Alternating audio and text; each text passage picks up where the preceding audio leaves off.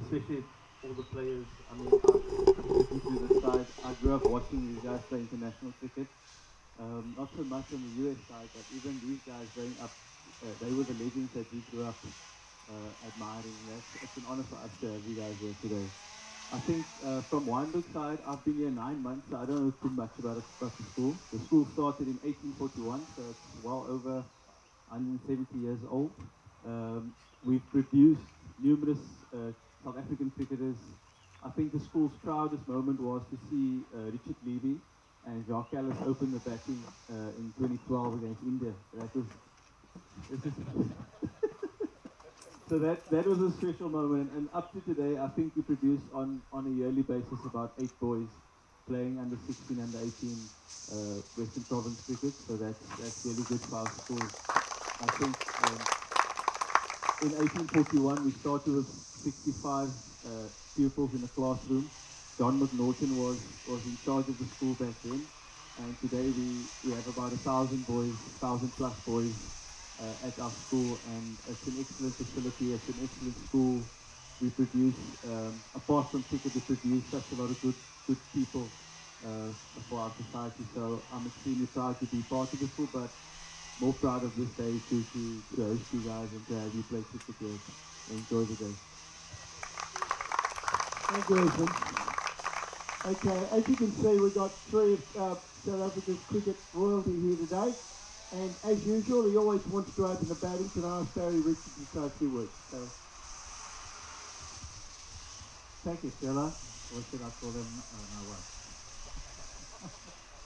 No, it's a pleasure to be here. Obviously, for the couple of weeks for the over-50s. It's a great concept. I mean, it only started such a few years ago, and it's grown into something very special. And welcome to the USA side and new side here, and they've played extremely well. So we as the celebrities that are in the background, we really enjoyed it. It's been a wonderful opportunity to meet the guys, to meet some guys that we knew from way back, and to just be involved in the whole thing. So from our side, and especially from my side, I'm opening the batting, but I'm over 70 these days, so it's a very short knock. And I'll hand over to Prof. I'm sure he'd like to say something, an old Zimbabwean. Thanks, Barry. Just to say, from my point of view, it really is an honour and a privilege to be an ambassador for the over-50s. You know, I was fortunate I went to the over-60s in northern Queensland a few months back, and mixing with those guys and just seeing the way they operate and seeing you guys the way you operate. You know, you love the game of cricket, you play hard on the field, but the camaraderie and the friendships you make off the field is absolutely fantastic. And it's great to welcome the USA. They've obviously done very well. And from my point, to be with the Zimbos again is always a great pleasure. I spent 7 or 8 seasons there playing for Rhodesia as it was then, and it really was the happiest time of my life. So whenever there's Zimbos around, I feel a lot happier as well for whatever reason. But hope you guys have a good game, and hope the USA play the way they have been playing. Have a good game, and I know you'll enjoy it and make some friends, and the camaraderie is there. So play with the right spirit, and that's the thing I think what I've seen is it's played in the right spirit. You know, I was at the Australia-New Zealand game yesterday, and there was a little bit of anger on the field, which was good. You know, both teams are very competitive. New Zealand just won at the end. And the rivalry, that kind of rivalry, you can't beat. You need that type of thing. But have a great game of cricket, beautiful day, and enjoy.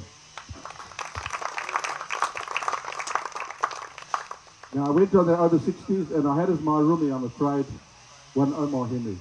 Holmes, you next, eh? Not number 11, about what, 8? Round about 8. Thank you, Prof. From my side, I think, you know, I was privileged to be asked the tournament just before the COVID hit us. I didn't know what to expect from these veterans because I was 20 years out of the game. But that opened my eyes. And I really fell in love with the concept. I think Sterling, I don't know Sterling, and he's done a fantastic job. And like Prof said, I was privileged then to go, I was supposed to go as a manager. Eventually was roped in as a player. Pulled a hamstring in the first game. Played on one leg for 8 games. And the beauty was that what I saw there, you know, we're all cricket lovers. And we all played the game for a long time, whether it was as an amateur or a professional or whatever the case is. And I saw that, you know, the brain still worked, but gee, the bodies was gone. Right? And you see a guy try to sprint and take a catch. And then he follows his own legs and pulls a muscle and tries to throw, and then his arm goes first and the ball comes last. So it was good fun. It was good fun. And like Brock said, it's great spirit. And I don't think whether you guys realize, but it hit me in Australia, how the game can actually be structured and become sustainable. And you guys who have played the game and did a lot right and a lot wrong, we're all human, we can plow that back into the next generation and after that. So when we have over 60s and over 50s and over 40s, I mean, that is enormous value that can be added to the game. So don't underestimate yourself. Enjoy the game. I love it. I love watching it. They're talking to me now to go and play next year somewhere. I'm not sure, but maybe I'll give it a go. But enjoy it and all the best. Thank you. Thanks, Omar. Thanks, Barry. Thanks. Right, okay, now time for the two captains to come forward. We've been able to find two balls, and we've got two umpires, two John and Daryl. Round of applause for the two umpires. Two captains, pose for a couple of pictures. Shake hands, pose for a couple of pictures. Oh, here we go. Okay. Okay, now United States, funnily enough, are the home team. They've come further than Zimbabwe, so but the program says your name first. So you've got a coin, you toss, and it's an Australian 50-cent coin, so it's an independent coin. And so, Daryl, you call it the zenith of the toss. Heads is the call, and heads it is. What do you want to do? Just want to get a bit loose before we go. What? So to make sure that the other team gets the ball. Thank you. Rightio, so can we all have the national anthems now? The national anthem of Zimbabwe, the away team we played first. Move your hats, please.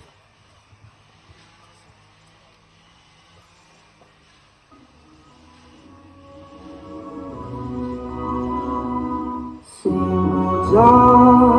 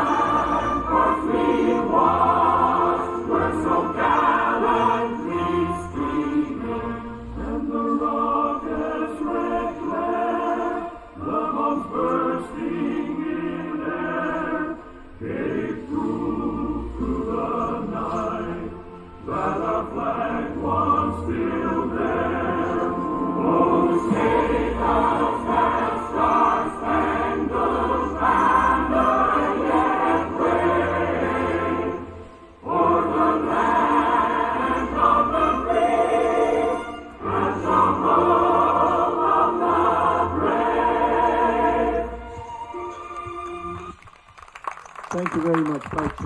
Absolutely amazing. Okay, that then brings us to the close of the opening ceremony. I ask both teams to walk by, shake each other's hands and come out and play. Thank you, everybody. Enjoy the day.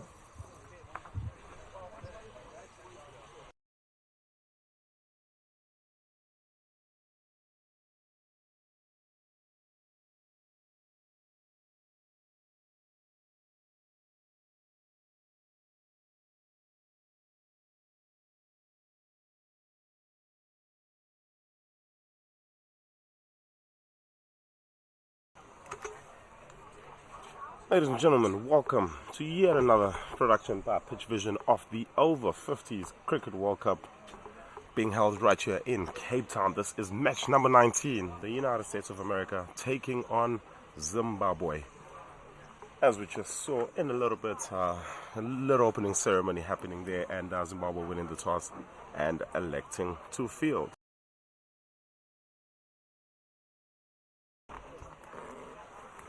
So I'll be your voice throughout the day, Wayne from Pitch Vision. Big shout out to Pitch Vision for bringing us all the pictures of this Over-50s World Cup alongside me from the United States, Farouk. Thank you, Wayne. It's a beautiful day, and the game is set up to be a very exciting game today. Both teams have a point to prove today, and I think we are looking forward to see an exciting game. It seems like the game was delayed by about an hour or so from the original time, but still we are going to get 45 overs per team. That's welcoming news this morning.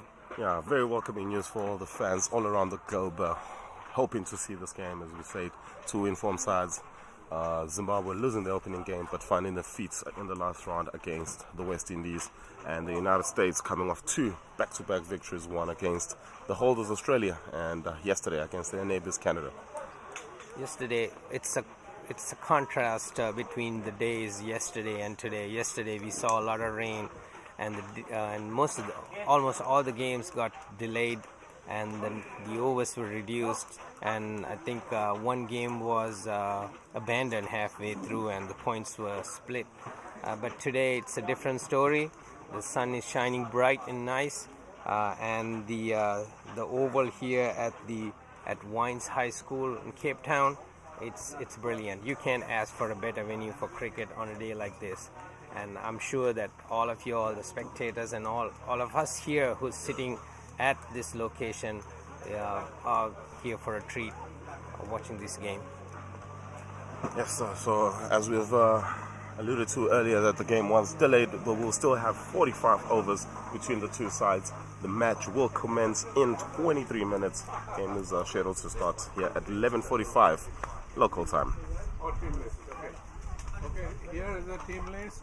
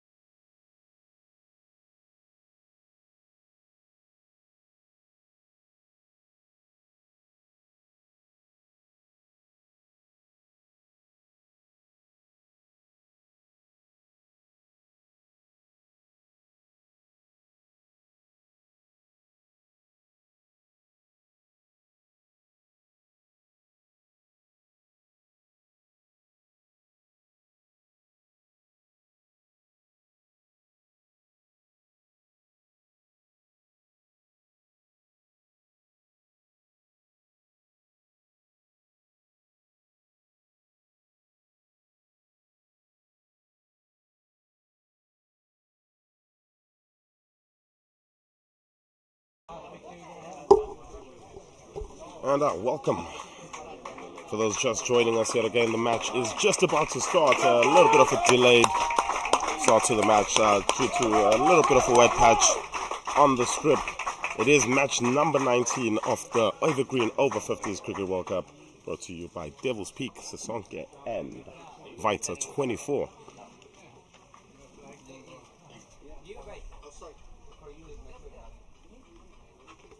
So for those just joining us, as you can see there, Zimbabwe did win the toss earlier on, and their skipper, Derek Goodwin, calling right at the toss and electing to field first. Understandable, as we had a delayed start due to a bit of a wet patch on the street. Alongside me, Farouk is still, yeah. Farouk, what are we expecting from this So I went down fixture? I went down to take a look at the wicket earlier on, Wayne, and we need to move. The camera guys right in front of us. Can we just move down a little bit?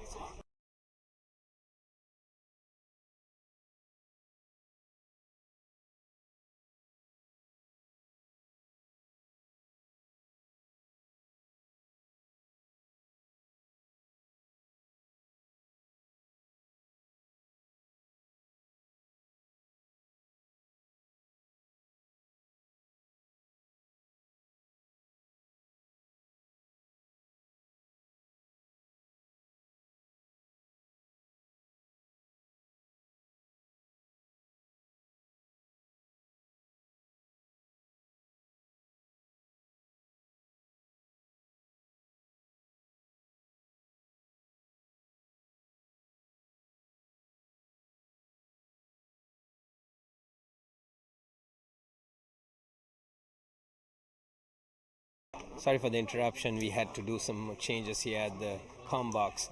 So like I was saying earlier on, I went down to take a look at the wickets, and it seems like some of the spots are still kind of dampened, so we can't. That's the first delivery. Bowled him! Right on point, and he's bowled him. Yes, indeed. And he's Fantastic bowled him. start there Namibia from Mark Burmester. Namibia is on its way. They get the first wicket off of the first delivery, and USA is out to an awful start, I would say. Yeah, a bit of a shaky start there. Yeah, some to just cut back a tad off the seam there, and that one just disturbs the furniture. And Zimbabwe get off and running from the very first ball. Is it Zimbabwe or Namibia? I think it's Zimbabwe, right? Okay. Kept saying Namibia. So yeah, fantastic start there from Mark Burmester. He destroys the furniture, just nipping off the surface, just coming a tad back in.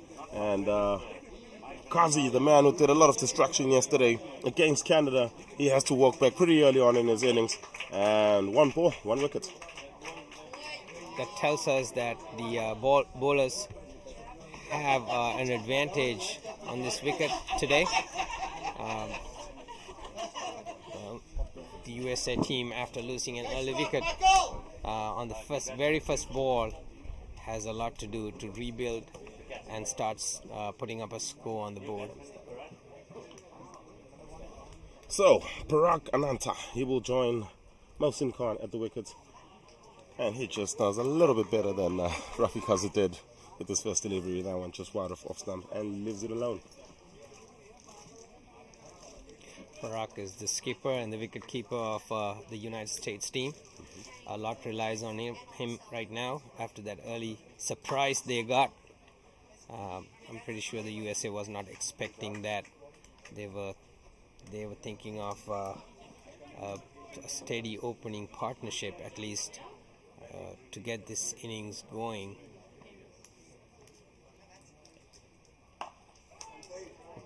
Now they have to go back to their drawing board and start planning to steady the ship from here onwards.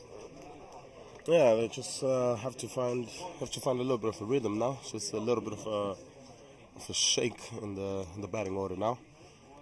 The skipper basically an opener.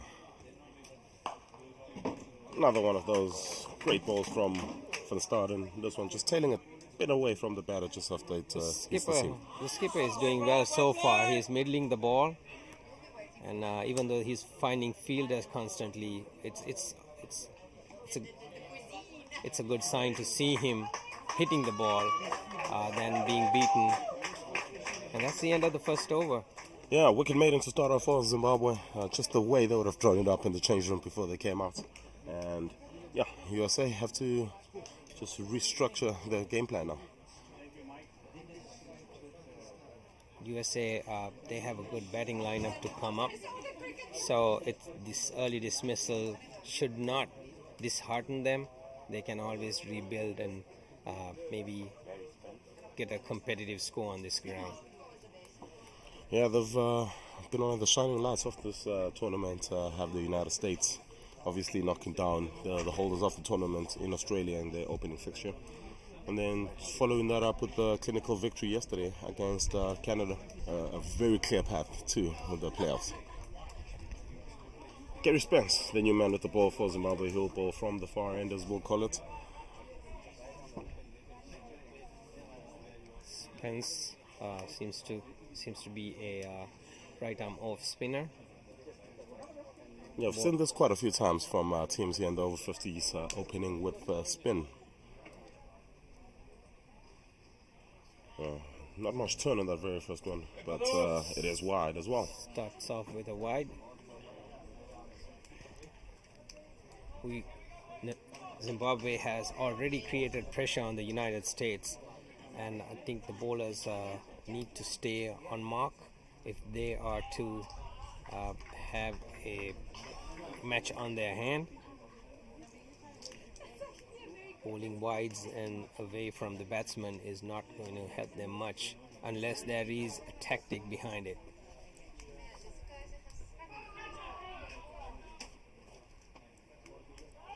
Wraps on the pad. Good shot, stand there long. A half-hearted appeal.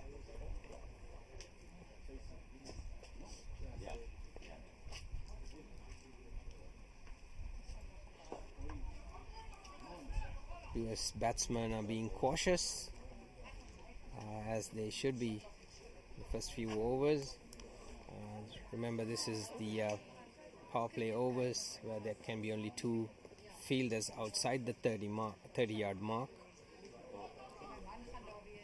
That could be the first run for Team USA,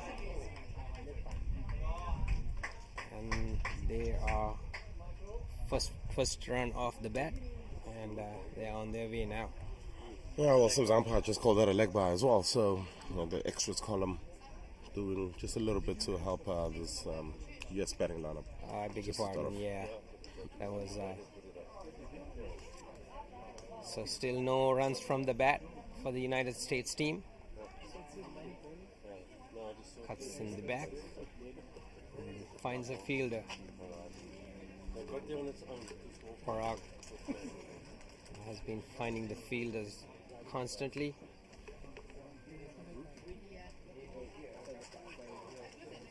Attempts to pull it. And a half-hearted appeal. That's the end of the second over. Yeah, so 2 on the board for the States. Would be nice for them to have seen off a couple of overs now.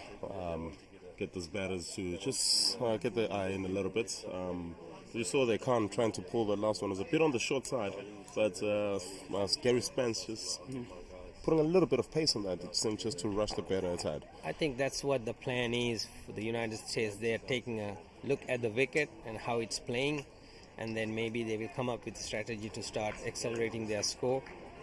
So far, it seems like the bowlers have the upper hand.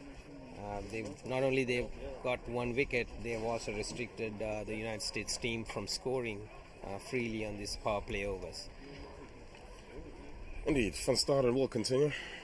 He's the man with the wicket off the first delivery. What can he do with the first delivery of this over?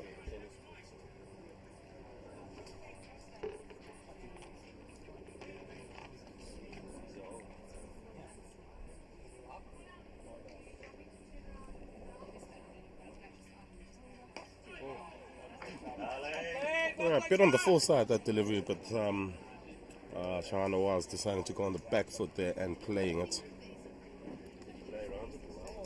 Off the back foot, not something you would advise, but came off the middle of the bat there, so Not this early. Probably he has seen something we don't see on the wicket. The wicket doesn't seem it's a fast wicket, so the batsman has a little bit of time to adjust.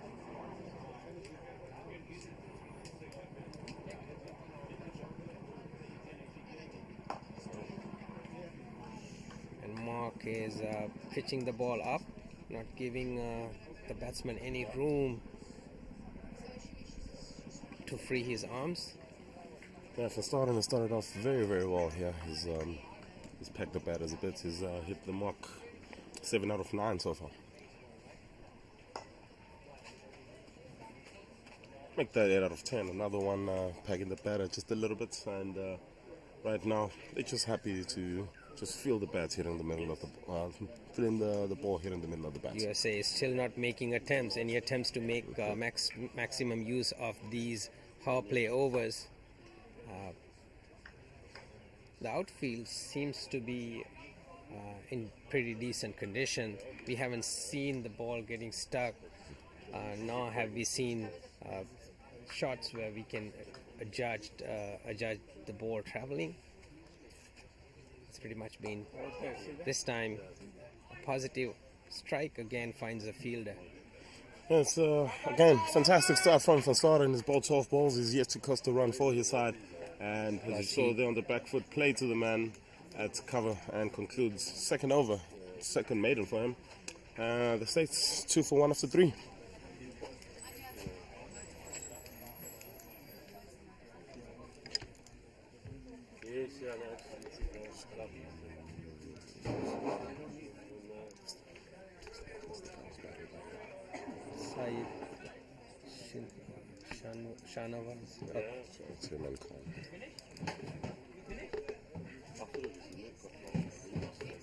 Syed Shanawaz and Parag Anand.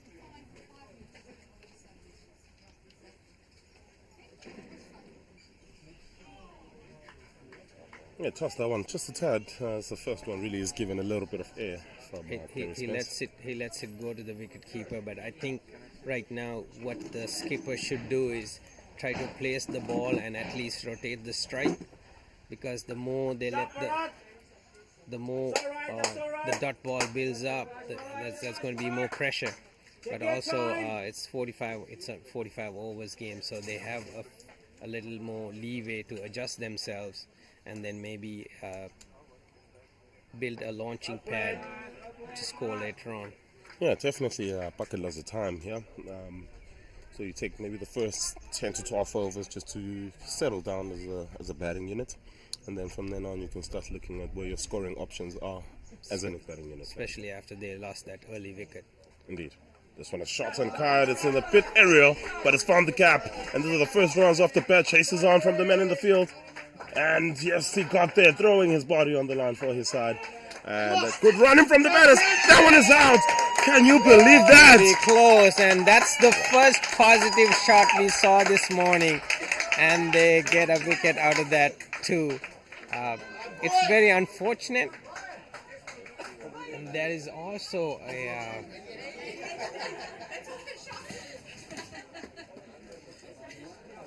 it's very unfortunate. Batsman. It was a positive stroke, the first positive stroke we saw this morning, and there is a thought if the ball passed the boundary line or not, but anyway the fielder pulled it in and they couldn't complete the third run, and that's the second wicket for the United States. Shanawaz run out. So Sanjeeva Veerasinghe, the new batsman, the former Sri Lanka Test cap, who played one test for the Sri Lankan team in 1985, is joining Parag Anand, the captain of the United States team. So Sanjeeva brings a lot of cricketing experience. He played first-class cricket in Sri Lanka, and the old boy of the prestigious Ananda College, where Sri Lanka has produced some of the finest international players from. Yeah, a bit unfortunate that one for the United States. I think maybe they thought they'd. I mean, the boundaries here are a little bit on the short side. I think that the confusion came when the ball kind of went very close to the boundary, and the batsman thought it might be a 4, and the last minute they decided to take that third run. Yeah, so great awareness then from the fielder as well to throw it back in, but unfortunate that for the States. It was the second, score moves to 4 for 2. Yes, that's correct. They picked the right end. Definitely. Sanjeev Weerasinghe, the new man at the wicket, as we said. He's an international cricketer who bucket loads of experience under his belt, and he'll look to bring that in here into steadying the ship for the States. He was primarily picked for the Sri Lanka team for his spin bowling back in the 80s, but he's also known to be a good batsman when it comes to the first class Division 1 cricket in Sri Lanka. It's going to become a very key part of this batting unit today. Him and Shahanoaz need to put a little bit of a partnership here. That's a Parak. Beg your pardon, Parak. Need to make a little bit of a partnership here. So the captain has a big responsibility, not only to carry his team, but also to give his bowlers a competitive edge to bowl later on.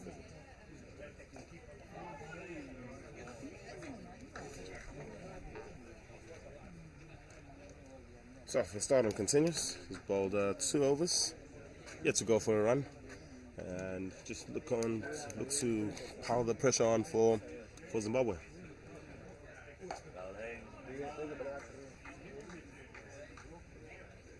Started off with a couple of dot balls, yeah?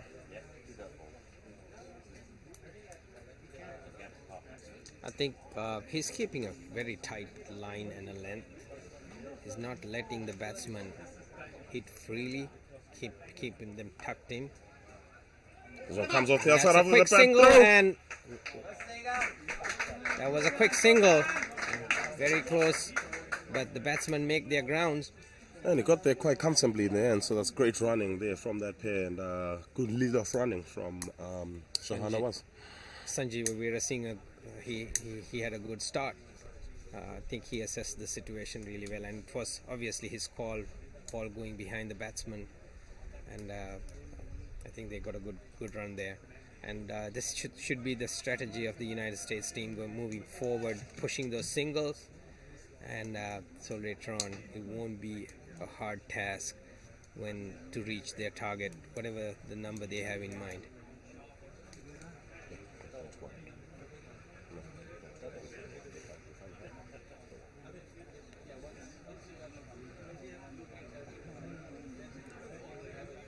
So that was the first run.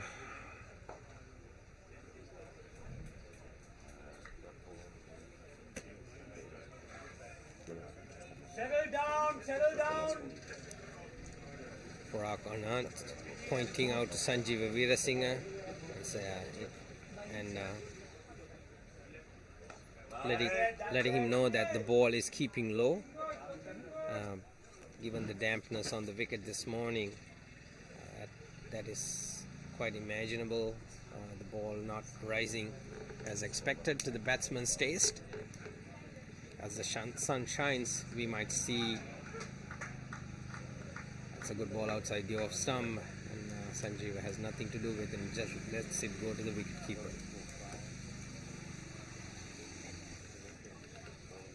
So at the end of 5 overs, US moves to 5 for 2, and it's needing a little bit of a partnership here. The skipper is going to look on Sanjeev or somebody to stick around with them for at least the next 10 overs. Not worry about what the run rate is, and just get into the flow of the game.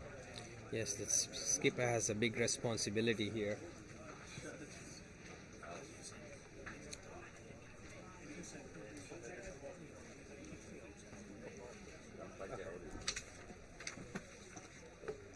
So during the power play overs, I was told that they can have 3 fielders outside the 30-yard circle. Yes, in those over-50s formats of the game, we are generally build up. So the first, the power plays are split evenly into 15 over segments of the game. And we build up from 3. The next power play we allows 4 fielders outside the circle, and the last 15 teams can have 5 fielders outside the circle. As of the moment, Zimbabwe opting to go with 2 on the fence, a man at deep square and a man in the cow corner region. This one is 4 and it's driven through the covers, and the chase is on for the fielder. But lovely to see the skipper there driving through the line of the ball, and they come back for a comfortable couple. Seems like the batsmen are a little easy, finding it a little easy to score off of Gary Spence, the off spinner. We haven't seen the ball spinning much so far. It's pretty straight, and Parag taking full advantage of that and with that drive. Good line there. If it's not turning if it's not turning the way we think it's not, that was a very good line, keeping it nice and tight. I think that was a faster ball. It's usually when a spinner needs the revs on the delivery, he kind of floats it, but that was a faster delivery. It seems like the bowler has changed his tactics to bowl. Yes, indeed, and another quick one there again. It seems like, as you say, seems to be a player of his that is decided to go fully into it. That seems to be a plan that Gary Spence has deployed here. This one's a bit on the short side. Very good cricket shot. That just lets it run off the bat. Just great awareness of where the field was there, and wide of the man in that backward point region, and they scamper through for a single. That was well guided stroke by Parag. I mean, that should be the tactic, finding the gaps in the field and push the singles, and the occasional boundaries will come. Last ball of the 6th over. Bit on the short side, and it's punched back to skipper at a short extra cover. So 3 runs coming off that over. It's been the best scoring over so far of the innings for the United States. Score moves to 8 without loss. Skipper is now faced 18 deliveries, and Warasing is now faced 6.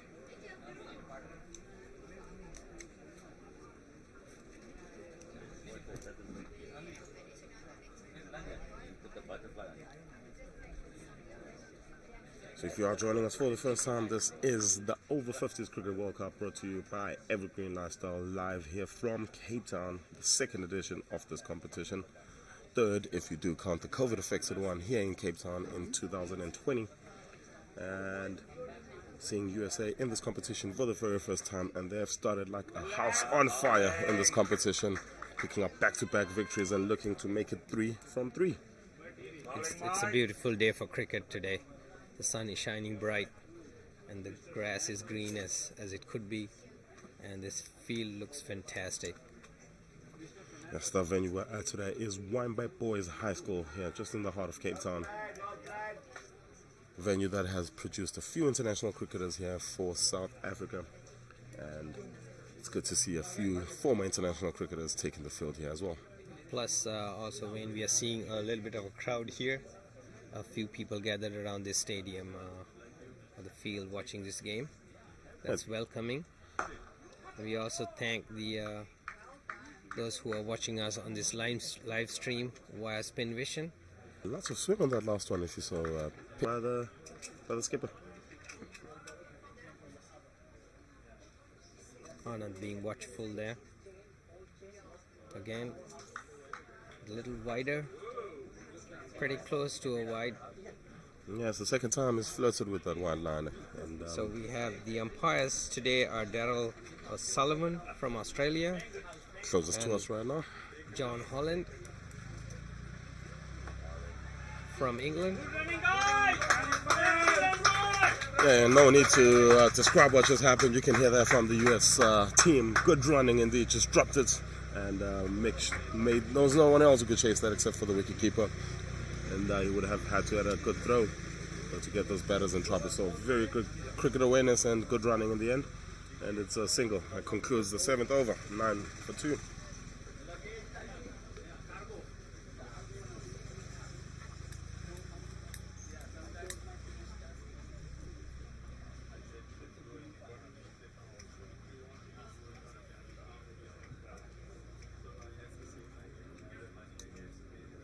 Zimbabwe going with 2 fielders on the deep. There's one on deep mid wicket, and we see a deep fine leg on the boundary line. And I don't see a third fielder outside the 30-yard mark.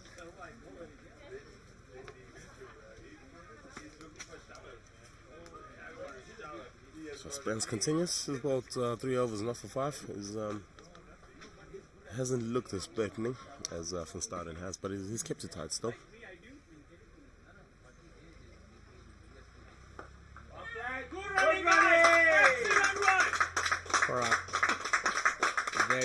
Very good single right there. Just dropped it in front of him. He reads the fielding, reads the fielders correctly, and just drops it right in front of him and crosses over to a single. Yeah, it's definitely making the skipper think about his field placing. As you can see now, one man hugging the edge of the 30-yard circle, and one is about 5 paces off of it. No, good call. No hurry, guys, no hurry. As you heard there, it's a very important part of the game, especially when you are dropping and running. It's very easy to get carried away. And yeah, as you heard there, very good call from the man on strike, Sanjiwa. And USA has to be a little cautious too with their running, given that they had a run out already in the game.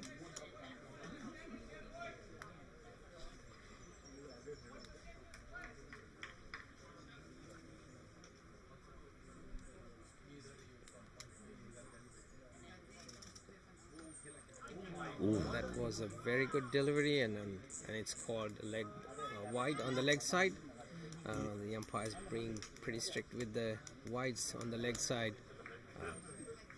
Yeah, that was an interesting one, and if you listen to the crowd reaction there, it just tells you, because there was one that just seemed to turn a little bit more than all of them, which is interesting because we haven't really gotten any turn so far from this wicket. I think the umpires should be a little bit aware of the spin or the turn or the swing a bowler gets. That's an advantage a bowler has over a batsman. So punishing them for being... And that's hit hard by Sanjeeva Veerasinghe, and it's 6 runs.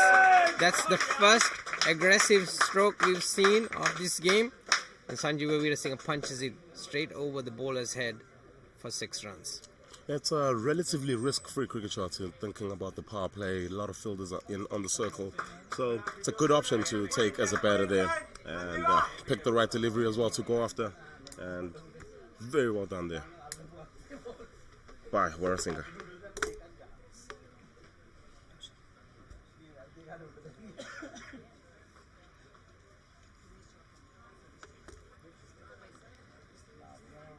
Now, we did speak about the size of the field. The straight boundaries are very, very tiny here, and it's not too much of a big hit.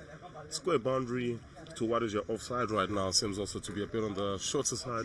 The biggest hit would be the hit to the car corner region on the leg side right now. 60 odd meters would have to go. It's fairly a smaller field, so we can expect a high scoring game today if someone gets going. Especially the boundary line on the far side behind the wicket keeper seems to be way shorter than the opposite end where we are at right now, and even on the off and the leg side it is not as big as it usually is.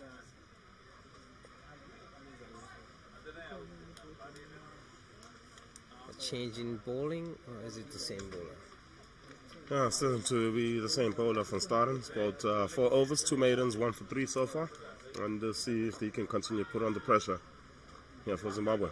Starts off strays a bit on the straight side there, but fielders protecting that very ball, so that ball. Parag Anand, the captain of the United States, is very watchful,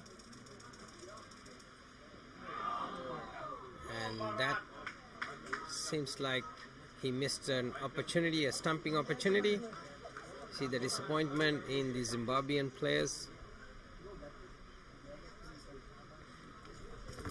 Yeah, I think there was just half an opportunity there to get wicket number 3 for Zimbabwe, and Gavin Parker was just unable to collect it cleanly there.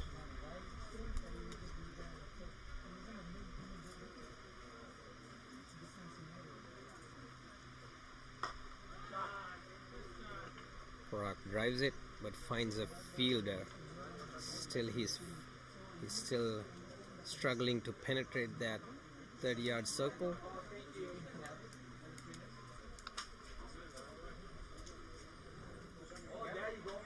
That's a better stroke. A cut played very late. Yeah, most importantly there is that he placed it about 2.5 yards wide of the man, so he had to come around, just do a little bit of work. In the end, a comfortable single.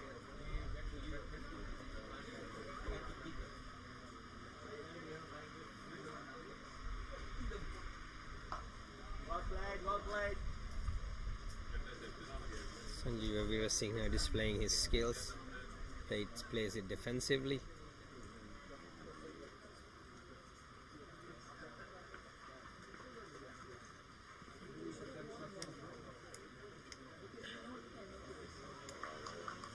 I read that out of the house. He has been swinging it both ways as from starting, and good on the batter to picking that one up. That is way swinging. And over's gone. 18 for 2 as the run rate picks up a little bit. 2 runs per over. So far, the USA team would prefer to be somewhere around 4 runs or 5 at this point. Unfortunately, they lost those 2 early wickets, which pulled them back a little bit from scoring freely.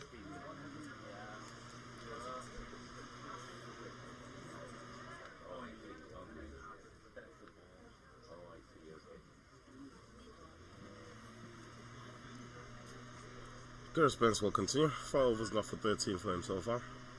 He'll bowl to the skipper. He's on 7 of 29, so he's been in the middle for a minute now.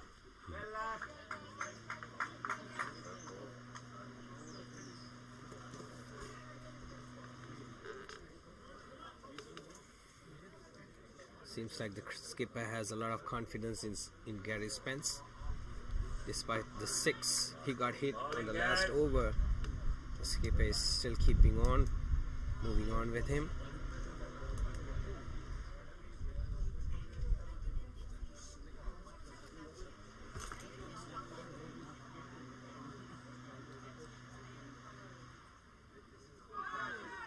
Pops up off the pad. Yeah, half a shot. That's not a real shot. A bit of a half shot. Just hoping that the umpire thought there was bad on it. There wasn't. Umpire didn't think so, and it's a double. The umpire indicating the ball is going down the leg side, so there's no chance of an LBW either. It could be trying to steal a single right there. It has no single. Plays it right to the field, and fortunately they didn't cross.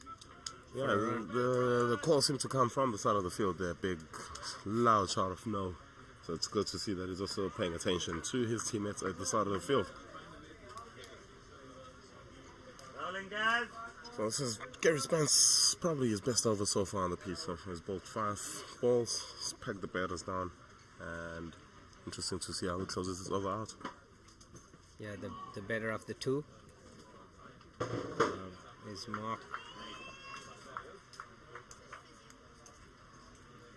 But Gary Spence, even though he has given out a few runs, he has pretty much stuck to the expectations of his skipper, displaying confidence in him to continue with him even after that 6.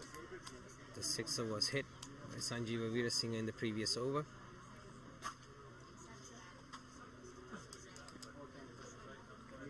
So did very well there in backing up his skipper's call of keeping him in the bowling lineup, and bowled a maiden.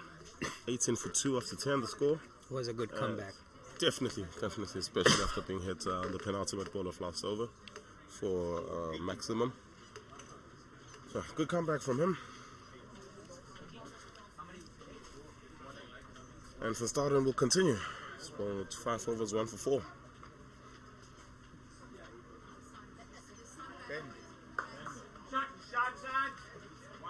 Sanjeeva pulls it. It was short. The first short delivery we have seen from him. Outside the off stump, Sanjeeva pulls it to the leg side through the gap and gets a single.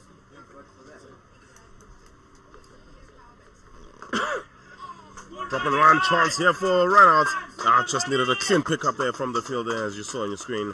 Just unable to pick it up there cleanly. Parag drops the ball on his leg side and takes a quick single. And that was a well-judged single.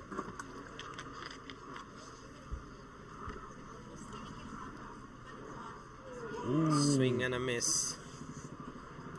Sanjeev attempting to cut it on the offside.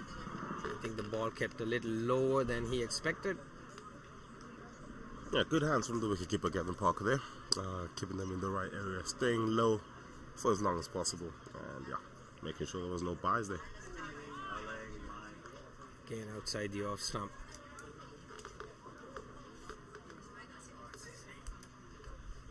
What's his name?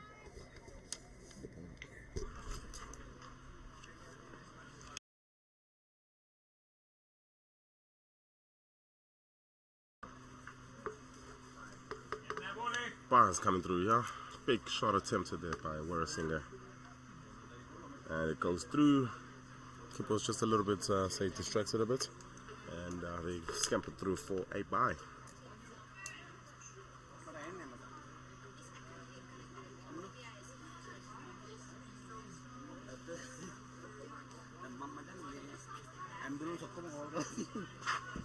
Plays forward, wraps it on his pads, and no runs.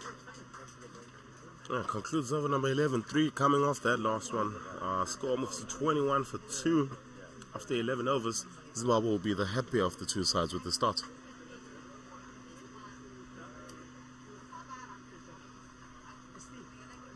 USA outs.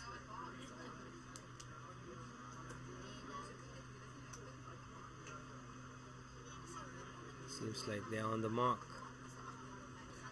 Moving forward and collecting the singles wherever some.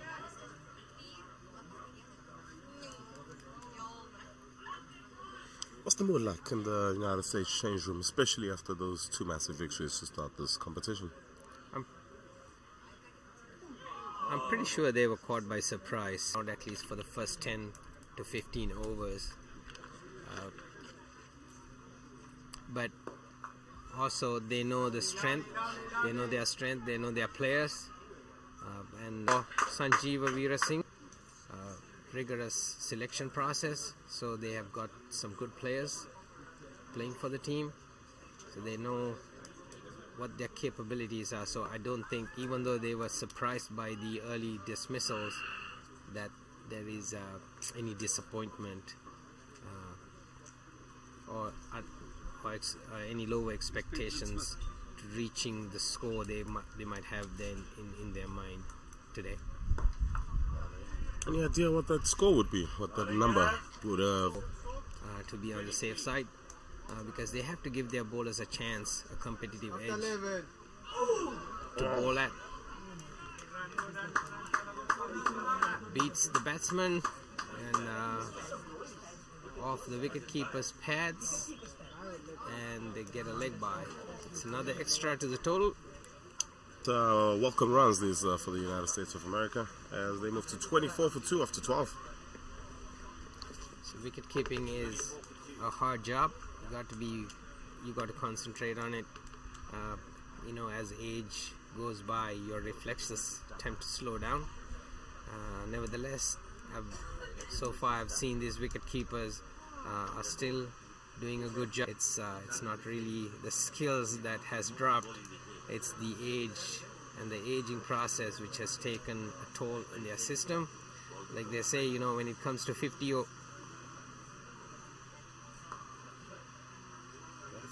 that's pulled by Jeeva Veerasinghe for another single.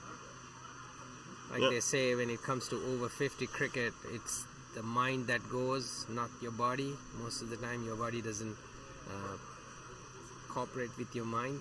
The mind wants to do a lot of things, but nevertheless, these wicket keepers, they've been good so far throughout this tournament. See, I don't know that. Lovely little insight. Parag still finding the fielder.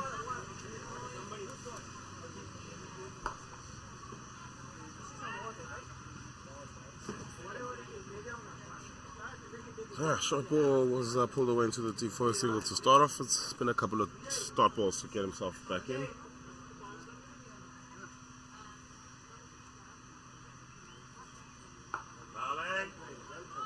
Parag still happy to defend the ball.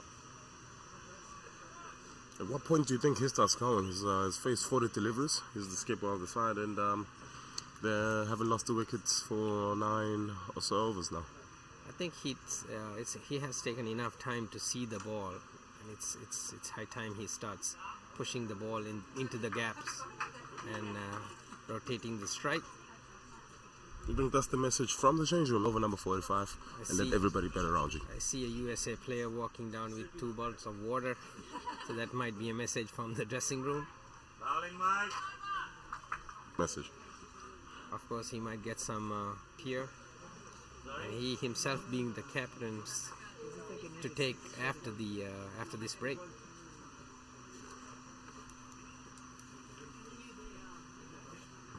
So 13 gone, just a single off the last, now 8 of 42 balls. Gary Spence is about 6 overs now for 15. He'll continue. Number 10 to let their bowlers bowl through. And why would you take him off? He's only cost 15 runs. Especially in these 15 overs. That's all.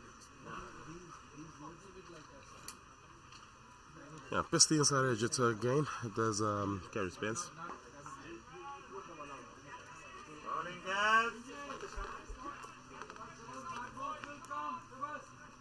Yeah, you wouldn't think that from the message from the side of the field. No pressure. You've got all day to bat, yeah.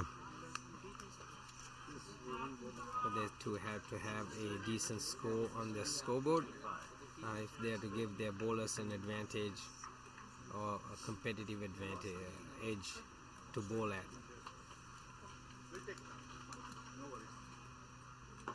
For a run out. But the umpire says no.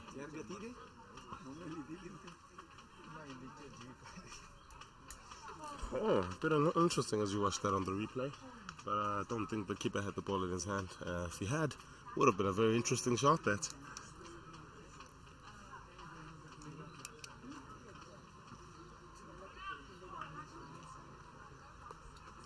Fielders in the deep, 3 fielders in the deep.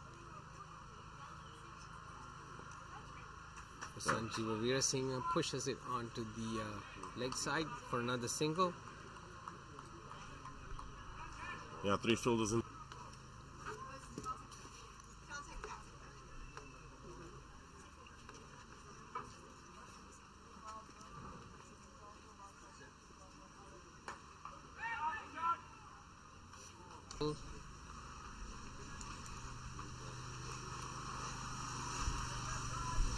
Yeah, 14 overs gone, 26 for 2.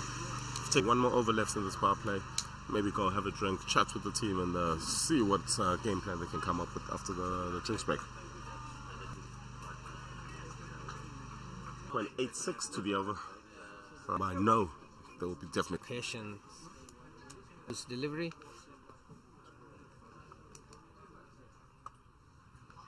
Swing. An appeal for a stumping, and the umpire is not interested. With that stumping chance, it was it's a relatively risk-free cricket shot. If you can just get it over the top of the 30-yard circle.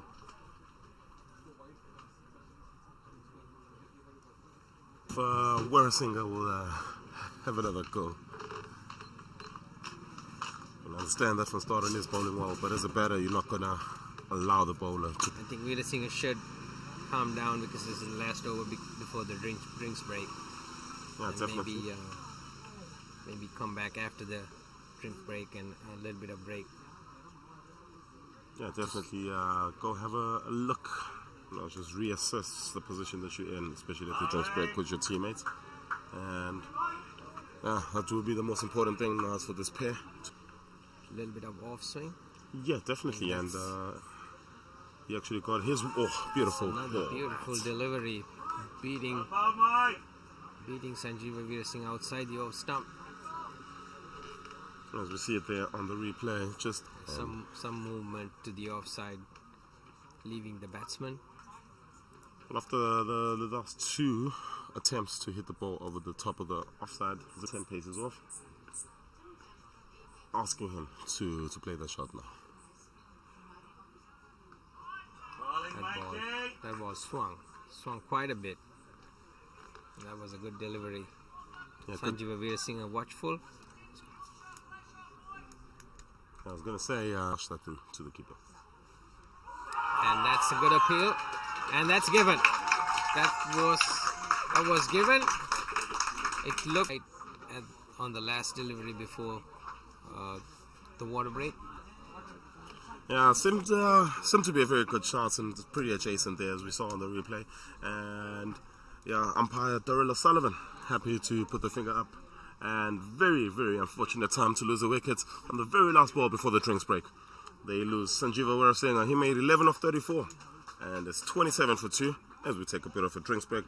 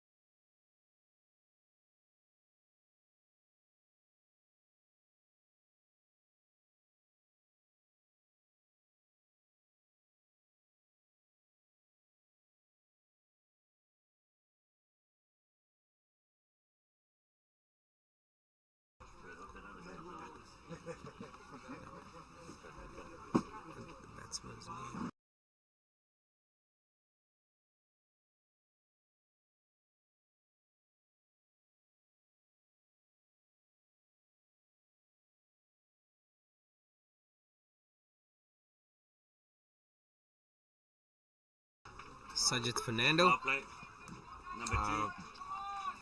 coming in to replace Sanjeeva Veerasinghe, who was dismissed on the previous over. That's the end of the first power play, and we are into the second power play from 15th to the 30th over. The 4 fielders allowed outside the 30-yard mark. Gary Spanks plays it neatly on the offside, collects another single. Yeah, I like that shot there. They say Cardinalson #1 in cricket is cutting an off spinner, but that ball was short and wide enough for him to do it. And I thought he placed it pretty well, just probably didn't time it to... Along the ground, no risk involved. The placement was good for a single. Seems like the field is not cooperating with the batsman who likes to play it along the ground. It's lush green.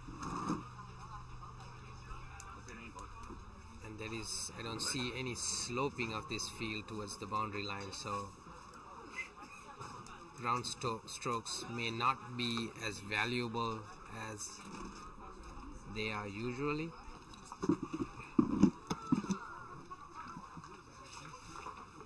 Sajith Fernando faces his first delivery, and That's a dot ball again from Gary Spence. Fernando was caught kind of half-hearted. He wanted to hit that ball and finally decides to defend it. Again on the leg side. Plays it to mid-wicket and gets another single. He's off the mark.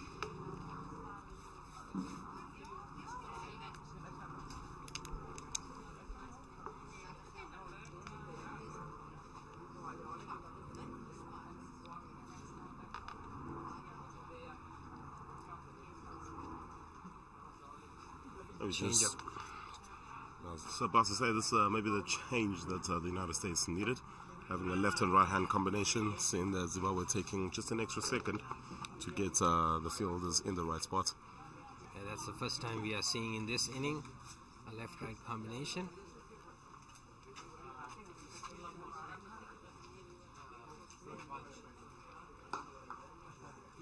That's pitched up and Parag takes maximum use of it and hits it through the covers.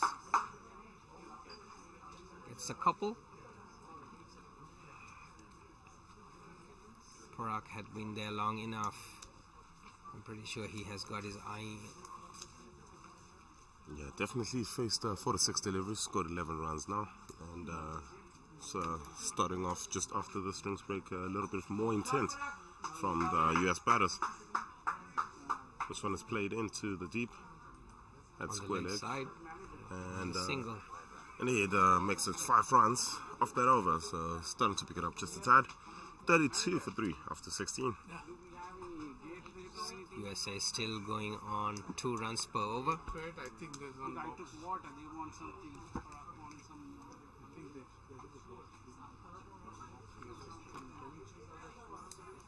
So 32 for 3 after 16 overs, as we see Mike van Staden bowling his last over. He's bowled 8 overs, 2 maidens, 2 for 8 so far.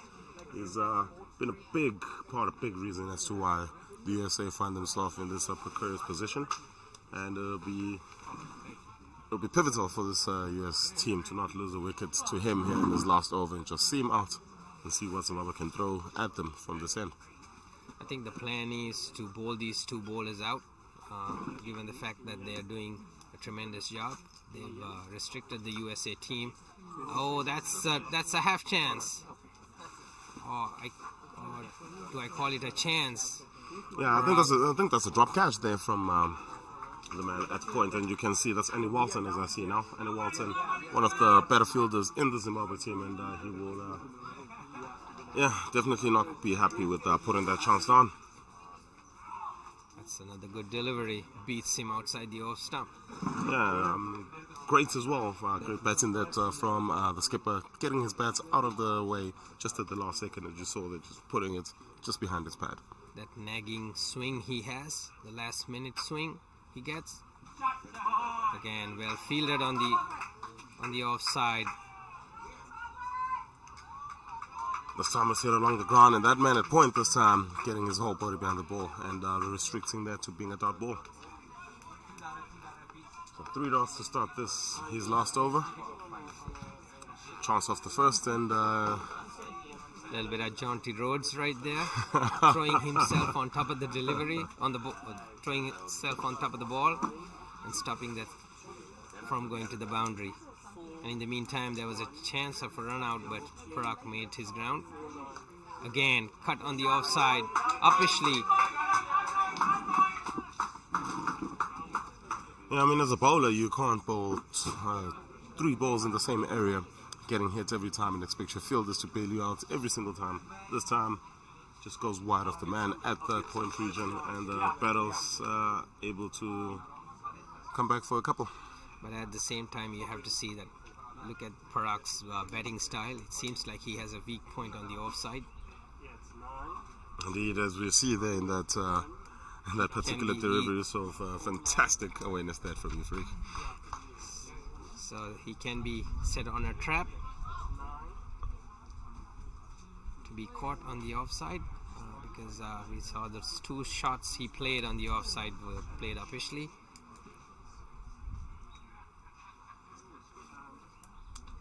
Parag withdraws.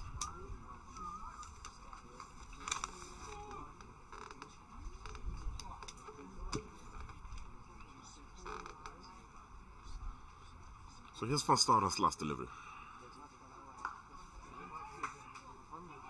Play straight to the man. There's a chance here, and there's another wicket. Run out.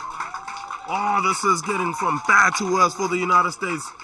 Losing one wicket from a run out is bad enough. They lose a second. That was very poor running between the stumps from Parag. He should have waited until if the ball was to go past the fielder. The ball was hit right to the fielder's hands, and it was a good pick up and throw towards the wicket keeper.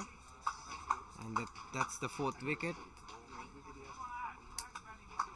So now 4 down here for the United States. 34 for 4. The score moves to after 17 overs as we see the end of Mike van Stouten's spell. An absolutely beautiful spell that was. 9 overs, 2 maidens, 2 for 10. He's really put his side in a commanding position.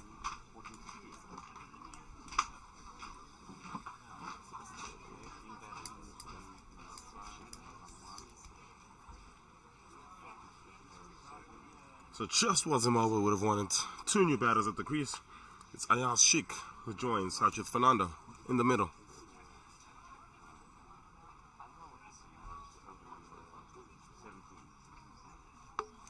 Parag was at the crease for quite a bit of time from the first delivery. So it's a shame that he got out just when he was getting started to push the ball around and rotate the strike.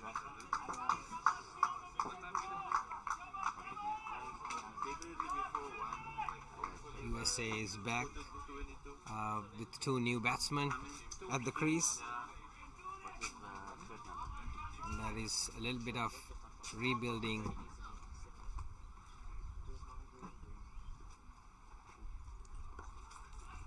Gary Spence the man there. A little bit of rebuilding to be done by these 2 batsmen.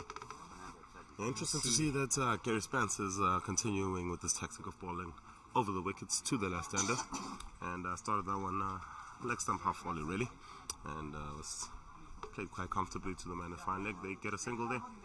Zimbabweans are doing really good on the field.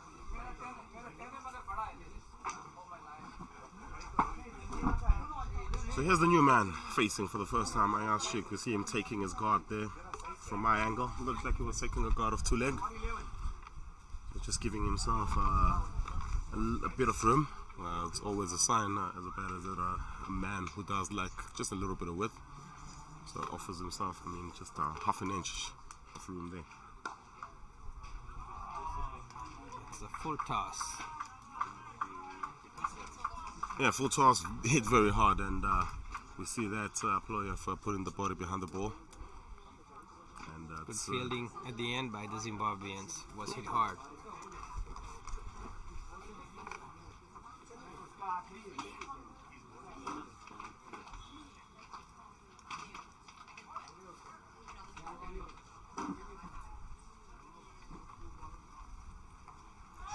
Again, a full toss and played neatly on the leg side. It was a sweep.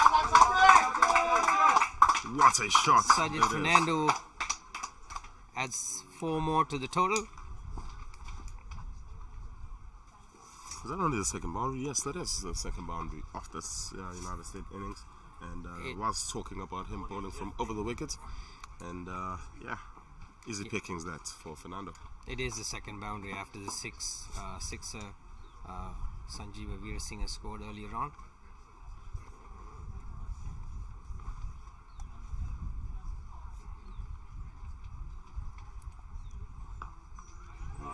That's a better length on the offside. Batsman playing defensively. Yeah, Stuart Carlisle running in there to do the fielding for Zimbabwe.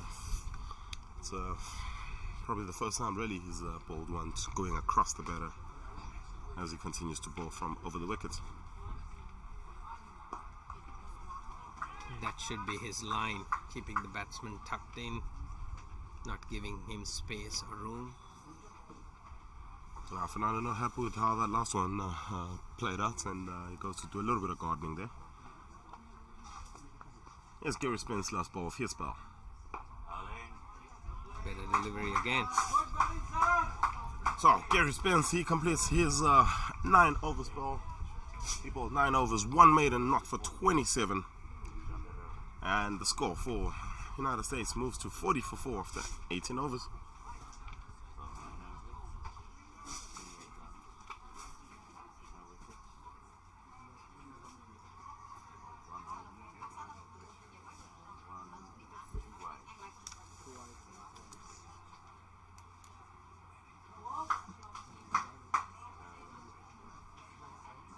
Seems like Zimbabwe is having a change in bowling from Yes, indeed. the commentators' end.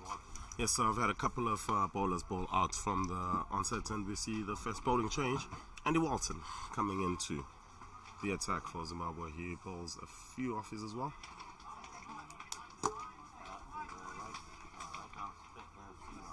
Beg your pardon, as I'm getting from this from the manager. He's a right arm seamer, and Zimbabwe will continue with spin from the commentators' end.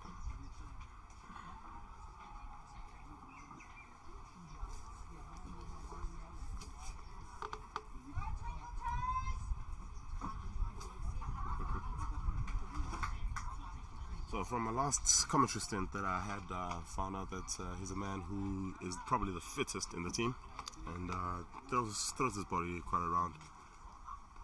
That was a good delivery. Andy Wharton starts off with a beauty on the offside. We did see some swing, the ball going away from the right-hander.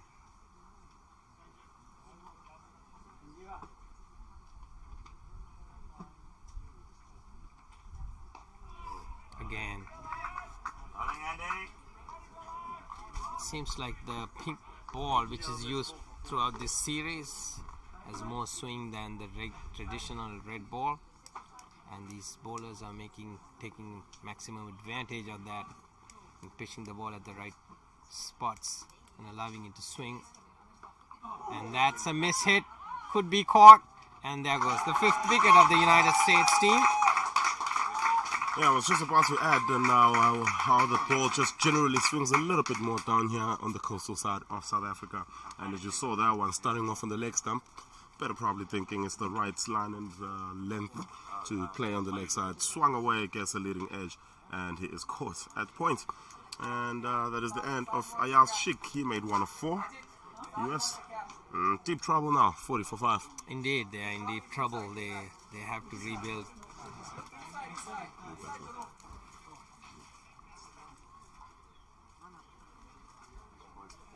They need to rebuild and come back to score a decent score towards the end of the innings.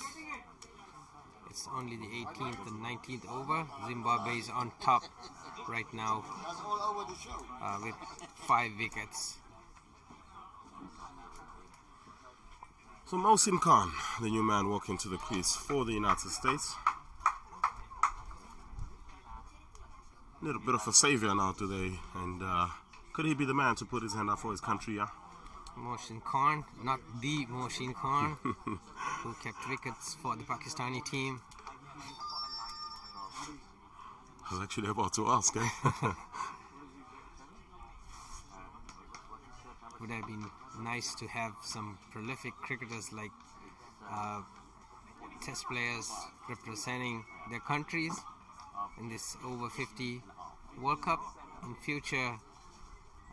That'd be a boost to this tournament. I'm pretty sure most of these test cricketers who played for their countries in the 80s and early 90s are in that age group, and that's another peach of a delivery, beating the batsman outside the off stump. Yeah, that's we talk about extra bounce. I don't think there was extra swing there on that particular occasion. Seamers are generally just getting a little bit more pushes out of the wicket here in those first 19 overs.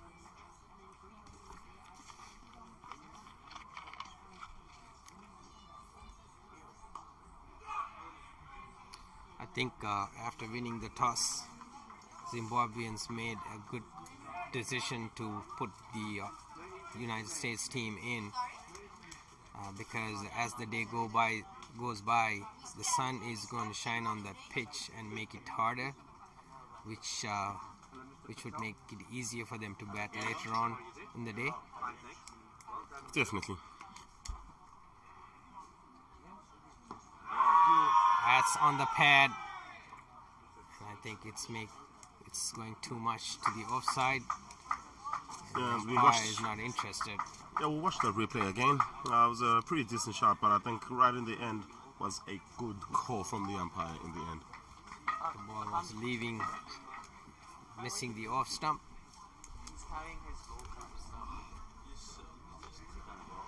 Moshin Khan survives the shout.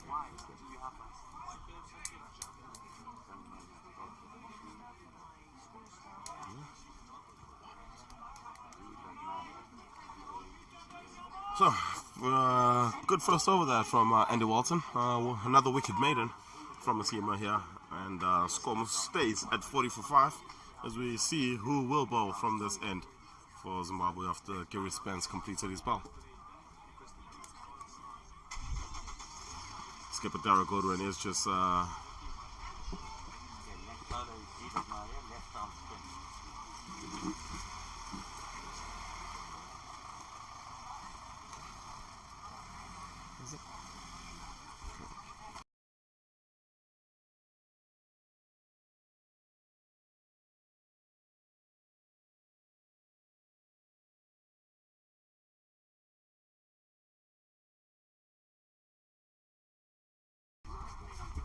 Darshan Wagmaria taking over from Gary Spence. Gary Spence bowled out his spell of 9 overs. Don't ask me anything at the moment. I'm scoring. What do you want to do? Left arm spin.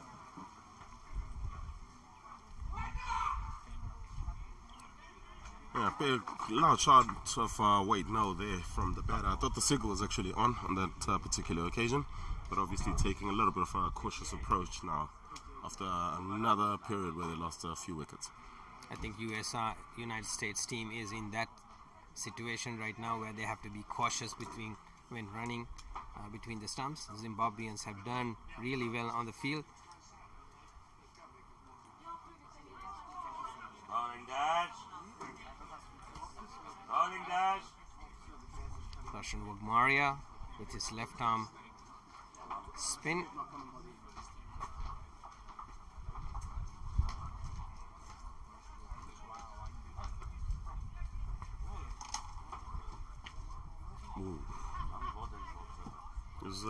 He's tossed it up quite a lot on that particular one, and better just getting that pad well outside the line. No matter what happens, can't be out that way.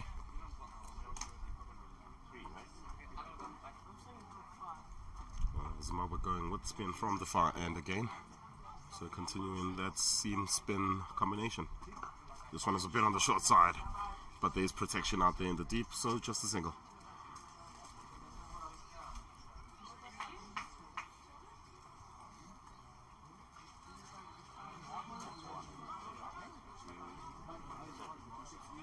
This is going to be an interesting left arm leg spinner bowling to a right hand batsman. Yeah, he's actually turned it just a little bit more than Gary Spence did earlier on. So it'll be interesting to see with that left arm coming to the right arm better. Wagmaria has some spin. The first 2 deliveries we did see the ball turn quite a bit. It will be more challenging for the right-hander than the left-hander to face the delivery with that amount of spin he has. If he pitches the ball on the right spot. I was about to say, it started off a bit on the straight side there, probably asking the ball to do a bit too much. And yeah, batter's just happy to fend it off. Once they got a slip fielder in, rightfully so. And that beats the batsman. Rolling dash. Darshan pitching that ball right where it needs to be pitched in order to beat the right-handed batsman outside the off stump. So, yeah, good over there from him as well. Just a single coming off its scores. It's moving at a pedestrian pace, if I can call it that. 41 after 20 now. Still going at around 2 runs per over. Again, this is the over 50 World Cup tournament 2023, which is held here in Cape Town, South Africa. Today it's the game between Zimbabwe and the United States.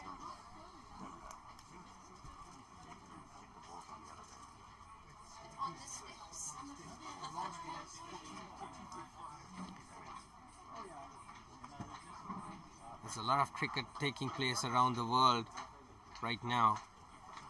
Sri Lanka is doing fairly well in New Zealand, and the South African team is doing fairly well here in South Africa, in Johannesburg.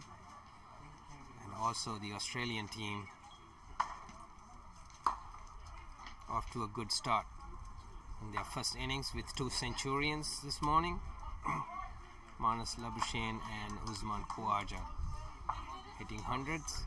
And not to forget Bangladesh, what they've been doing against England, picking up a few big victories there. So yeah, definitely lots of cricket on the go. 6 World Cup, over 50 World Cup matches on the go here in South Africa at the moment. 5 on the go actually, and 1 currently still a bit delayed. All matches are live on Pitch Vision, so do toggle around between those matches on your screen. But if you find a home, probably this is the match to pick up. Chance for a run out here? No, not at all. It's comfortable single there. That's a beautiful drive on the offside. It's a shame he couldn't beat the fielder to the boundary line.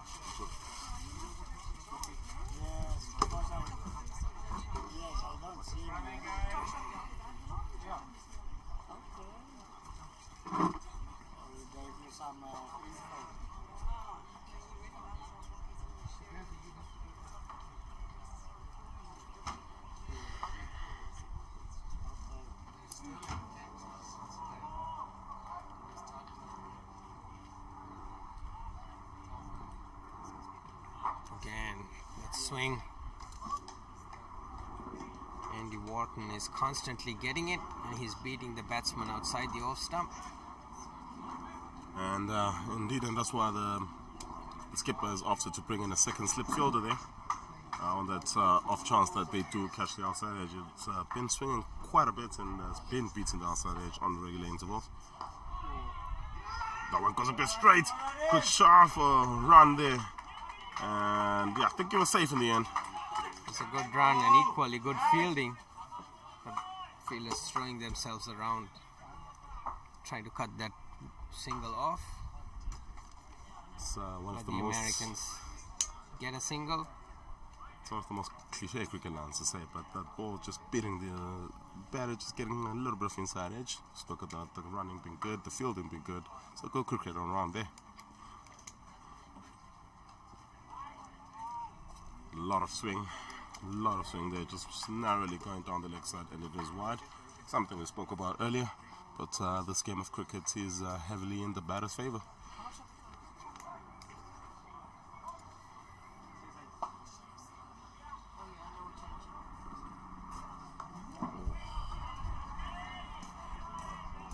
Happy to dare that away to the man at point.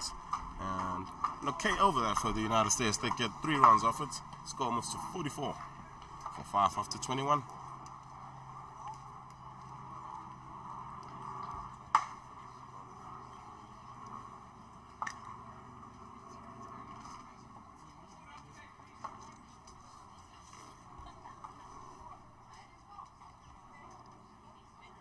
USA maintaining a run rate of just over 2 runs.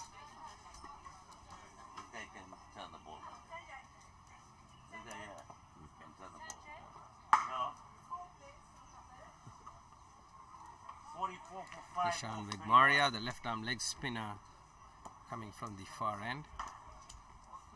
Yeah, I saw him beating the bat of Khan the last over. See where he picks up from. Arola off spin on that delivery. Defensive stroke on the front foot. Yeah, generally with spinners, but more so with off spinners, is the one that doesn't turn seems to be a bigger problem than the one that does. It's funny how cricket has used their terms on these bowlers. When it's a left-arm bowler doing the off spinning, it's called a leg spin. And then when the right-hand bowler does the same thing, it's called off spin. And cricket terminology, eh? And then when the left-arm bowler tries to turn the ball the other way, you call them a Chinaman.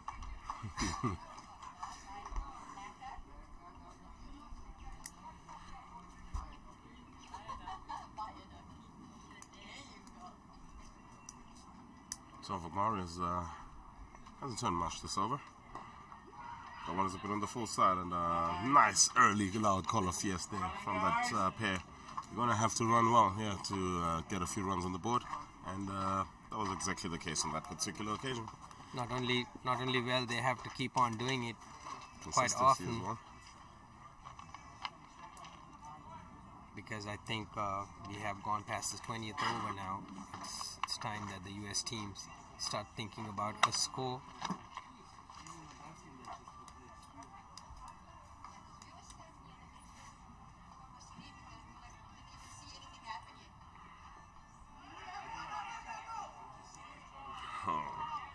It's an attempted single, but a good call at the end. No Yeah, damage done. Bit of mix up there. Yes, no. But those walls, that ends well, right?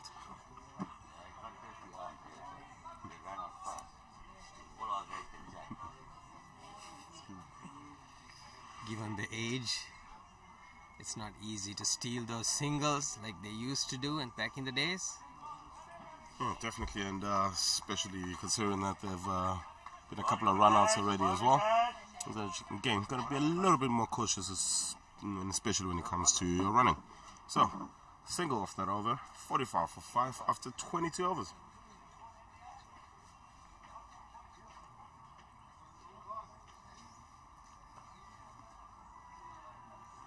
Gary Walton coming back on the attack.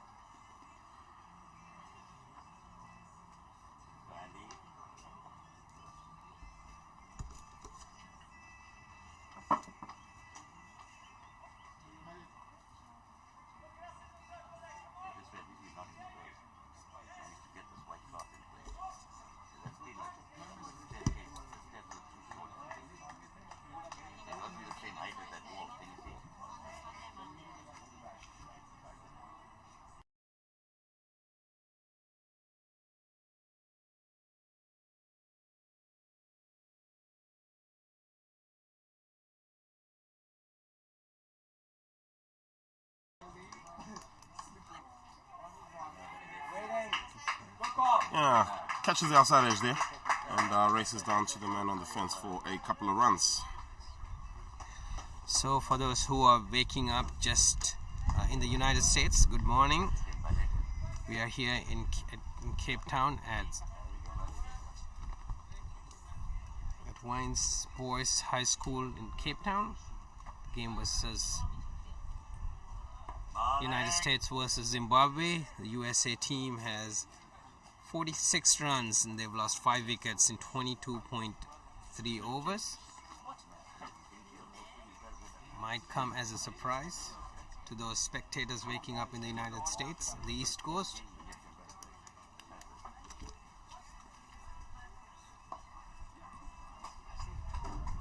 Well played that from Sergeant Fernando.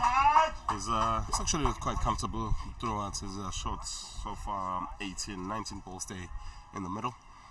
Sergeant Fernando is the only left-hander we've seen so far, along with Mohsin Khan. Mohsin hits it hard. It's a good positive stroke past the bowler and good fielding along in mid-on position. Yeah, Mark Burmester getting the body behind the ball there. Beg your pardon, that is Van Staden who's getting the body behind the ball. He's done well with the ball earlier on and is continuing his work in the field. No runs at the end. I'm soon to swing back into the right-hander there. So just another thing that the batters now have to worry about if it's swinging on so if you, in and away. Yeah, if you watch Andy Griffin's bowling, the swing comes with the angle of his delivery. If he bowls more towards the leg stump, he gets less swing, and he gets more swing when he keeps the ball between off stump and just outside the off stump. I think it has to do with the arm angle, the angle of his arm at the point of delivery. That's the end of the 23rd over. Yes, 47 for 5. Let's go almost 2. Big shout out to Evergreen Lifestyle, our title sponsors for this Over-50s World Cup, showing us support, giving us accommodation as well, and just been a great all-round partner for the World Cup. Of course, you got to thank these sponsors for stepping up and helping out in sponsoring these tournaments. There is a uptake in interest in over 50 cricket around the cricketing world, and as more sponsors come in to assist this tournament, we will see more tournaments being played around the world. And that's a bye, an extra run to the United States team. Yeah, that one just bending the outside edge there, and bending the inside edge there, and just narrowly missing the stumps as well. As you can see, hands on heads for the Zimbabweans. There was a chance for them to get wicket number 6.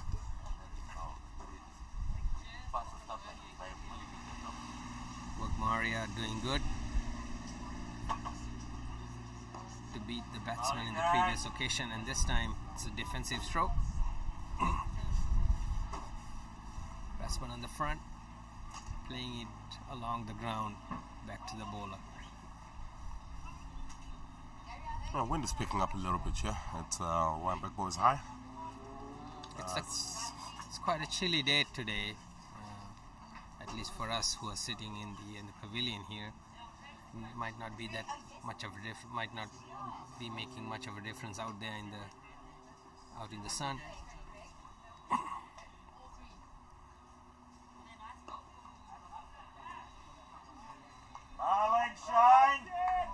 Bowlers are keeping a very tight line.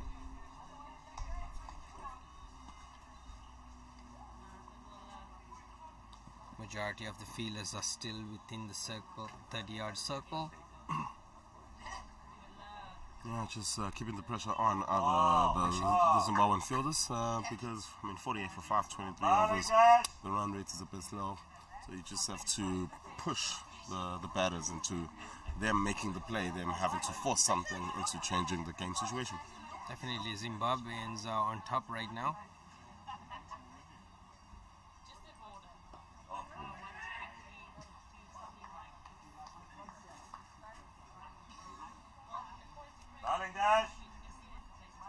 So, end of the 24th over, just a bar from there made into the bowler. Score moves to 48 for 5 after 24.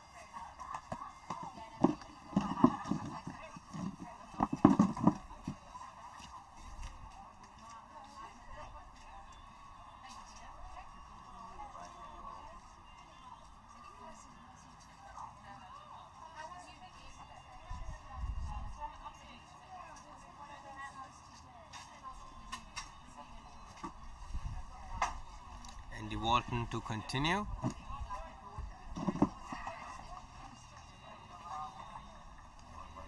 Be Sajid Fernando taking strike.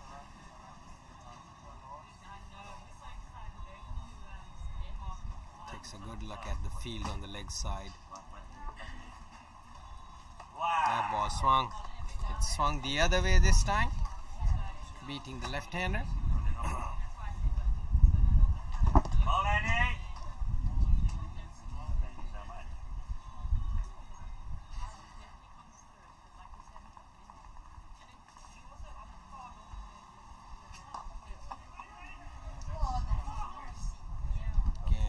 On the leg side, can't beat the fielder.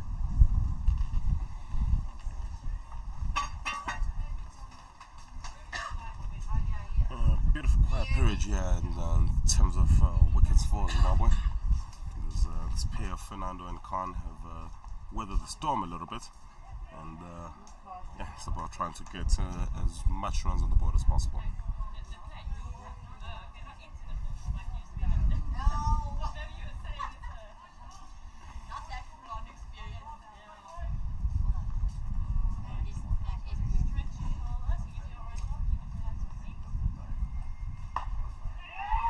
It's a quick single. Attempted quick single. The non-striker sends him back. Probably would have made it too, and well, it's again the pressure building. They would feel that probably is the right call to send the batter back. Especially if the non-striker is not ready to respond, which shouldn't be the case. Someone swinging the other way from Andy Walton.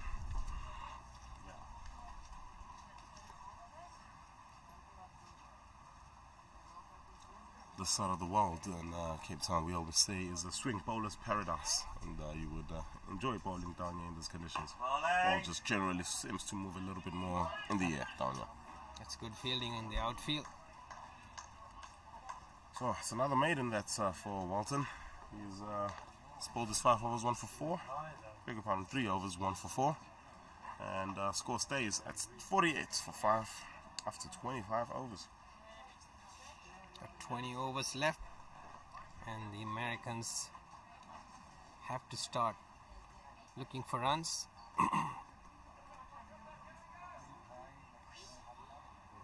If they are to give a challenging total to their bowlers to defend.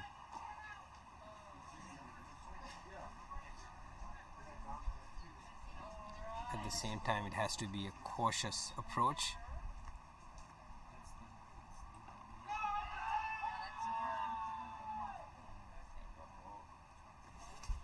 I'm not sure what happened there. I think we might have just bit the outside edge. Quite a bit of turn.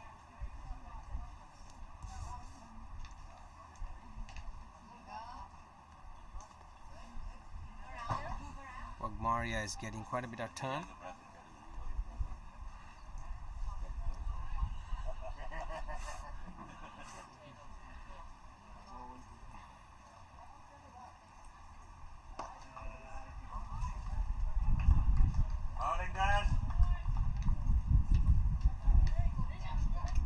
Straight drive again, can't beat the fielder.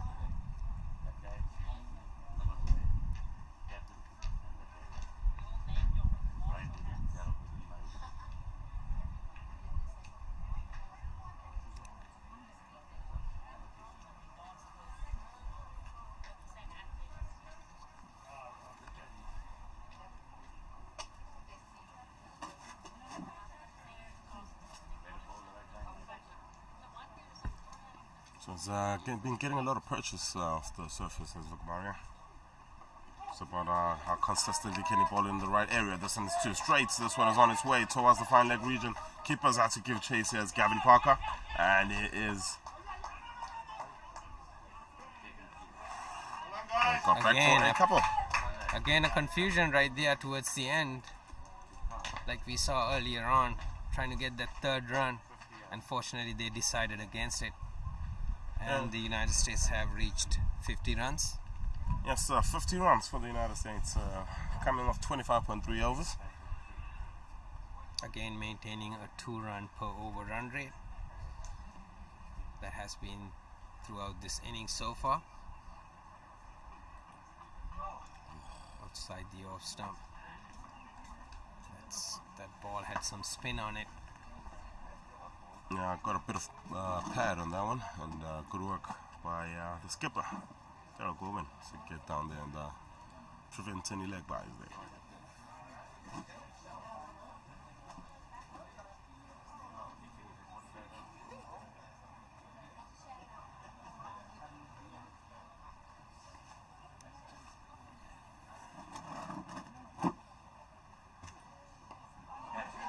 Played uppishly, and that's caught right there. Motion Khan attempted to push it on the offside, and the leading edge A bit of the pressure they're telling there. I think that one just reaching just a little bit forward for it, just caught in the surface, and yeah, just pops it up to Van Staden, who completes the catch at long off, and that is wicket number 6. Mohsin Khan, he made 5 of 24, 50 for 6.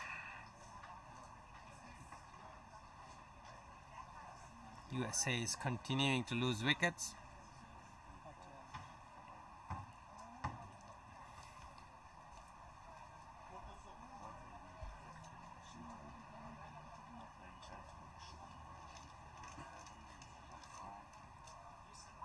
So finally onto the wickets column here is Darshan Vagmaria. He's bowled well, lots of control, lots of turn, and just gets an errant shot, just popping up to the man at long off, beg your pardon, mid on, and completes a simple catch. Brings to the crease the new man Shintan Patel for the United States.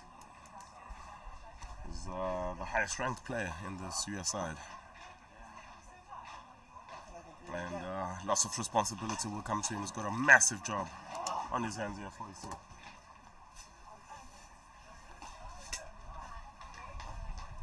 Don't know if maybe we didn't really read the surface as well as we could, but it's really some difficult to bet out there. It seems like it's sticking up a little bit, holding the ball back.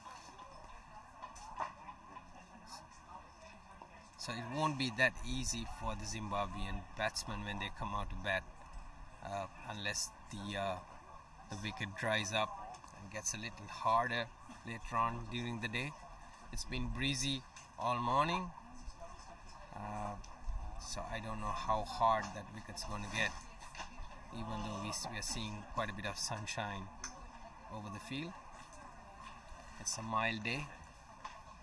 Yeah, definitely. It'll be interesting to see that. 26 gone, 50 for 6. Now the score.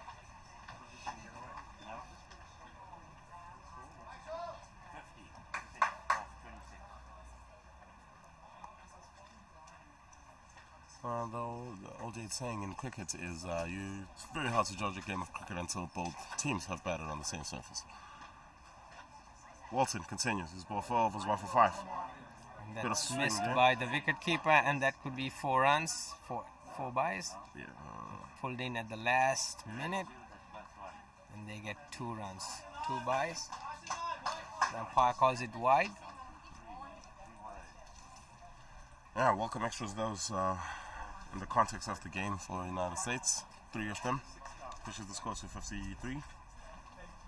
And yeah, keeper would not be too happy with his work down there. Neither will the bowler. And the bowler decides to bowl around the wicket. Given the amount of swing he's getting,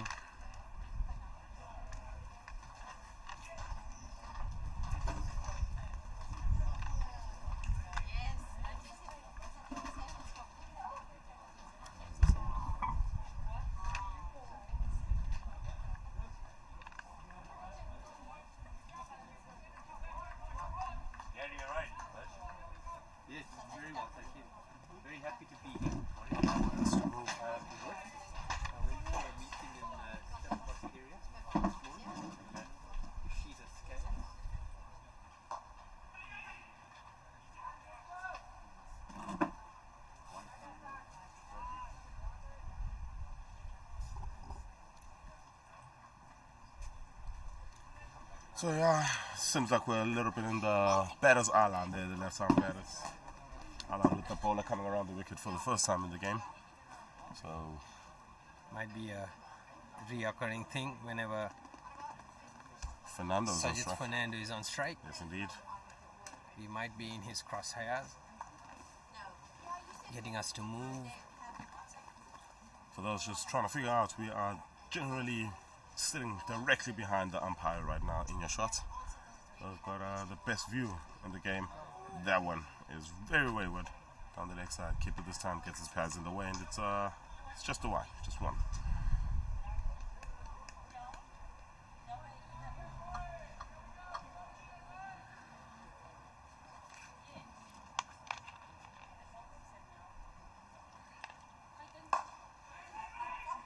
Hit hard straight to the fielder. No run.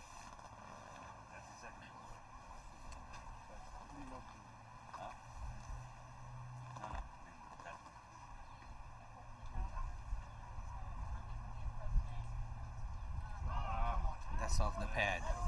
That could be 4 runs.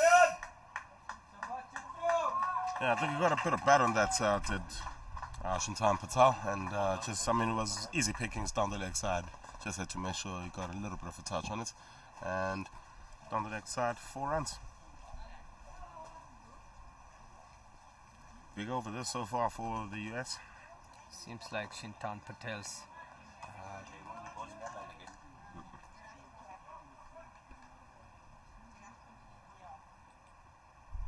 that's outside the off stump. Let's it go.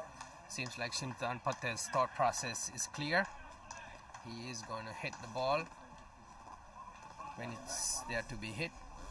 And I mean, I think it's a good way to go about it. They've been packed back most of the game, and it'll be the right way to go. This one is hits just in the gap between those two fielders in your shot. Now it's cover and extra cover, and yeah, they scampered through for a single. Fernando's on strike. Just move out of his eye line a bit.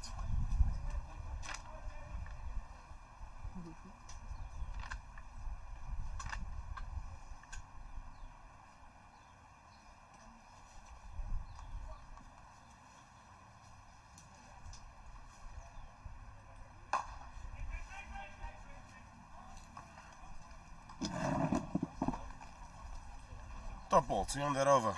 Productive one for the US 10 coming off it. Score moves to 60 with 60 for 6 after 27 overs.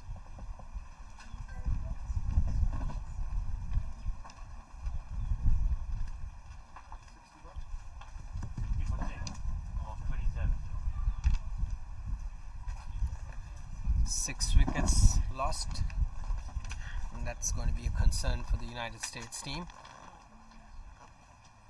They have plenty of overs to go.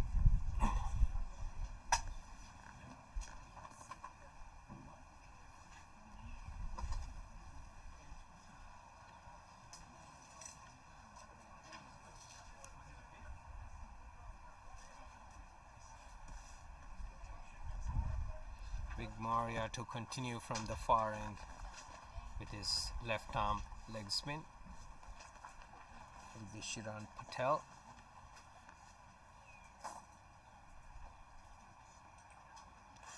He pushes it on the offside and well fielded by the skipper for slip. Yeah, got a bit of outside edge on that one. Just soft hands, well played. Dropped short of the man at slip. And that ball bounced too.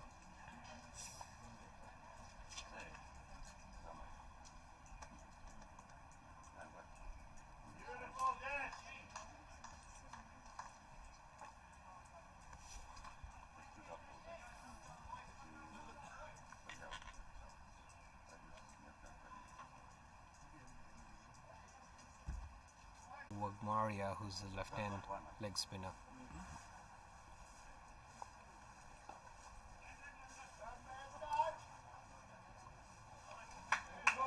Second single, pushes it on the leg side.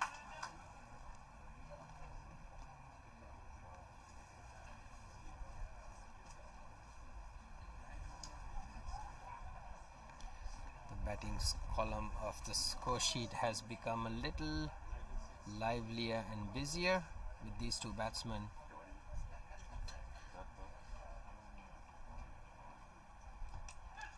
Pushing the runs. That's a good cut on the offside. Gets a single. Thinks of a second, but they don't get the second. Yeah, I actually think that one was an outside edge, just flying wide off the man. It slipped there, off a chance for a catch. But unfortunately, it doesn't go through hand, and they get through for a single.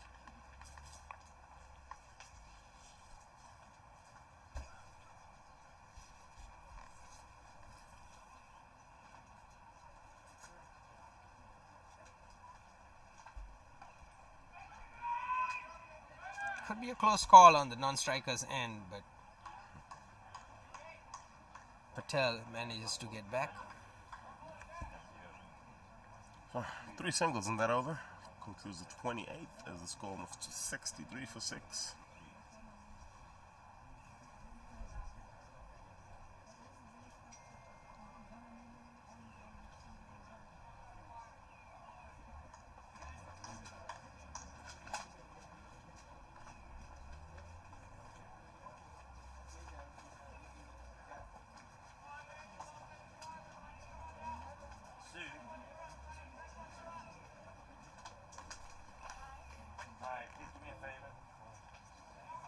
Andy Walton to continue from the commentary box, and will be bowling to Shiran Patel.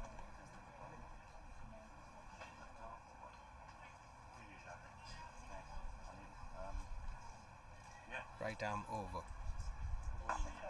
And hits it hard. This could end up in the boundary, but the ball doesn't travel as much, and they get 2 runs. Yes, Patel, as we spoke about, is coming here with the good show of intent, and he's not going to be content with just sitting and blocking a few balls here. He wants to have a go, get the scoreboard moving for the United States of America. This time he finds the fielder in the circle.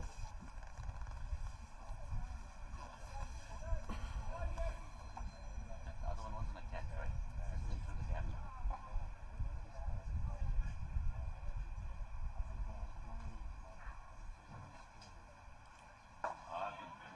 That was a good delivery from Walton. It had some swing in the air, starting off on the leg stump and ending around middle and off. Interesting that I still getting the ball to swing at this late stage of it. It's 28.3 over this ball, but the pink ball does generally swing a lot longer. Stays a lot newer as well, and we've seen it throughout the game so far. It really takes a very long time for you to lose its charm.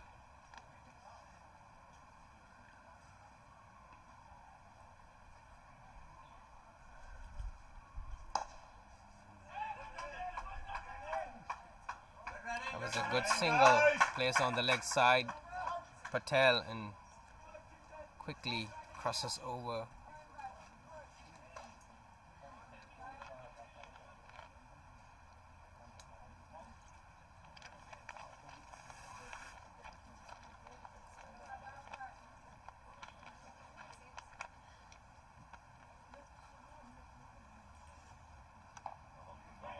Again played on the offside. No runs, and that brings the 24th over. Is it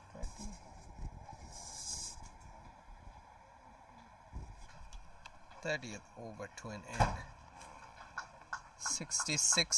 28th over to an end. 66 for 6, the United States team. Coming up, Yeah. This is the 30th over, and it's Wagmaria to continue.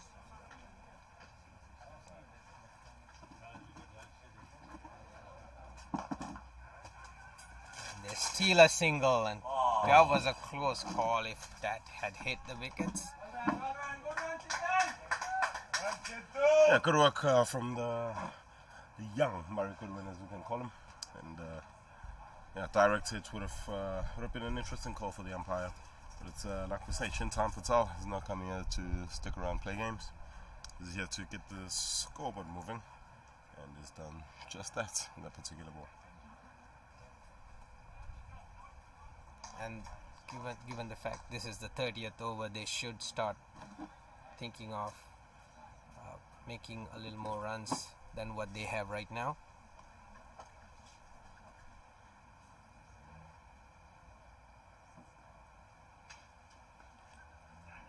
And that's exactly what they're doing. They're getting those singles which previously they wouldn't have run to. This is very good positive intent from this pair, and exactly what they need just to shake things up for the Zimbabwean guys. They've been a bit comfortable over the last 26 sort of overs. So just to get the bowlers and the fielders thinking a little bit differently. Good intent from this pair. Last minute, Bowling dash. Patel pulls his bat out.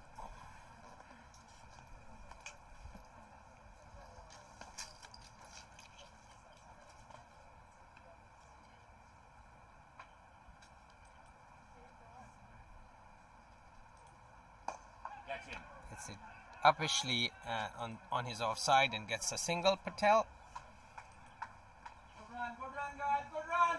Yeah, doesn't mind taking a few chances as well, Shintan Patel, and that's probably going to happen. But you just have to back yourself, and that's what is done on that occasion.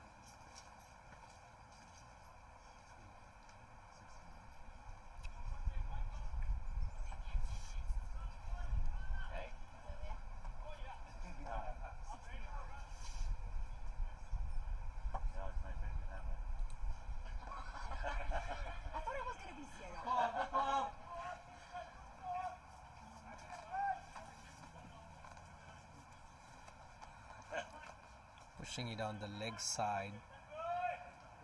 No runs. Zimbabweans have done good on the field so far.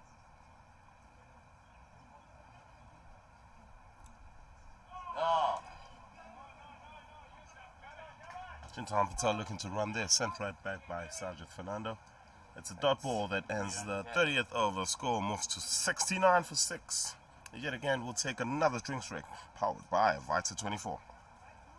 So for those who are joining us here from the United States East Coast,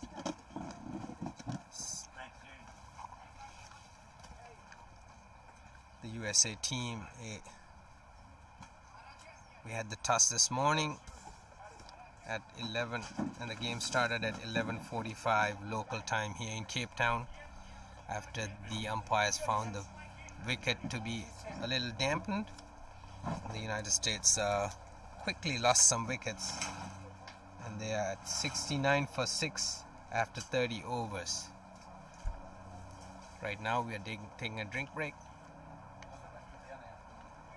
and we will be back with you shortly.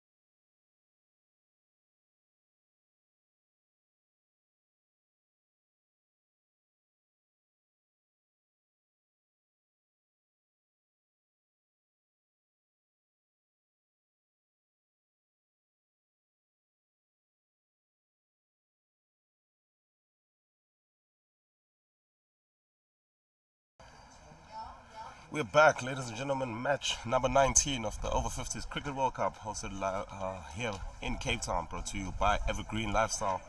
It is the third and the final power play of this innings. The United States being put into bat by Zimbabwe earlier on, and Zimbabwe electing to field.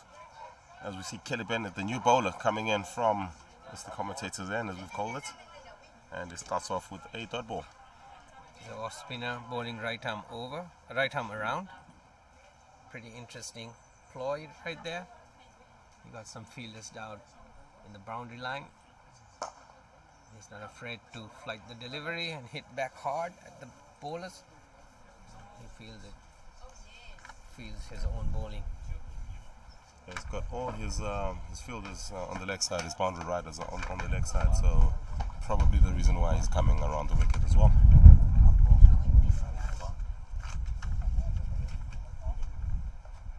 This one is short and it's pulled away. Nobody protecting the boundary behind square on the leg side. This one is racing to the fence and it's 4 runs. Shintan Patel is showing some intent here for the United States.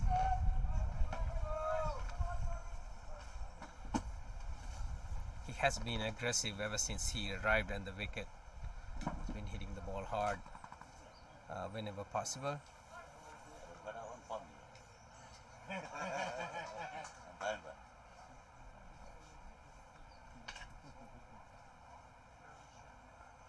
What sort of response does Bennett have here? Good one. That one did stray a bit on the leg side, and this time he's got it back to pitch on middle and off. It's probably the area he's aiming to hit more often than not.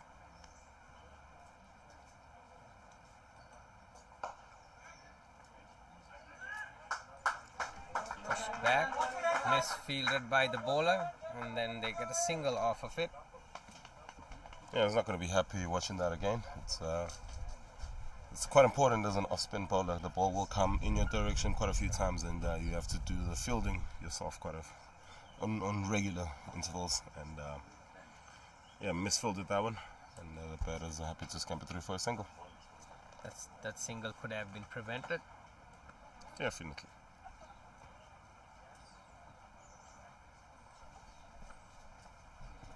So we are in the third power play, beg your pardon, and 5 fielders are allowed outside. We've got 3 that Zimbabwe have opted to go with right now. Good ball that drifted into the batter and just turned away a bit on the full side, and it's fended off. So first over after the drinks break goes for 5, 74 for 6 after 31.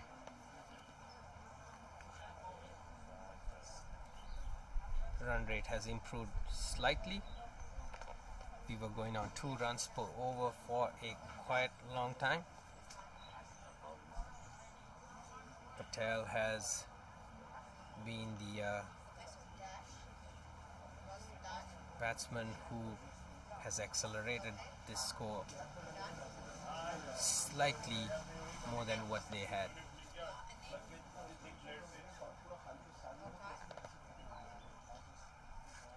Maria to continue from the far end.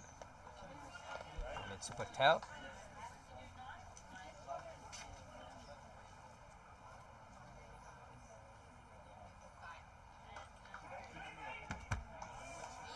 Cuts it on the off. Can't beat the fielder.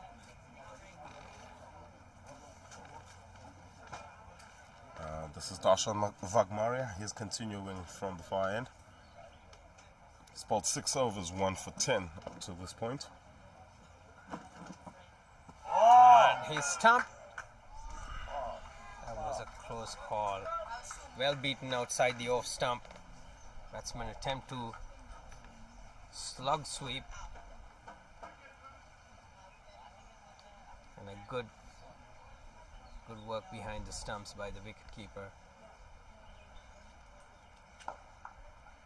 Pushes it back past the bowler. And the non-striker was ball watching. And they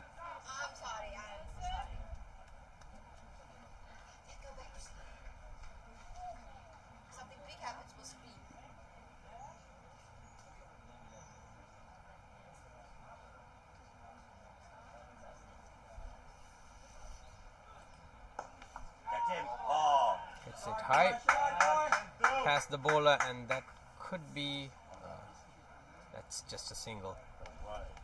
Yeah, just a single. Half a chance there for Wagmaria. 85% of a chance there for Wagmaria to get a wicket there, and yeah, just didn't get the follow through right after he bowled the ball, and that's why I wasn't in the right position. So I wasn't in the right position to take the catch there on that occasion. Would have been a brilliant catch if he had attempted and taken it.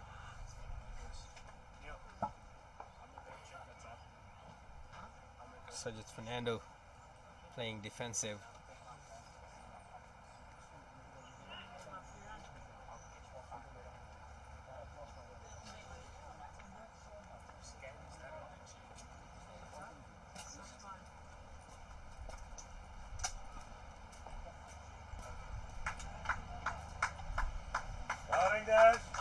So yet another one of those great overs from Darshan Wagmaria. He just goes for a single, and the single was an opportunity as well. So good stuff from him.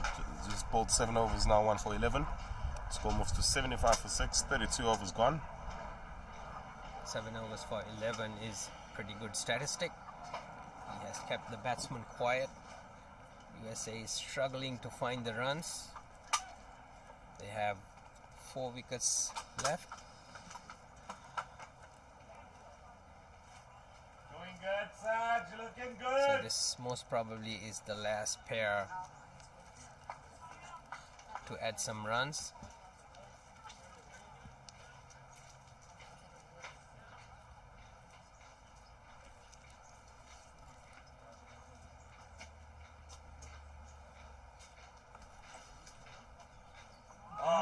And he's bowled in. That's a beautiful delivery.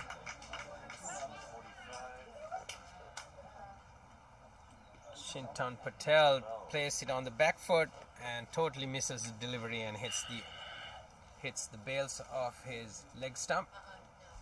And there's the 7th wicket for the United States team. Yes, sir. It's 75 for 7. Yeah, 75 for 7. The man who was scoring most of the runs there for the United States, he departs. He made 18 of 26, showing great intent for his side, but he becomes Zimbabwe's 7th wicket and Kelly Bennett's first.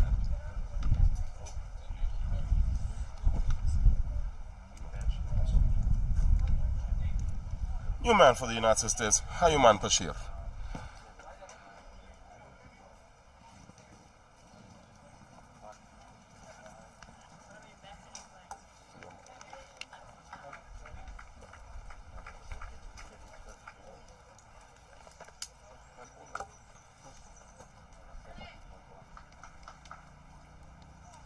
Got a few runs for the United States prior to this tournament, 71 at an average of 14. They'll need a lot more than that from him today to push the score and give himself, as one of the premier bowlers for the United States, give himself and the rest of his team just something to bowl at, really. Bashir, another right-handed batsman.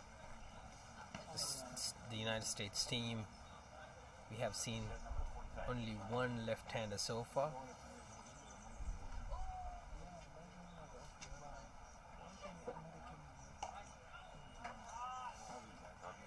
Defensive on the front foot.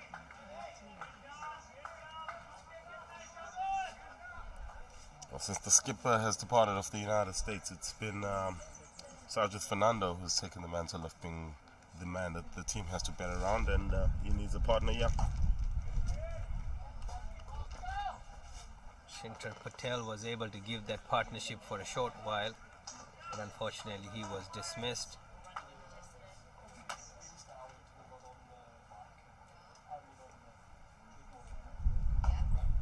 Again, happy to play defensively. I think at this moment the USA team might be thinking of playing out the overs and accumulating as many runs as they can.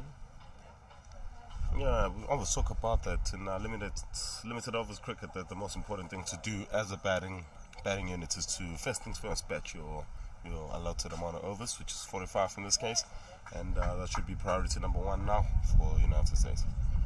That was a wide delivery. Adds another run to the USA team score. Again, staying on the leg side, another wide. If Zimbabwe is to keep the pressure on the USA team, they should avoid delivering rashy deliveries.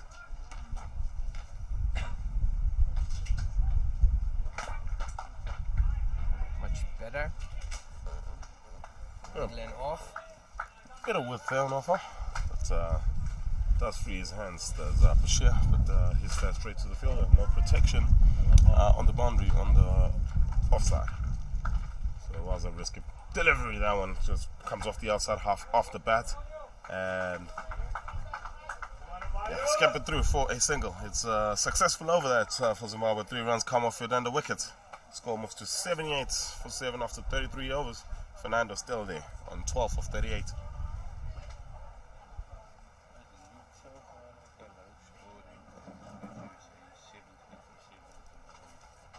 At this pace, I think we are looking around 150 runs or less in the allotted 45 overs.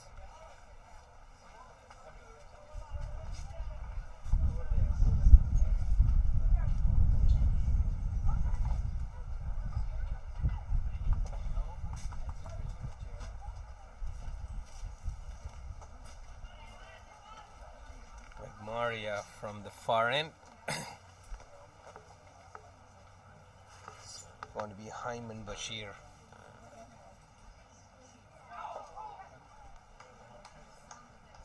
Good bit of work from the wicketkeeper. Taking the bails off in a flash, but the batsman is comfortably in his crease.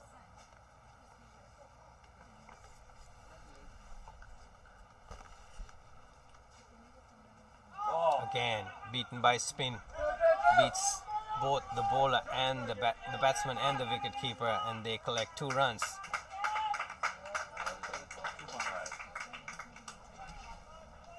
Yeah, it's just way too good, as we like to say. It's a good ball, beating the batter and the keeper, beat everything, but the stumps as well. And a couple more extras, couple more buys against Gavin Parker's name.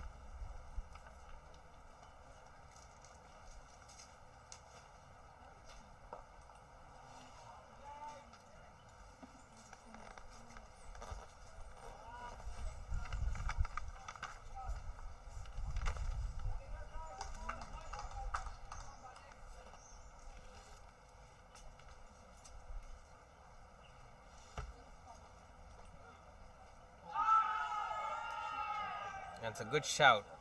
Batsman trying to play across, wrapping the pad, probably going down the leg stump. Umpire is not interested.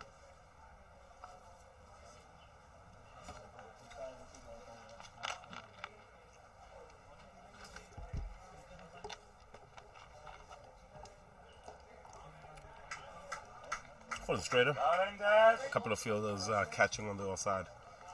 That one is fended off to one of them there. For a double.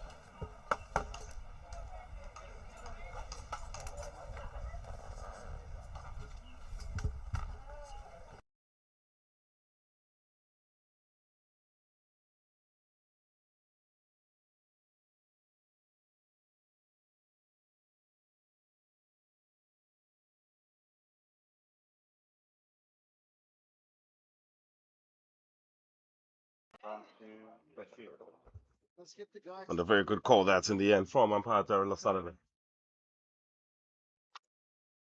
The 2 umpires today are Darryl O'Sullivan from Australia and John Holland from England. The experienced pair standing in today.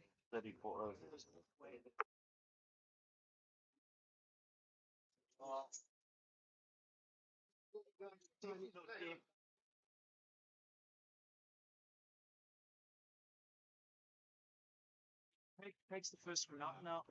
Damien, Craig played Zimbabwe national, eh? So this is a genuine cricketer. Okay.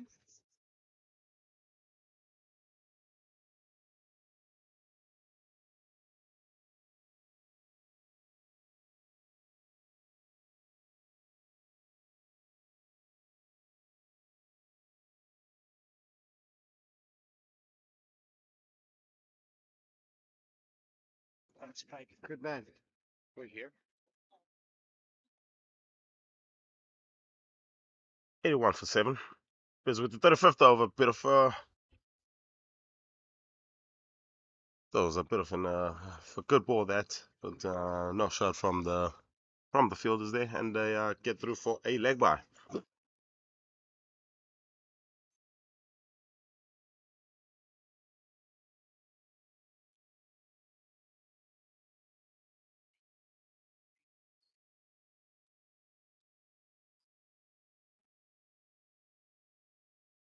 $82 for 7.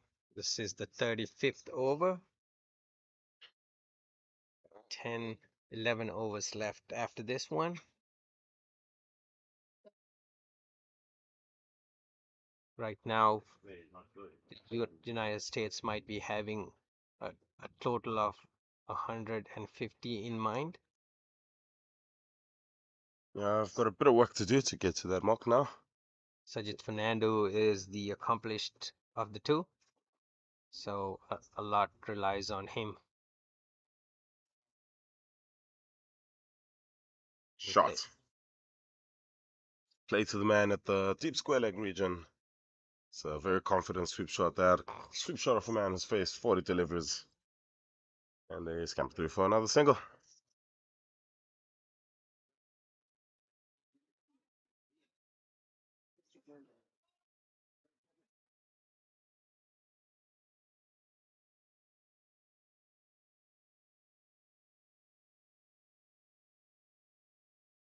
One is wide. Keeper unable to collect that one, and they will scamper through for a single alongside the wild. So 2 more extras to the total.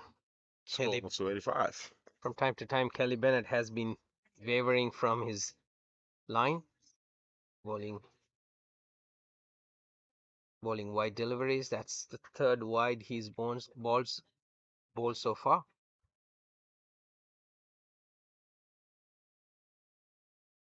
And again wavering on the leg side of the left-handed batsman. Another wide.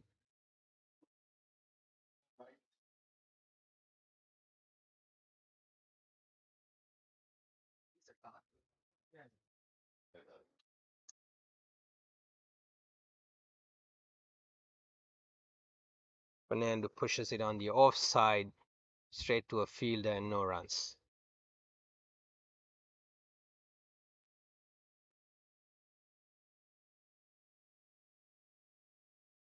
That ball had some spin on it.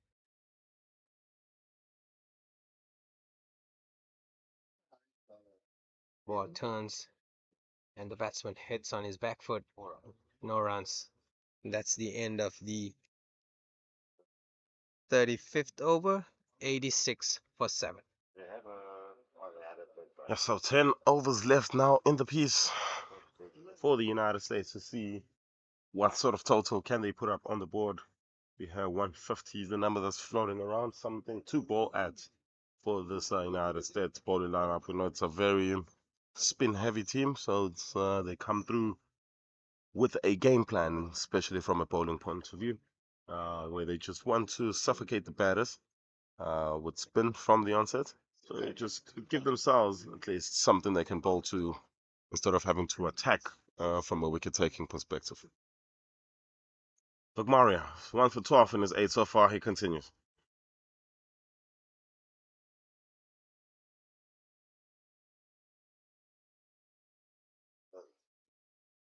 Dad, get wicket.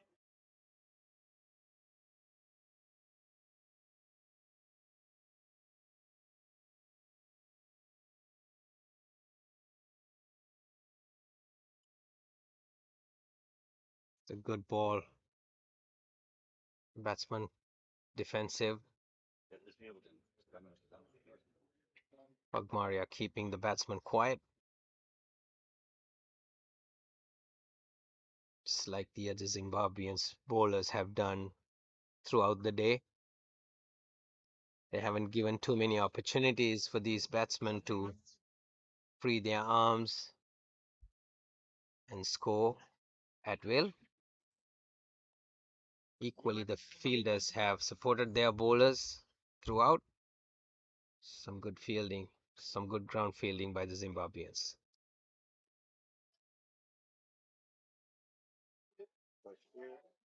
Good shot there from Hermine. It's into the region where the bowler just can't get to. And yeah, get down for a single. Get that man on strike.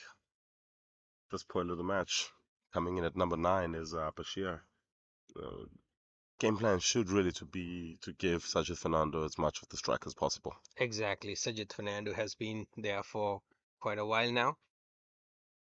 He has more understanding of the wicket than the newcomer. They get a single. That was a very good sweep shot. He's played a few of those over the last couple of overs, and seems to be more release, but very comfortable release shot for him. Maria has been absolutely spectacular so far with the ball. Here's his last ball of his spell. Singles are good at this point, but you have to have those occasional boundaries. Tapping here and there is for the end of the spell for Darshan Vagmaria. His bowled his 9-over spell.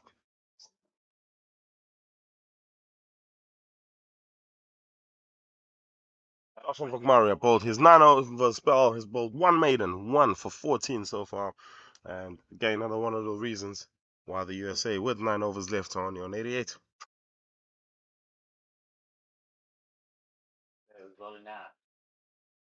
Wharton.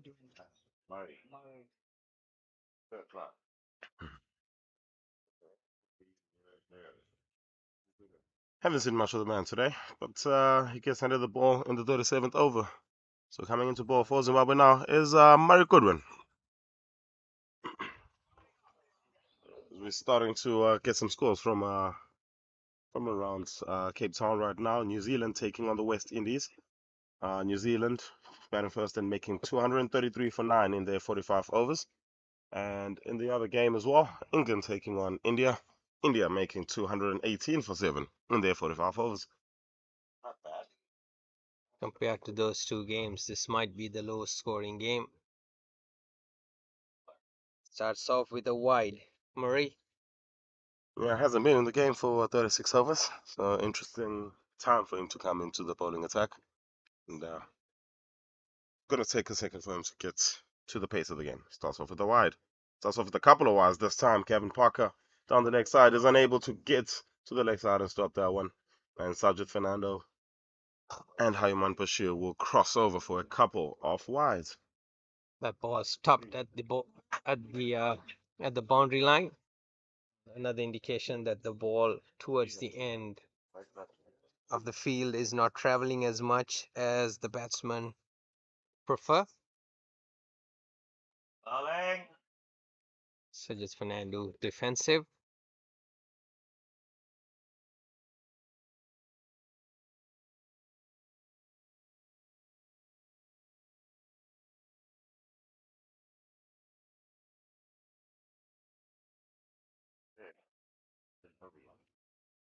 He pulls it. Sajid Fernando pulls it. That was a short delivery. Again, a single.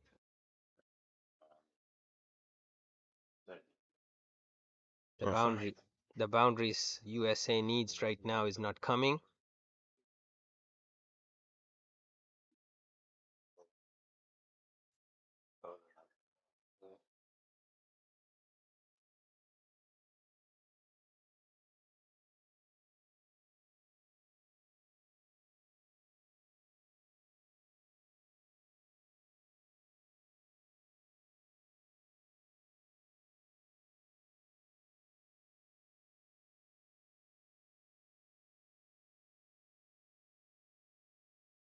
Again, playing defensively.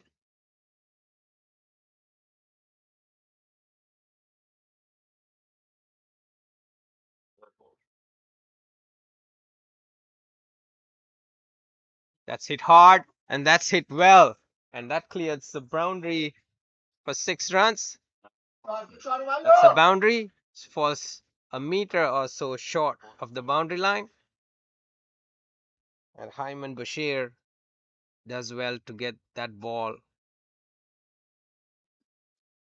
to the boundary line. And that adds another 4 runs to the total. Yes, indeed. 97 for 7. USA is nearing to 100 runs. Follows up with a defensive stroke on the front foot. Textbook cricket, as they call it. Do you play an attacking cricket shot? Play a much more conservative one. Yeah, that's right. You don't want to get carried away and lose your stump. Lose your wicket. It's outside your stump. Murray ends his first over. So yeah, productive over that for the United States. They get 9 of it. Score moves to 97 for 7 after 37.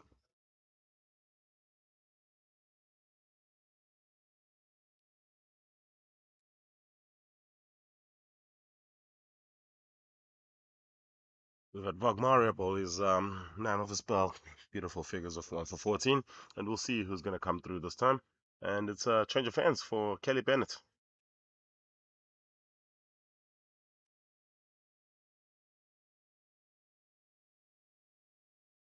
Kelly Bennett coming from the far end. He's been bowling from the scoreboard end.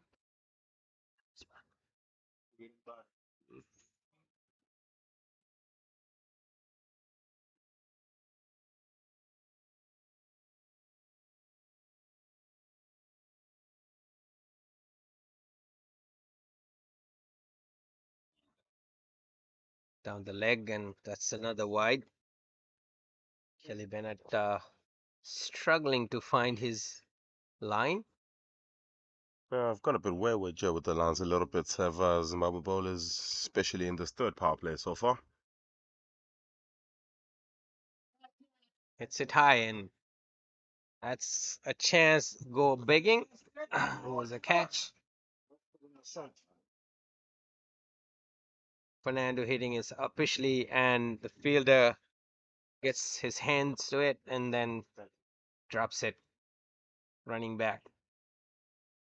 Yeah, I haven't done too much wrong in the field there, the Zimbabwean fielders, but an opportunity to get the set better out there is put down.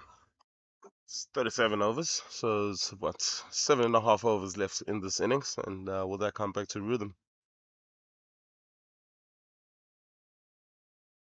That's one. That was a ploy. 4 runs for the United States, and it's 100. Yes, a short one on the leg side. Here's a pickings for the batter there, and he just helps it towards the far leg region for 4 and bring up that magical 3-figure mark for the United States of America. I think there was a plan when they did that. They set the field on the leg side and bowled a short ball on the leg side, but unfortunately the ball went over the fielder, over the short fine leg fielder. They get a single, pushes it on leg side. Bashir being aggressive.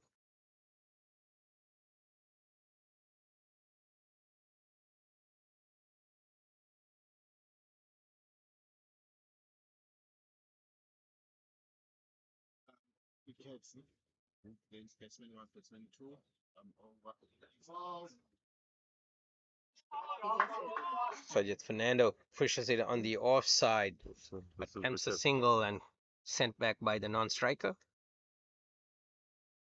There was no single to begin with.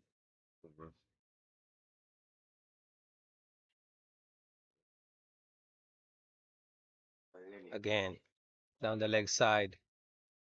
Could be a wide and a run, adding 2 more to the score.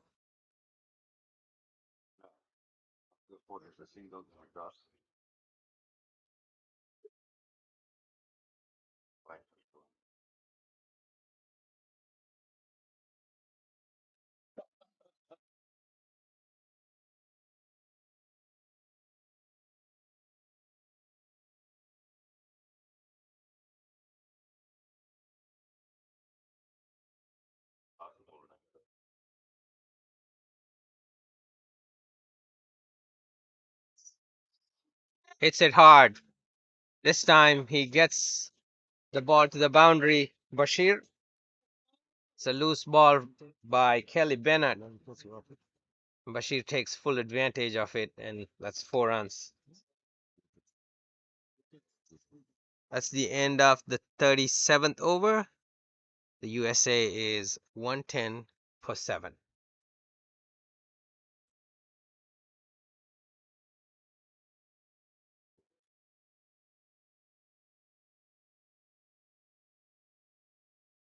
$110 for 7 after 38 overs. It's been a very good,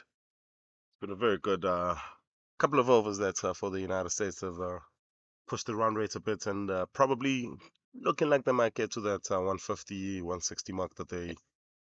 Seems like possible right now, especially the way Bashir has been batting. Yeah, 16 of 26 has come through as well and done exactly the same job that Chintan Patel was having. It's Fernando trying to hit the ball on the leg side. Interesting shot selection. There's two fielders within that region there for Murray Goodwin. But I think they have a plan for Ajit Fernando. They have us.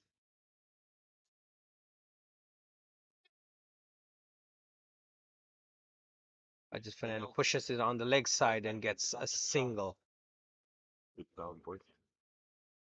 1-1-1 on the board. Nelson, as they call it in cricket. Feet up if you're a United States fan. Both feet on the ground. Nelson, we need a wicket on the ground. The other side, they need to lift their feet.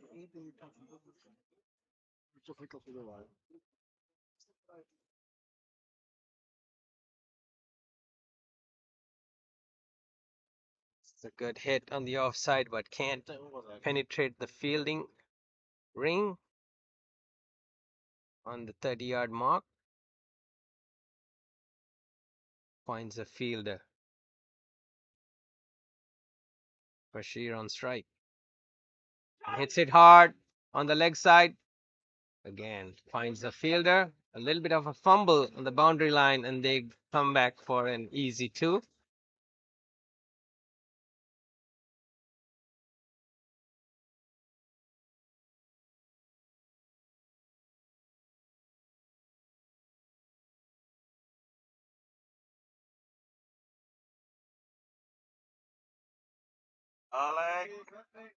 Good there from Ayman Bashir. It's probably got the United States fans thinking, why didn't he bat earlier? Which is true. And then well left out after that. The sign of a man with confidence when it comes to his batting. 39 gone. Score moves to 113 for 7.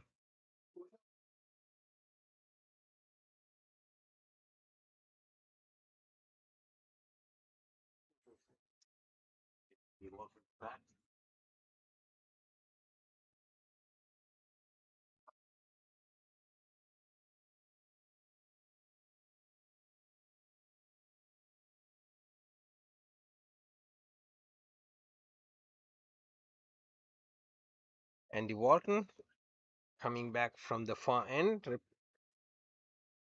replacing Kelly Bennett.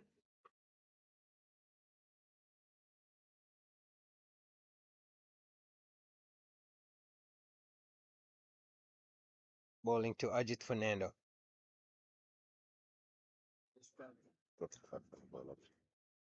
The left-hander. Fernando playing defensively.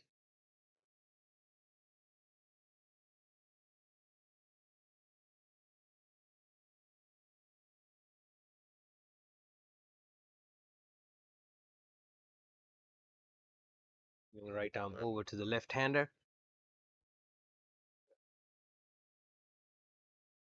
Pushed back past the bowler for a single.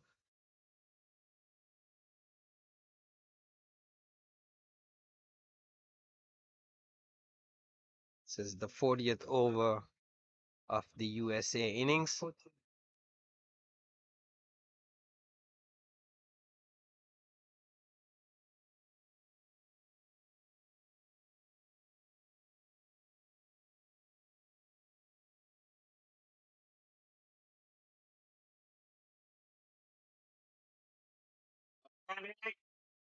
Outside the off stump, batsman has nothing to do with it. Just lets it go to the wicket keeper.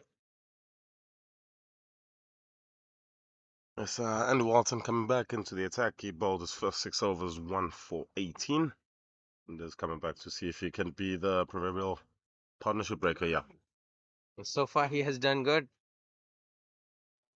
He has kept a tidy line and length.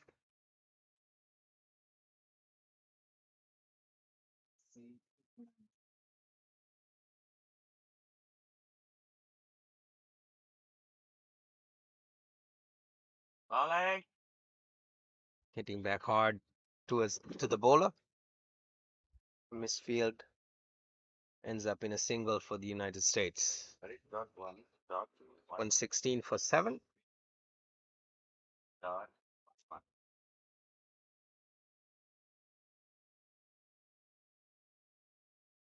He hits it hard, finds the gap, and that's 4 runs. 4 more to Bashir. Towards 150 plus mark.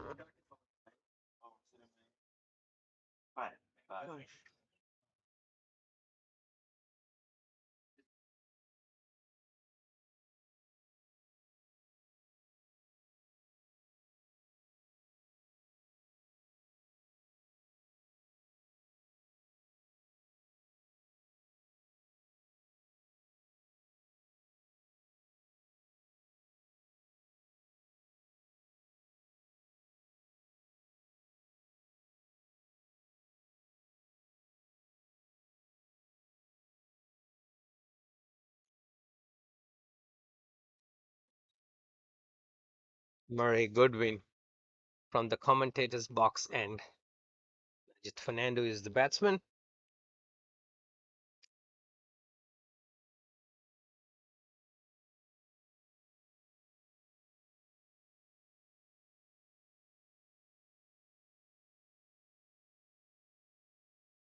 Fernando comes down the wicket and hits it on the leg side.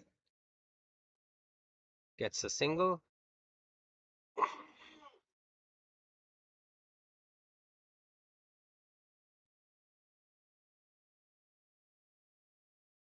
Breezy afternoon.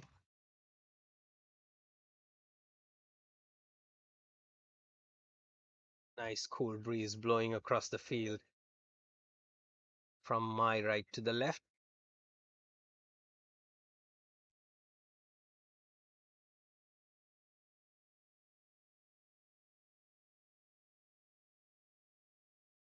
And hits it hard. And that's an excellent catch. That's a tremendous piece of fielding on the boundary line. It's one-handed. It was a certain sixer, but prevented at the last minute, and one-handed catch. And that brings Hyman Bashir's inning to an end. But you can see that.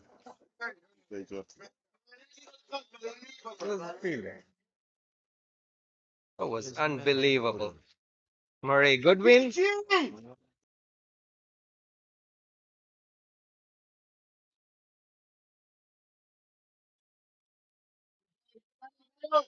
Probably the highlight of the day would be that catch.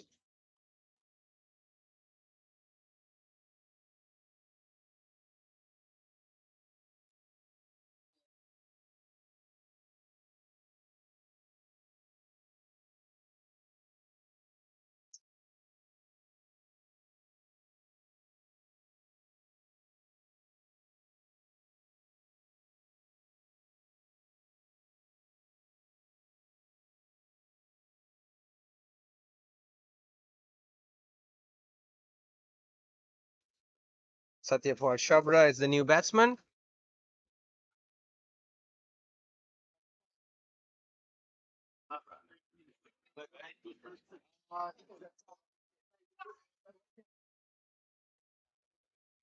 Oh, big shout out there to Brian Goodwin with I haven't seen any of the other matches really, but this has to be the catch of the tournament. That from Brian Goodwin, sticking a hand out saving 6 and getting an 8th wicket for Zimbabwe. And his pal Murray Goodwin. Zimbabwe's fielding on today has been immaculate, and I think that was the crowning moment when Brian Goodwin took that catch at the boundary line, one-handed catch. And Chabra is off the mark with a single. Ajit Fernando to face Murray Goodwin. That's a full toss on the leg side. It's a freebie. Didn't get hold of it, but manages to get a single by pulling the ball to fine leg.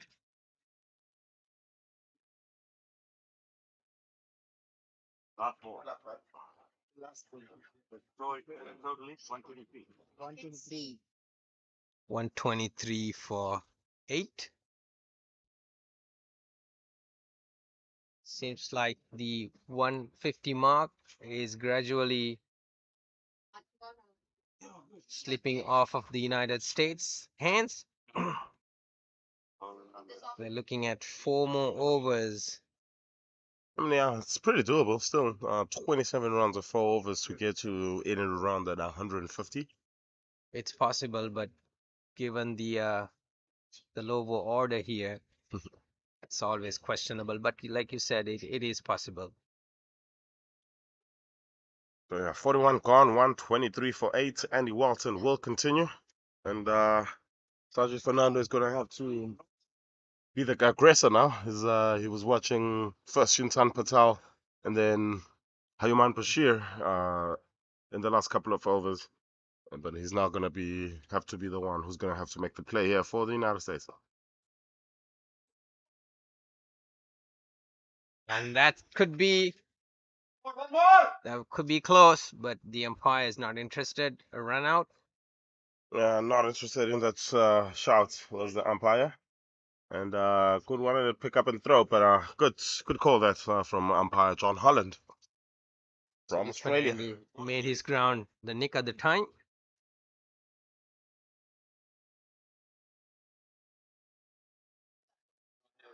Ooh, yeah. Goodwin. What a cat. Murray Goodwin and Chabra to face him.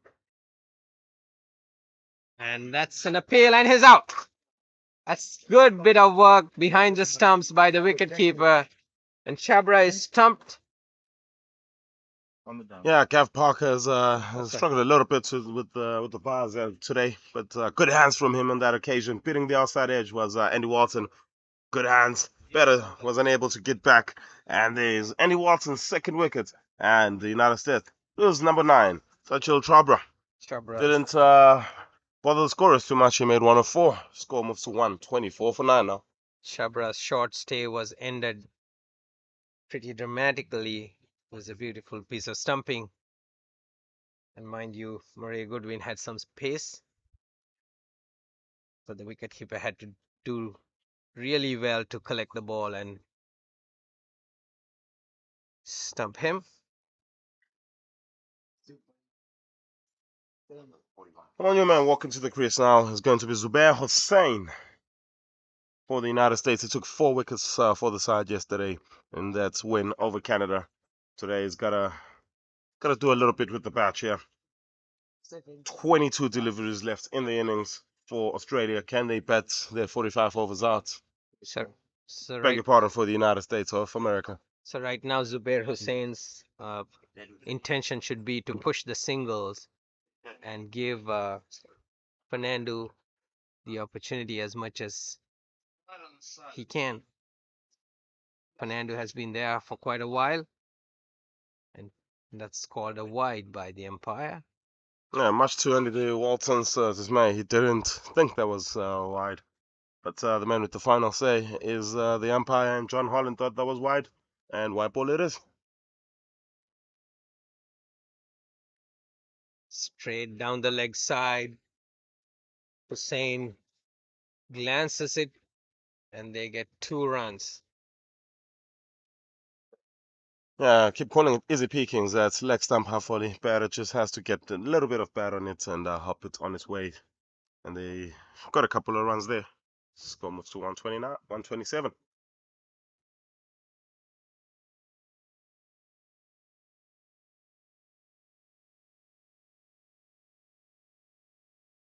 That's a good delivery outside the off stump. Beats the batsman.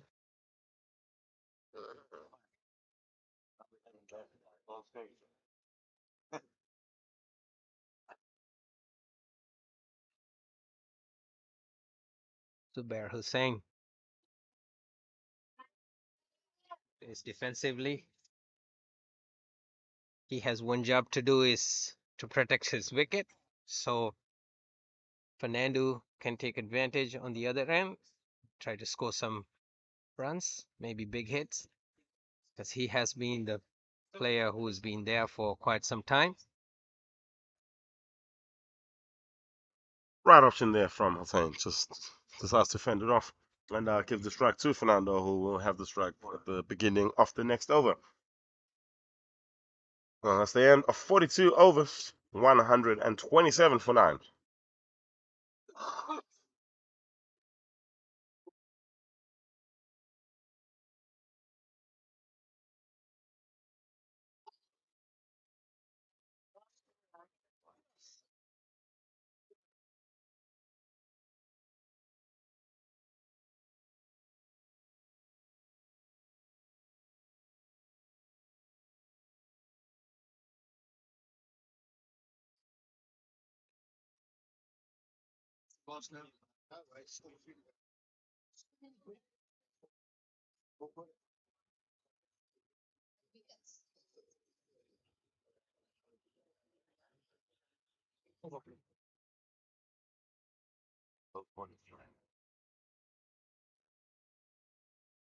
Murray Goodwin, Sajid Fernando.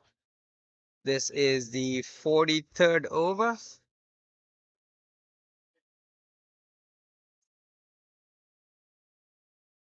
That's a full toss and takes full advantage of it. Sajid Fernando hits it. That's a 6. Yeah, up a dozen there to the total for the United States. It's a freebie from Murray Goodwin, and he takes full advantage. Sajid Fernando moves himself on to 28 of 56 deliveries. The United States is 17 away from that 150 mark that we put as their base. Again, Goes straying again. down the leg side. Short delivery. Sajid Fernando hits it to long on and gets a single. The new batsman is Zubair Hussain to face Murray Goodwin.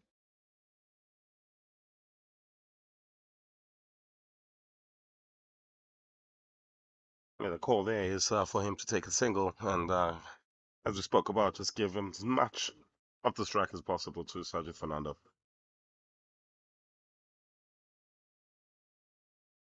Zubair plays it defensively.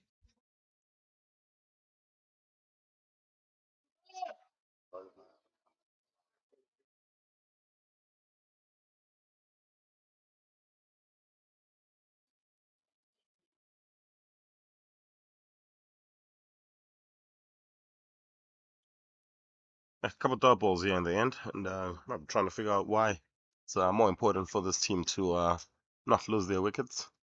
And yeah, that's what he is trying to make sure at this point.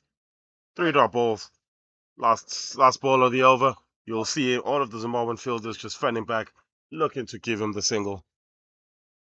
Let's see if he falls for that trap and he takes it. Zimbabwe will be happy to keep Zubair on strike.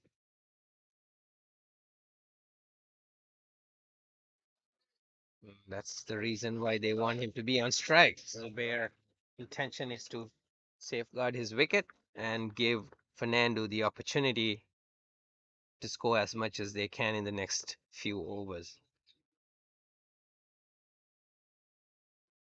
So 134 for 9 after 43 overs.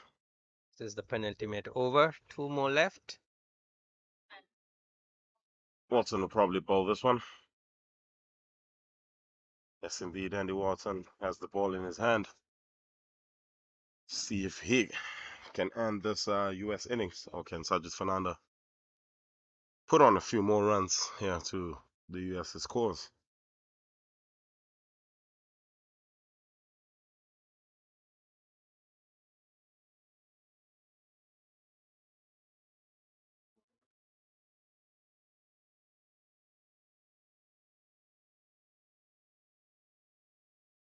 Sprays it down the leg side. Another wide. It's bowled a few of those as Andy Walton. And at this stage of the game, you wouldn't want to give away too many extra runs. This is the score to 135.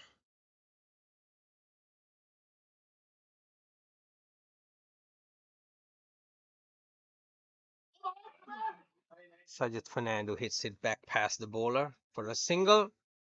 That's a single that the Zimbabwean contingent wouldn't be too unhappy giving. It's 4 deliveries, beg your pardon, 5 balls that they get to bowl to Zubair Hussain. So he's going to have to make some sort of play here as well.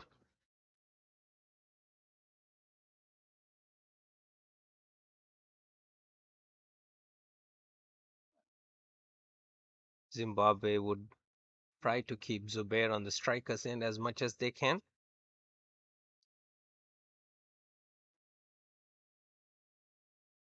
And that's a good delivery. It beats him on the offside.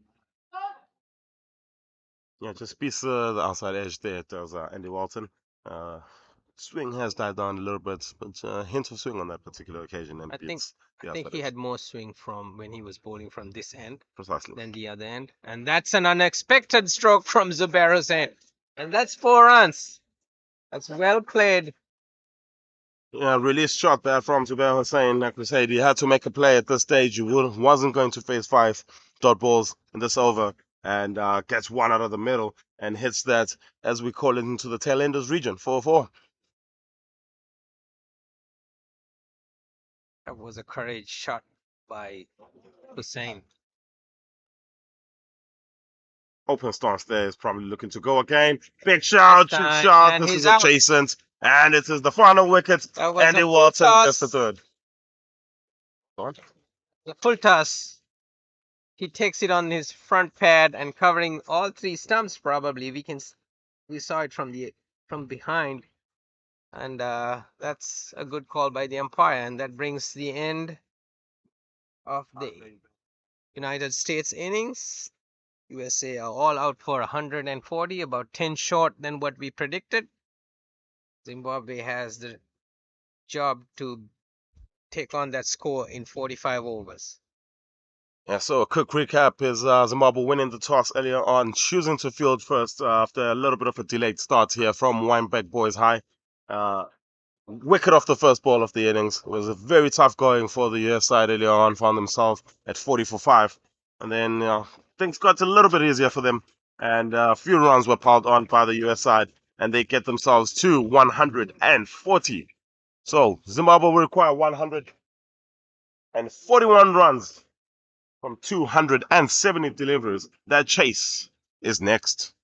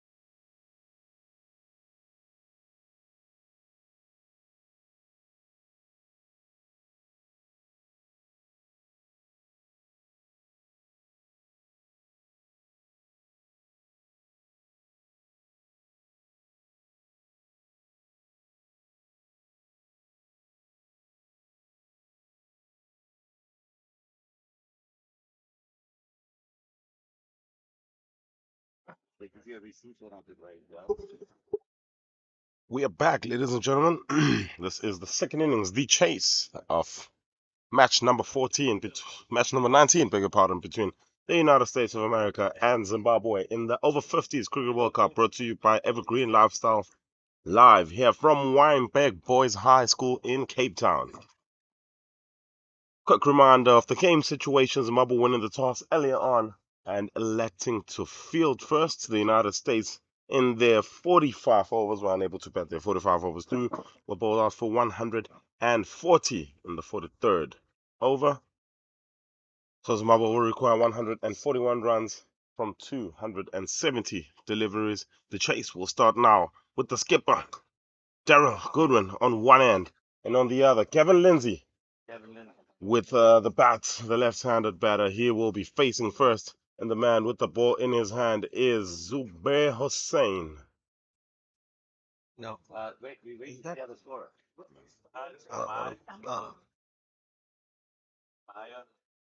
Beg your pardon, Humayun Bashir, the man with the ball in hand for the United States. He will be the one looking to make early inroads into the Zimbabwean batting lineup. 15-16 start. If Alongside me, Frick, still here. good afternoon, good morning for those viewers in the United States. So, like my colleague said, you have a 141 run target. That's a good ball, wrapped on the pad, and first ball. They get United States gets what they want. They get a wicket on the very first delivery. The repeat of history. Zimbabwe did the same thing to the United States, and now United States have taken revenge by dismissing their captain, Goodwin, on the very first delivery. LBW, Humayun Bashir. So Zimbabwe is no runs for one wicket. Yeah, the United States starting off the exact same way that the Zimbabwean teams with the ball started, the wicket on the very first ball, and it's a disappointing introduction to the team for Kevin Lindsay. They're missing out in the last couple of games. He faces just the one, and this 140 all of a sudden is looking like a massive target.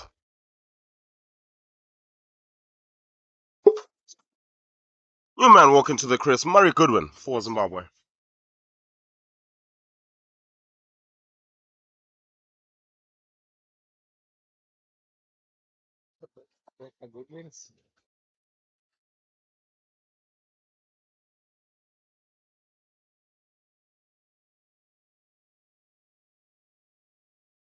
So we have a Goodwin pair.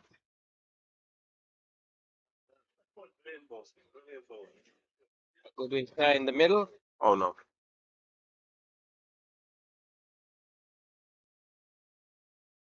Murray and Daryl.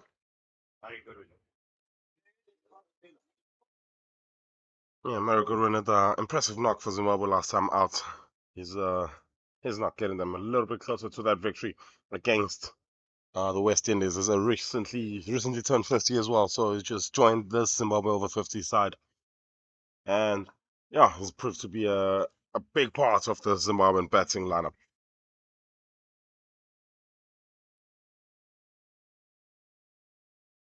And Bashir maintaining a good line and length earlier on today. I think he's getting some support from the wicket. The wicket seems to be a little bouncier than it was this morning. The dampness has subsidized, and as the sunshine.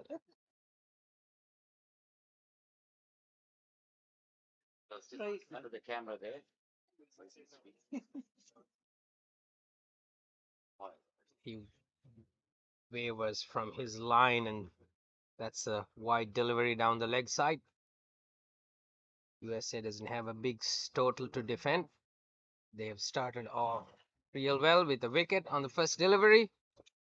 They have to maintain that intensity if they are to defend this total of 141. That's a better delivery outside the off stump.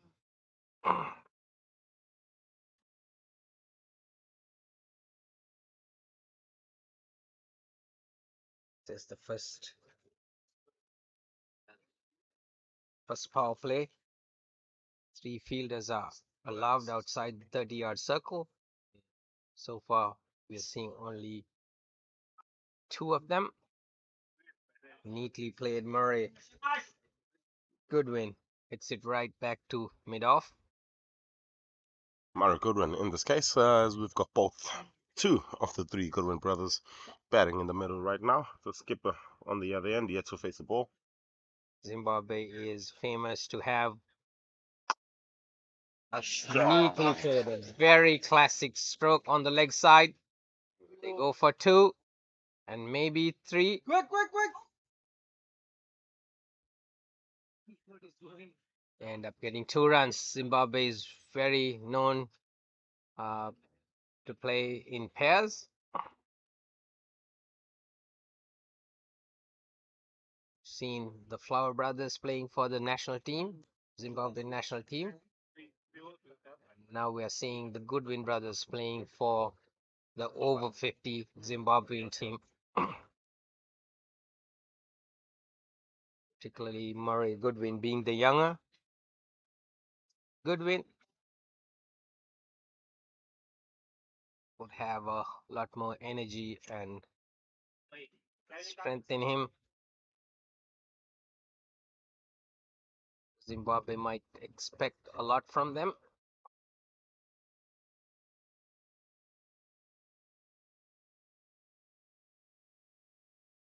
But the camera.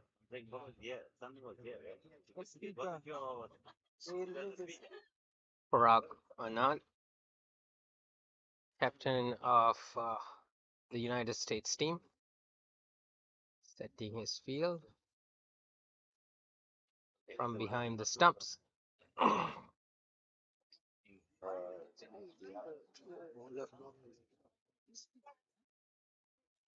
Moshin Khan is to bowl from the far end.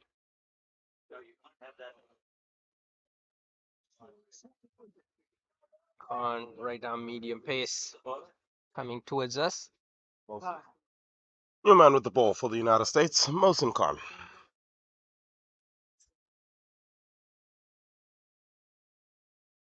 Starts off a bit short and wide, and Daryl Goodwin looking to slap that through the cover point region and misses out there. Just a little bit extra bounce there.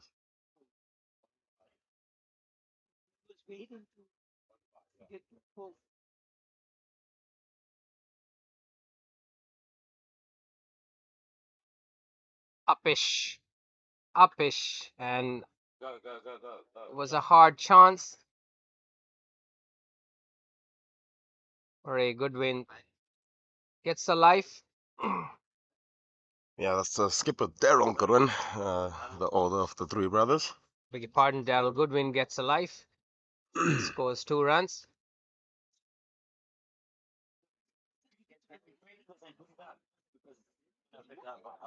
That was not an easy chance. The fielder was in 2 minds. Get the cable underneath this thing. Shot outside the off stump and cuts it. That's a beautiful shot by Daryl Goodwin, and that's the first boundary of the inning. Yeah, the great Daryl Goodwin there, playing one through the extra cover region, just playing through the line. As we're speaking about the pitch improving in its condition, you can see it through there with the batters just able to play through the line now. That one races to the cover region for 4.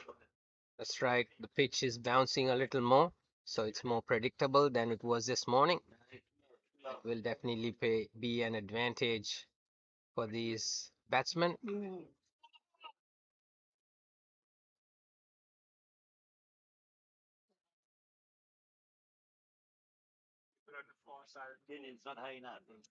Moshin Khan. No, I'm thinking we did the same.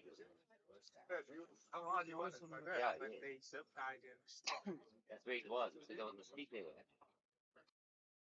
Moshin Khan hits hard through the covers. Ball goes to the boundary line, and a valiant effort to stop the boundary, and he was successful. And Goodwin gets another double. Daryl Goodwin.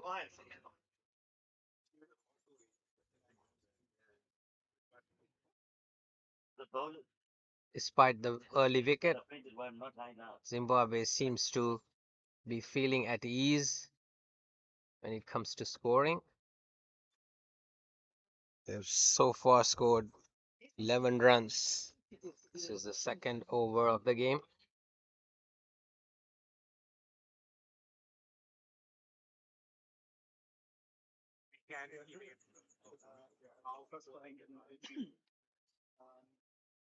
Machine Khan over pitch, driven. This time straight to the fielder.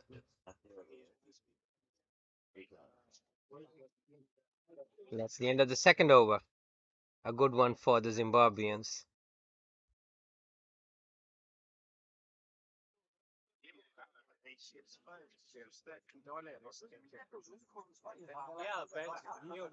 Again, for those who are just joining us, we are here in Cape Town, witnessing the over 50 veterans Cricket World Cup game played between United States and Zimbabwe. Zimbabwe were dismissed for 140. United States was dismissed for 141 earlier on today, and Zimbabwe has just started their run chase. They are 11 for 1 the end of the second over, and here's the third over. Murray, technically correct defense, comes in the front foot, gets behind the delivery and defends it. The ball goes back to the bowler. Yes, Murray Goodwin, a well-travelled cricketer all around the world. Is Murray Goodwin played first-class cricket in England, Australia, and in Zimbabwe as well as donning the Zimbabwe Test cricket shirt on multiple occasions. Goodwin could be the key for this victory if Zimbabwe is to get it.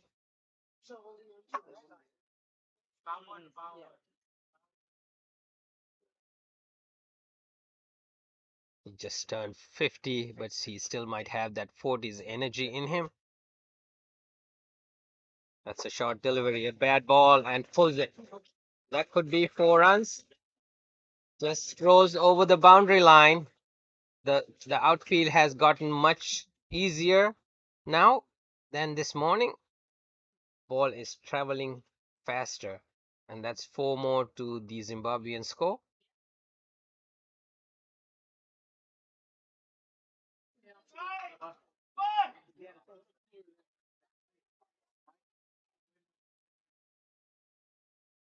Ayman Bashir.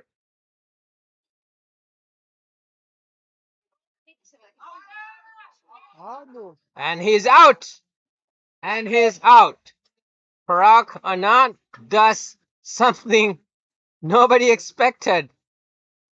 He threw the ball at the wicket and caught Murray Goodwin outside the crease, and he's stumped. Oh, could be a run out. Yeah, I think technically that's a stumping because there was no run attempted by the batter. So by the technical definition of it,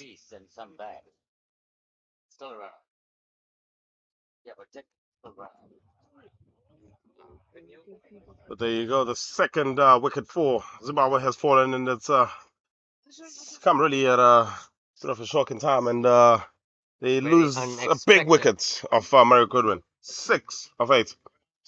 Zimbabwe 15 for 2.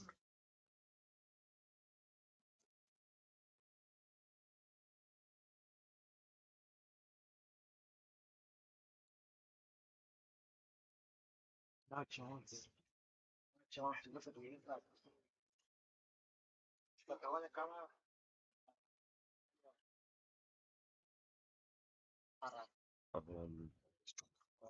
New batter for Zimbabwe. Stuart Carlisle walks into the crease. Another big wicket. This would be for the United States is Stuart Carlisle. Scored a 50 the last game. Man of the match performance in the last game against the West Indies to bring the win for Zimbabwe. Bashir strays onto the pads a tad and is flicked down to the fine leg region for a single. USA bowlers are lacking discipline this morning, except for that first delivery of the day, which trapped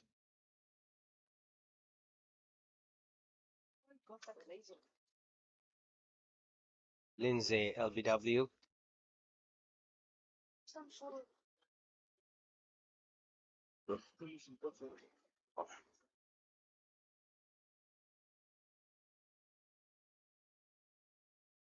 Very good win.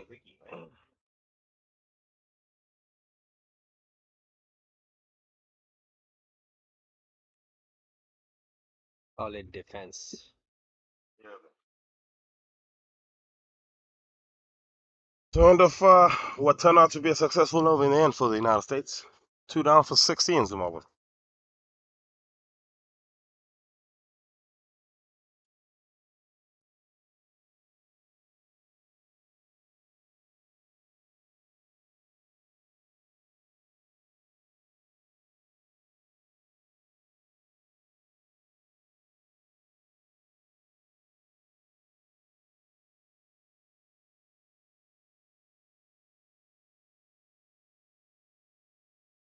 So 3 overs completed, 16 for 2.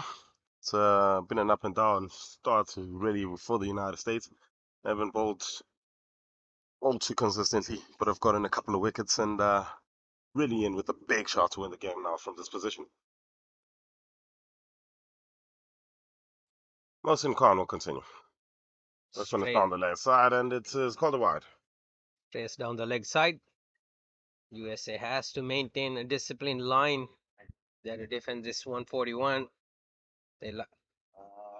Sure, Zimbabwe has lost 2 wickets, but still they have some good batsmen to come.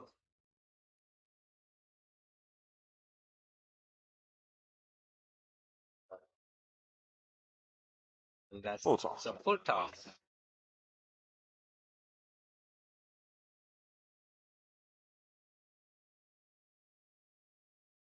And they get through for just a single.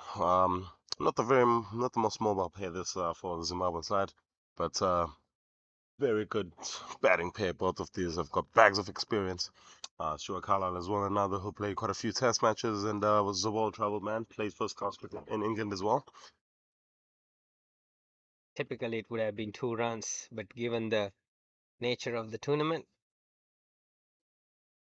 you cannot expect them to be running that hard and fast.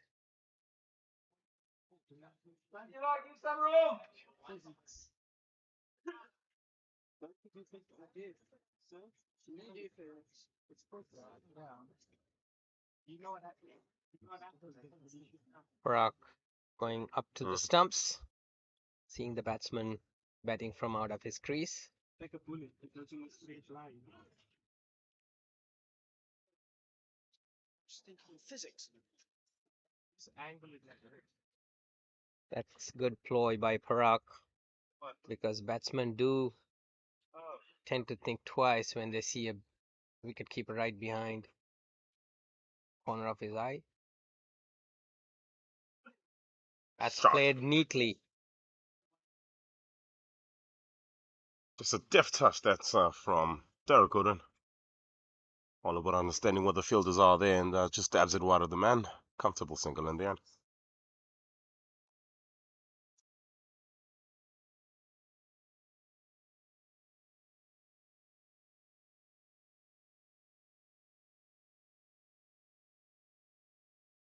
Mohsin Khan.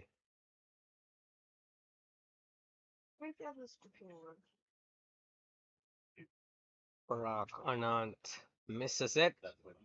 Ball goes on the leg side. Could be wides. So 2 wides. Yeah, a couple more extras into the total there for Zimbabwe. He's bowled 6 deliveries and 3 of them have gone down the leg side for wide. He's struggling just to get his bearings here a little bit. Here's Mohsin Khan. That's another stumping. Down the leg side, that one is wide and big appeal there for stumping. But the keeper didn't have the ball in his hands and that's why the umpire does not give that one out. Good attempt by Anand. They got away with the wide ball.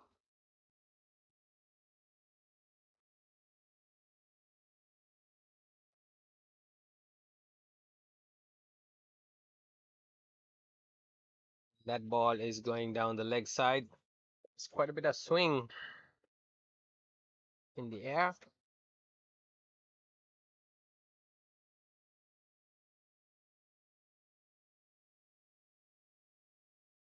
The breeze is helping float the ball a little more to the leg side of the batsman, and he hits it hard. Goodwin. That could be a boundary. 4 more to Zimbabwe. Goodwin takes the aerial route over Midan for 4 more. Yeah, overpitched that from Mohsin Khan on the full side. Spoke about this earlier in the first power play, the amount of fielders that are allowed outside the 30-yard circle. It's just relatively a risk-free cricket shot and good option for the batter, which he takes and moves himself to 13. Been a massive over this for Zimbabwe. His 10th ball of the over.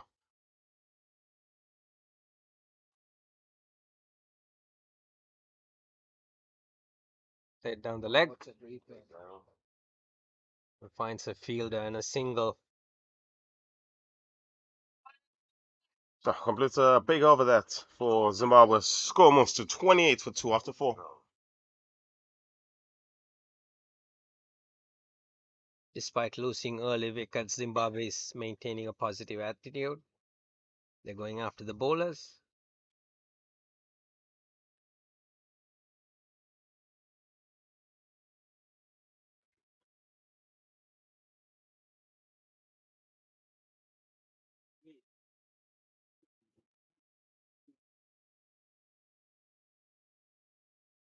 Moy and Bashir.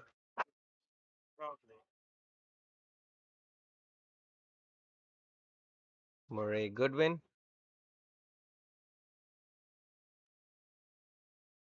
Daryl Goodwin.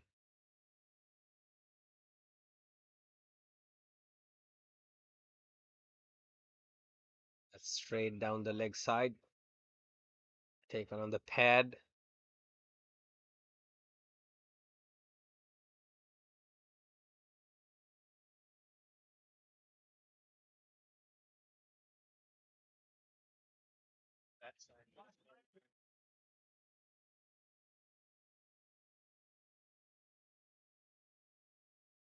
Down the leg.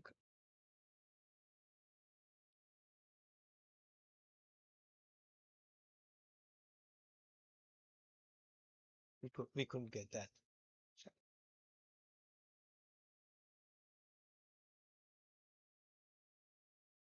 Started off with a couple of dot balls. Yeah, has Humayun Bashir. Is 1 for 8, 2.2. Started well. And yeah, after getting 2, so just in the back end, just leaves that one outside the off stump. That's the better fish for it a little. That one goes through to the keeper for a dot. Humayun still trying to find his line. The earlier 2 deliveries was on the leg side and this was on the off.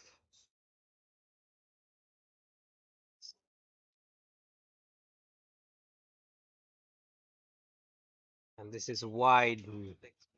Invites for a drive. And that's exactly what Goodwin does for a single.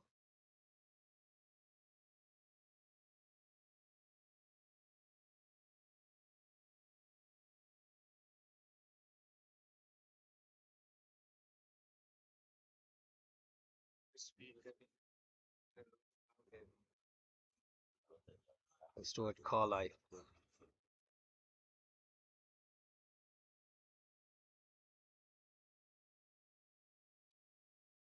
To our veteran campaigners. They've played cricket all over the world. Still have the nick or the touch.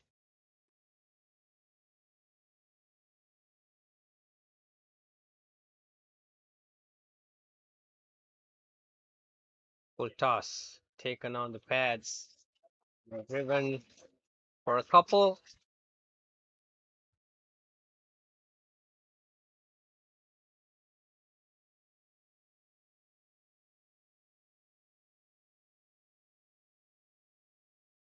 So a couple of runs to end off that 5th over. Much more controlled over, that is, from Humayun Bashir moves the score to 31 for 2 after 5. 112 to get for Zimbabwe in 40 overs.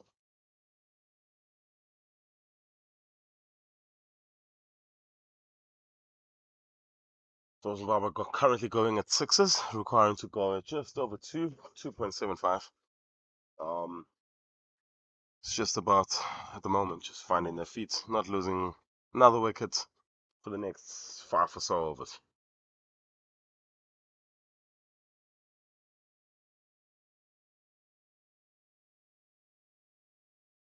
You see a change in bowling.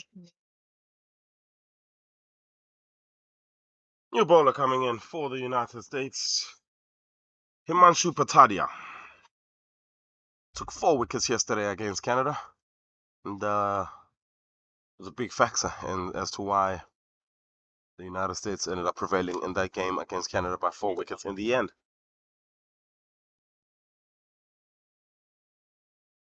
Well, we know that this US team has got quite a few spinners, and our first look at one of their spinners here.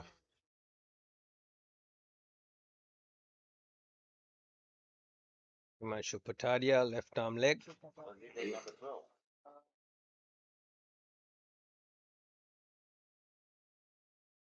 21.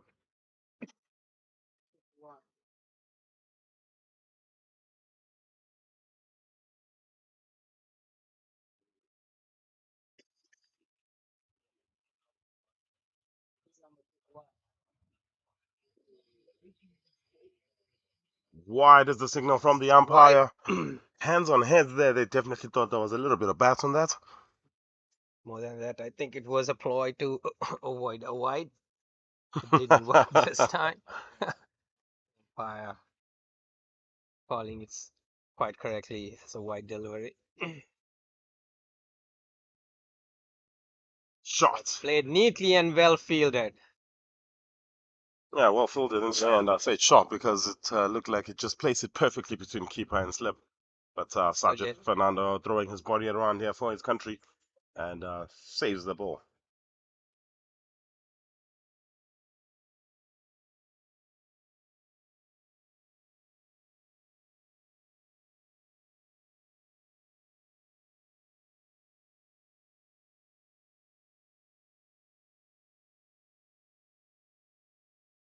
This time, Godwin gets it through the fielder.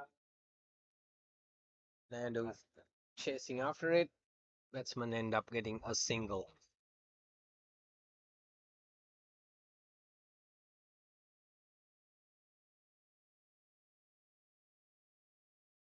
Bright sunshine here in Cape Town. Had 2 days of rain.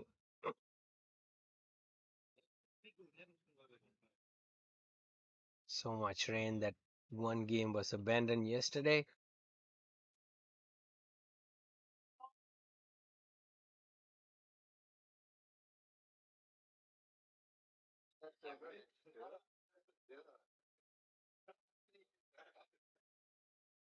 On the back foot. Straight to the fielder.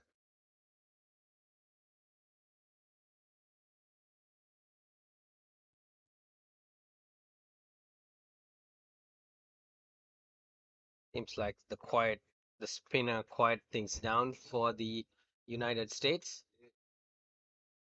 Yeah, just exactly the quiet over that they needed after a couple of good overs there with the bat. So just a couple coming off. Over number 6, score almost to 33 for 2. Good win on 16, Kalal on 4.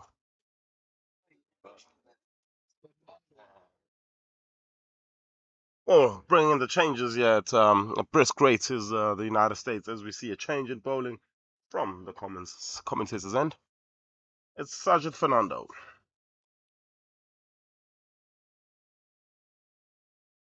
Sajid Fernando batted very well for the United States and also bowled well yesterday for the United States in that victory against Canada. Sajid Fernando, right arm over.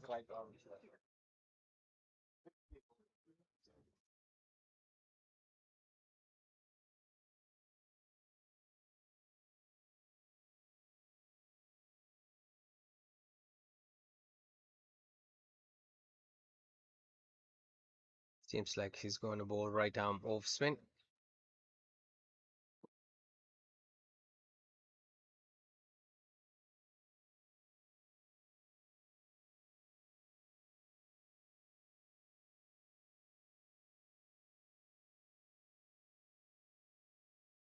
Short and hits it hard, and might be 1 run. A big shark into the deep, but man, protecting that long onish, very wide long onish boundary, and batters just get only a single. Carlisle, full face of the batting defense there.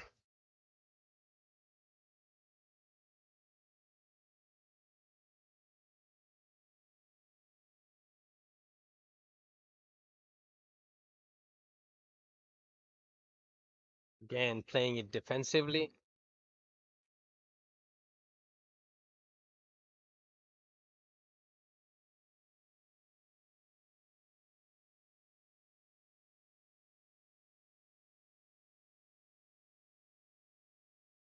It's a good ball. Sajid Fernando bowling a tight line.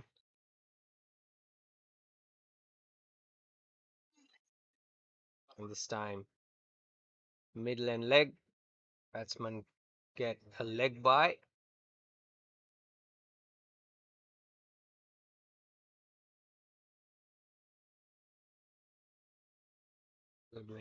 Goodwin having some issues with his calf. Might be finding it hard.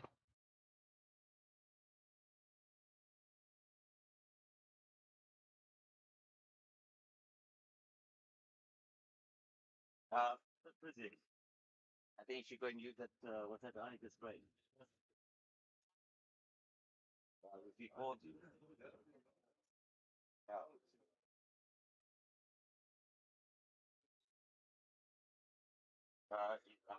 Sajid Fernando ends a good over. But he needs to make a 435. 7 gone, 35 for 2, Carlisle 4 of 11, Goodwin 17 of 21. Things have slowed down just a tad.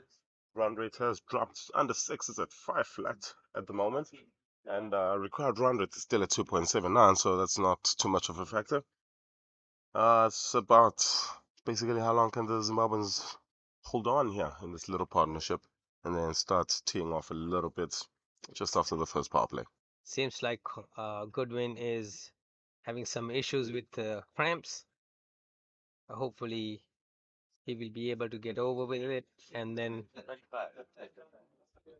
get on with the game.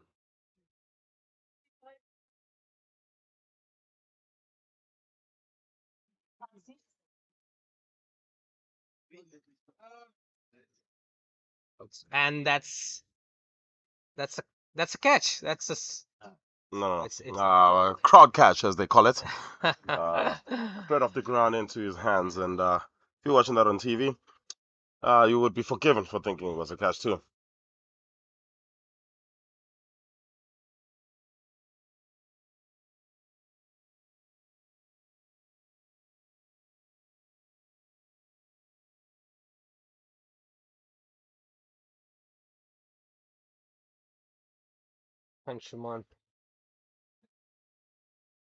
Himanshi Patadia beating the batsman's edge.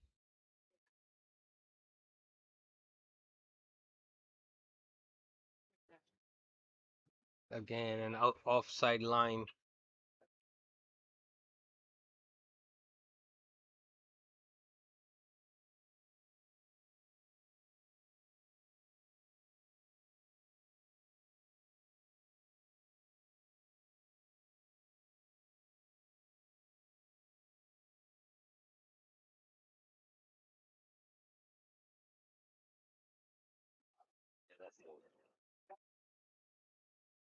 Beautiful from Himanshu Patadia there. Made an over. The 8th over of this innings. Derek Goodwin just, beg your pardon, Stuart Carlisle, just happy to play him out on that occasion. Score stays on 35 for 2 after 8. Zimbabwe requiring 107 more. Zimbabwe does not have to take unnecessary risks chasing this total. It's pretty much within their reach if they cautiously approach. Which one?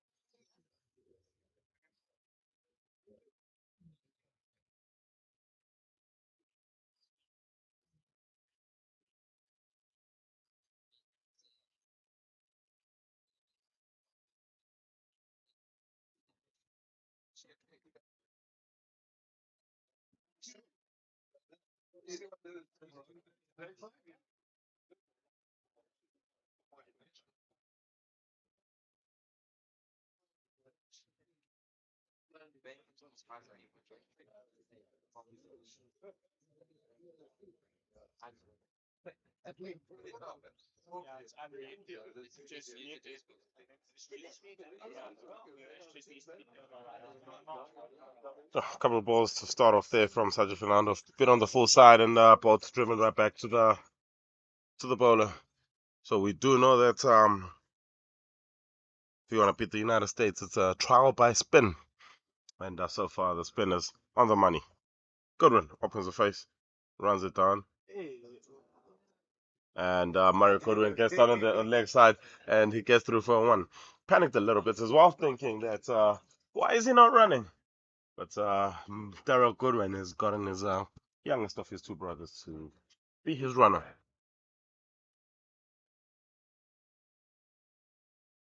Given the format of this play, given the format of this tournament, organizers decided to have an exception to international cricket law. Back in the days, we used to have runners, and then it was done away by ICC.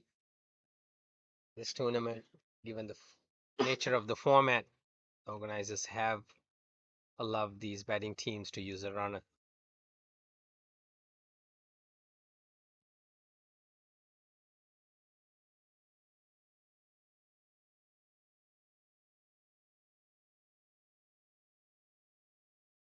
And that was pretty close. A confident shout from Sajid Fernando, tapping on the pads of Godwin. Probably the ball.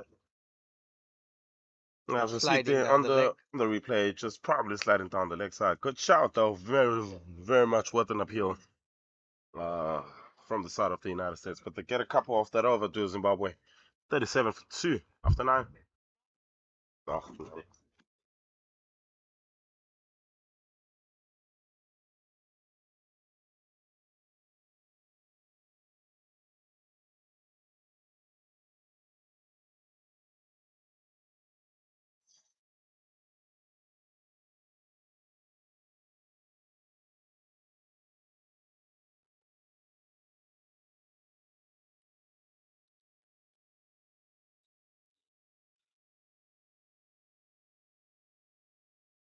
Tadia on the off stump.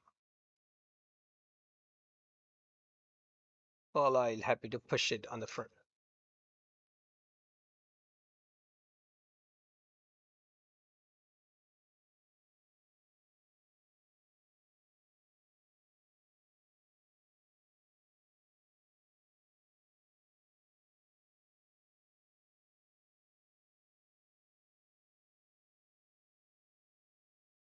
Tadia on the offside. Carlisle has nothing to do with it. Let's go to the wicketkeeper.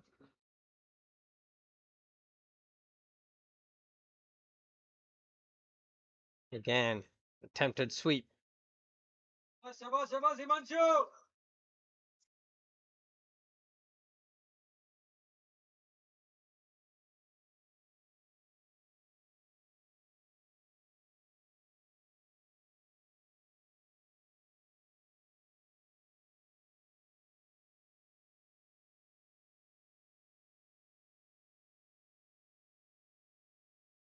Hey, Manchu Pataria has found a way to buckle these batters down, just put them back into their shell, and have to think about what they have to do, and see with this ball. This one just comes off the outside edge. Murray Goodwin just scampers through on the other end, and it is a single. So 38 38 for 2 after 10 overs for Zimbabwe. Things have slowed down from the 6.2 they were at to the 3.8 that they're going at right now. I think after the spinners came into the play, Zimbabwe's run rate has slowed down. Both Sajid Fernando and Himanshu Bhatia has controlled the run free they had earlier on. At one point, Zimbabwe were going at 5 per over, 5 plus per over.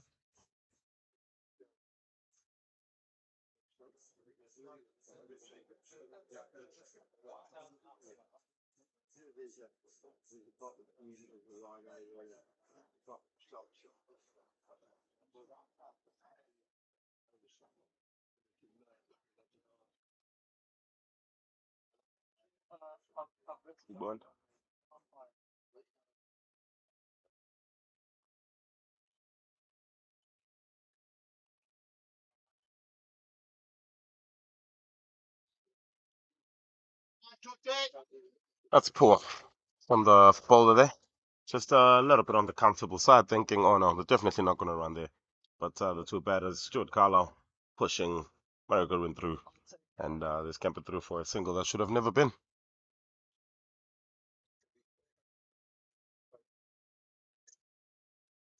Can't be right from now onwards.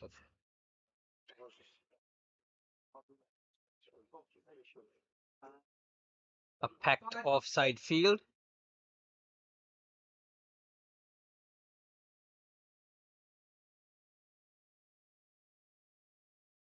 Captain feels that his bowler is not going to waver on the leg side.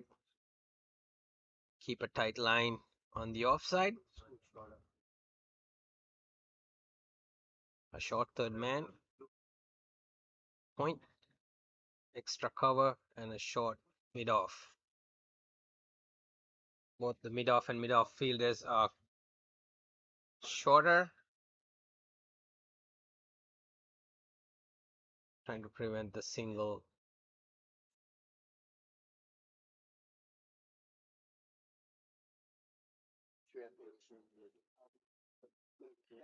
Goodwin this time manages to beat the fielder. Get one more.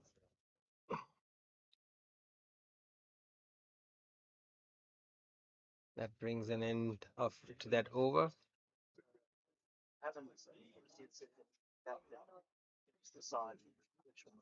11th at the end of the 11th over, Zimbabwe of 1440 for 2. The target is 141. Yeah, required run rate just pushes up now to 2.9 to the over. Zimbabwe's actual run rate drops down a little bit to 3.6 to the over. Thanks in no small part to Manchu Pataria, his bowled 3 overs for 3 runs so far. He's found a way to knuckle those batters down and get them just trying something different. For those who are waking up in the Midwest of the United States, we are here in Cape Town, South Africa. That's a nice shot and a good fielding, equal good fielding at the boundary line, and they managed to get 2 runs.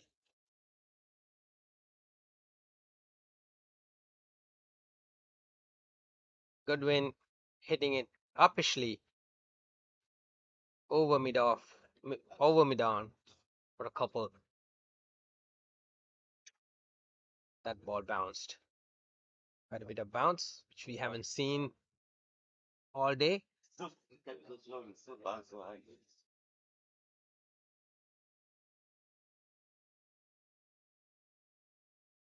And that's a half chance. About a yard in front of the fielder.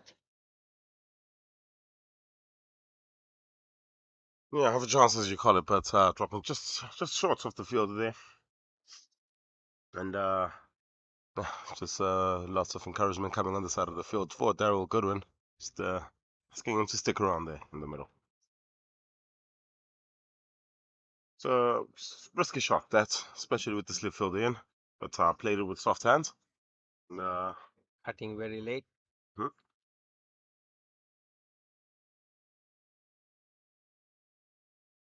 Taria. That's an excellent catch. That's the second excellent catch we've seen today.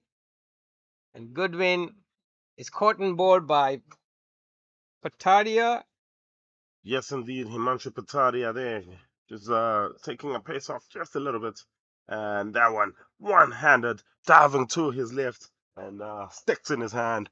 Another one-handed catch. Zimbabwe lose their third.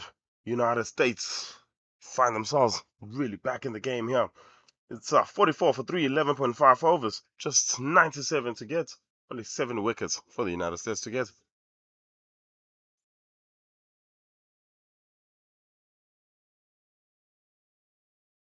For those who are joining us from the Midwest of the United States, good morning. We are here in Cape Town, South Africa, witnessing the over-50 World Cup match against South Africa, match against United States and Zimbabwe.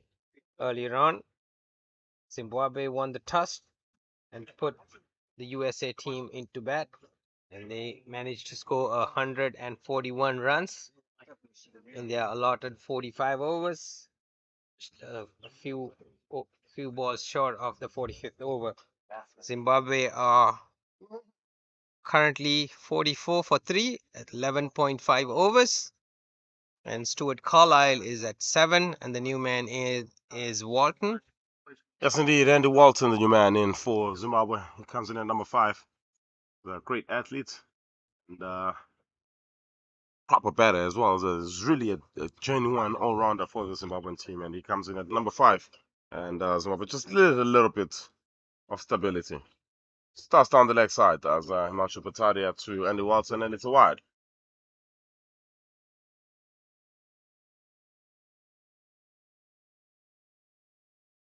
Zimbabwe needs to build their inning back up. Walton just plays that through the cover region, and let's cap it through for a quick single. 12th down, 46 runs on the board. Zimbabwe require 95. That's 2.8 to the over. The target is less than 100 runs, and Zimbabwe should start rebuilding and rethinking their strategy, scoring without losing any more wickets. Seems like we are going to see a change of bowling. Sajid Fernando has been taken off, and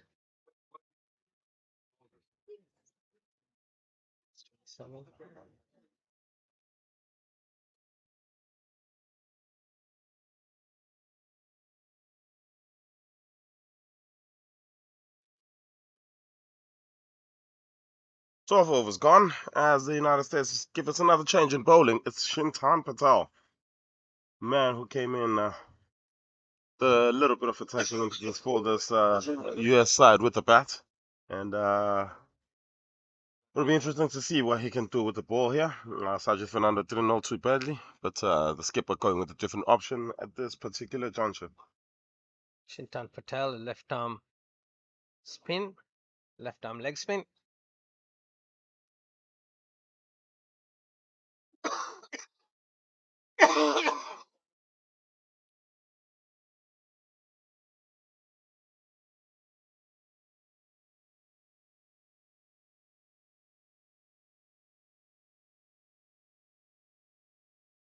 Starts off with a short delivery. Firmly hit down the ground by Murray Goodwin. Well, sorry, Andy Walton. And he gets 3.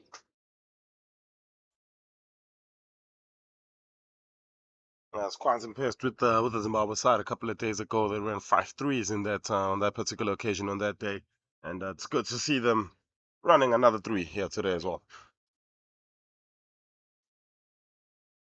Much better delivery.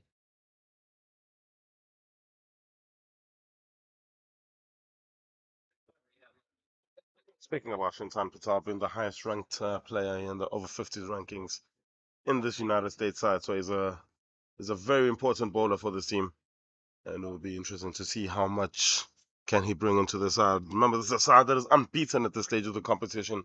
2 big wins, one against the neighbors last time out, and the other a big 4-wicket victory against Australia.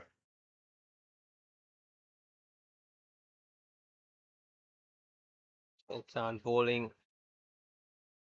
flatter than a traditional leg spinner. This time he gives a little more air into it. Picked up on the full, driven to a fielder, no runs. Yeah.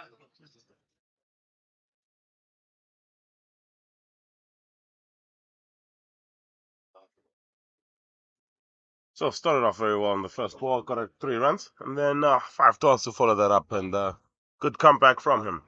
49 for 3 after 13 overs.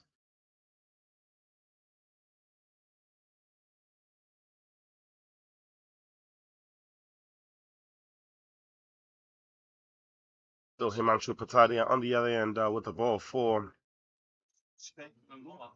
the United States of America. Zimbabwe just 1 run short of that 50 mark. 2.8 to the over. They got 3 in the last, so betting it's more or less just better than where they need to be run rate wise.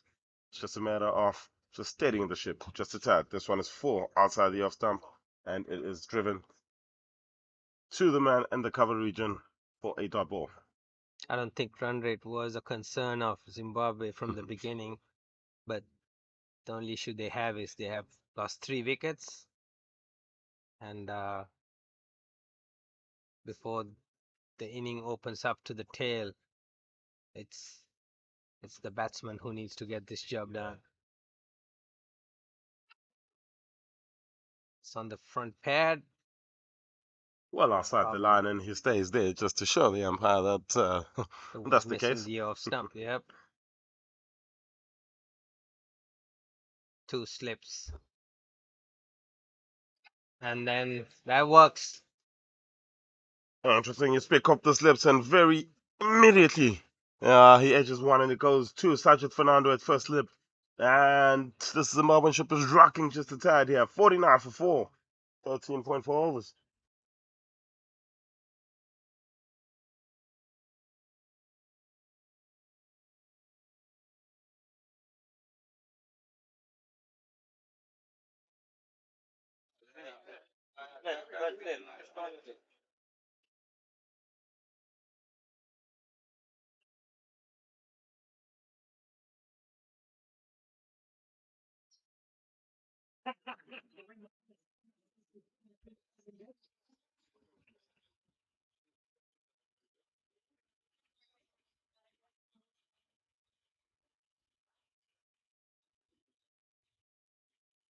Big wicket that for the United States of America. The wicket of Andy Walton. He departed, just made 4 to the Zimbabwean cause as we get the new man to the crease for Zimbabwe, Timothy Bartlett.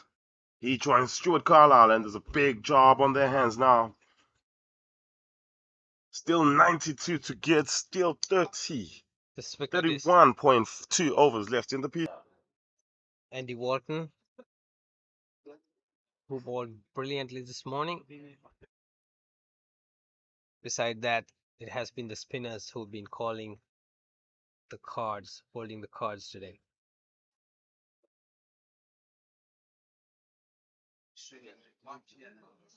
The new man in is Tim Bartlett. He'll be facing Himanshu Patadia.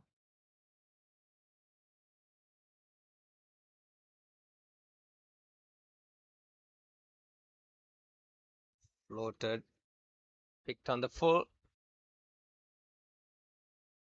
A big job here for Timothy Bartlett to kind of stick around here with Stuart Carlisle, veteran of 37 Test matches for Zimbabwe. It will be important for him to get a partner, but that is an absolutely beautiful over there from Himanshu Patadia. It's a wicket maiden for him. Score stays at 49. It's 4 down now after 14 overs.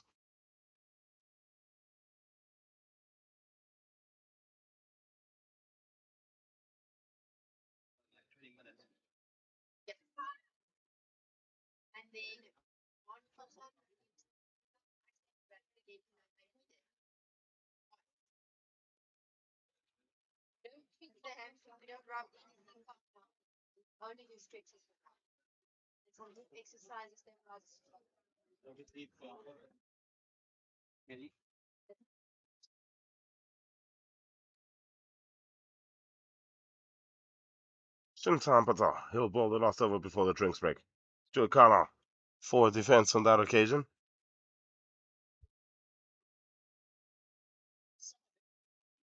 He's been in there for 32 deliveries. Came in at number 4 for Zimbabwe. This one is edged into the ground though for a dot.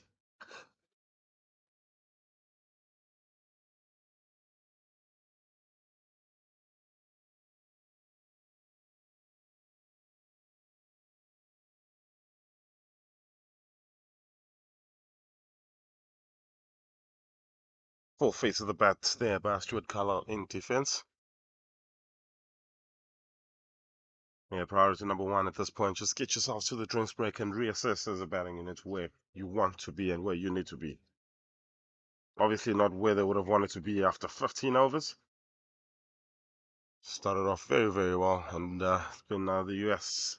It's been all USA for the last 9 overs.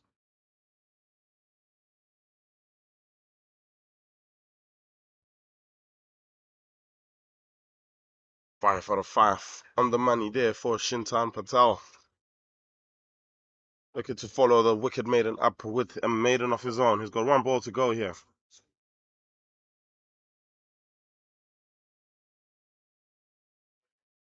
And indeed, it is exactly that. A maiden over for Zimbabwe. A maiden over for the United States. And that is 15 overs gone. 49 for 4 as we take a drinks break. Powered by Vita Plus 24.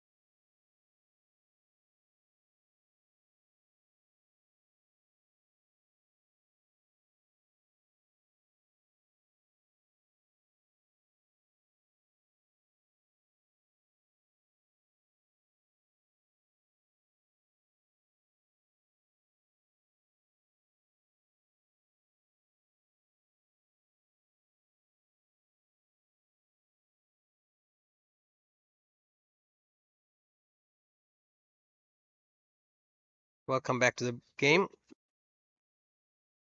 About to begin proceedings after the short break. So we are going into the 16th over. That'll be power play 2. 4 fielders permitted outside the 30-yard circle.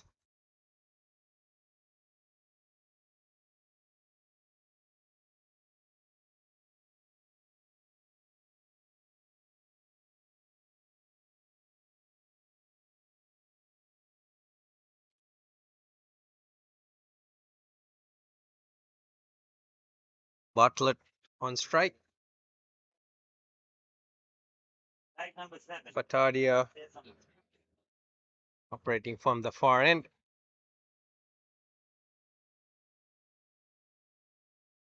Maintaining a neat line. Spinners have quite the Zimbabwean attack down. That ends the over.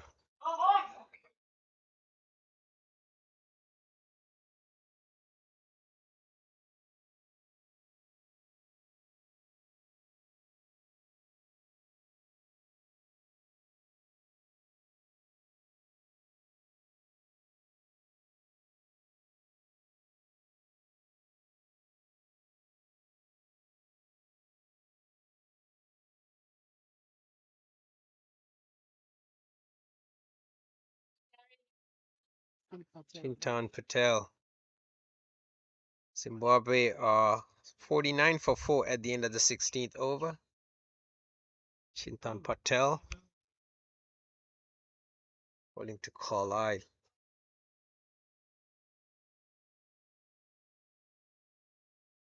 Like the delivery, Carlisle pushes it to off. Mid off and gets a single. That's a good single.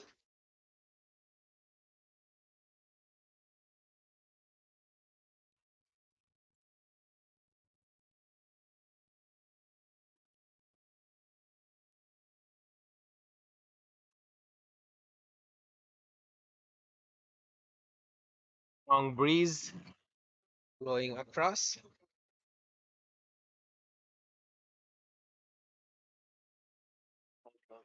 Doing some of the stuff here at the commentary box, including the tent we are sitting in.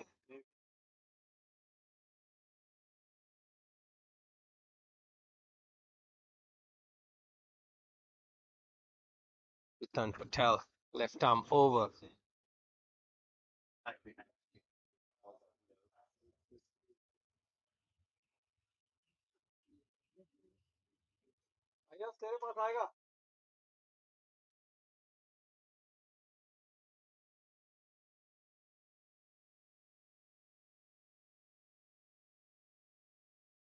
Wraps it on his front pad. A half-hearted appeal. Umpire has nothing to do with it.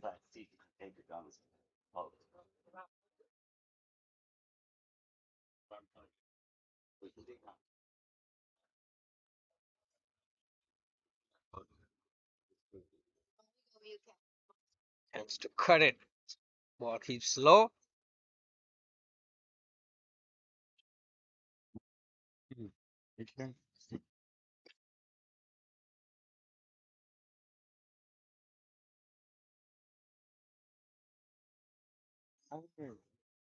Inside the off stump and lets it go. Happy to do it for now. Zimbabwe has a target of 141 to win this game.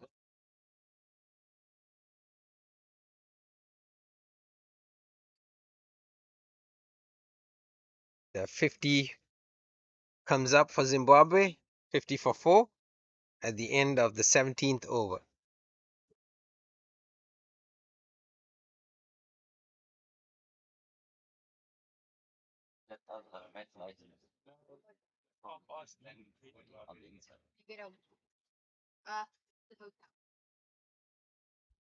It's been going for a week. Hey, what's going on, Johan? Have you enjoyed it so far, yeah? Yeah, it's pretty interesting. Okay. I'm enjoying the experience and Yeah, definitely, yes. meeting people. You've obviously met Wayne and commentated with him as well. Yeah. Zimbabwean versus American, right? Zimbabwe versus America. Yes. No, well, Wayne's from Zimbabwe. Oh, is he? Yes. I thought he said, didn't he say he's from Johannesburg? He's from Johannesburg, Oh, but he he lives. was born in Okay. Zimbabwe. Okay. I think, like, after school, he came to South Africa. That's, are we on here? Hmm. That's a boundary. Pretty neat hit by Carlisle. Carlisle been there for quite a while now, seeing the ball better, and then picks it on the full and dispatches it to the boundary on the leg side. Hey, back.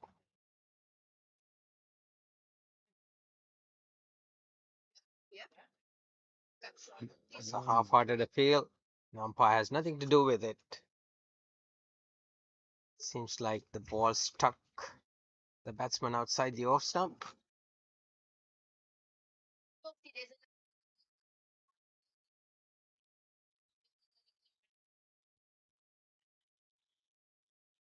Wait for tomorrow. Already, have you made the schedule for tomorrow? Sunday. I'll do it still today. Any preferences? Something Meat? in Milnerton. Oh, Okay. what do you have at the what is the international stadium here? Newlands Cricket Stadium. Are you have any games tomorrow at Newlands? No, we don't have any games there until the final. So the final is at Newlands. Newlands. Yeah, Yeah. I won't be here for the finals because I'm leaving next week. I mean, if I can travel, I live closer to Lagoon Beach Hotel. Okay. So if any team which stays at Lagoon Beach Hotel, I can jump a ride with them. How many teams are there? I think about 7 or 8 teams are there. Lagoon Beach. Or something locally close by in Milton. I think there is a high. Milton. Yeah, I think there is like a high school there, right? South Africa is playing Wales Day today. And Wales scored, I think, 251. Yeah. There's some high scoring games, and this is the lowest scoring game so far.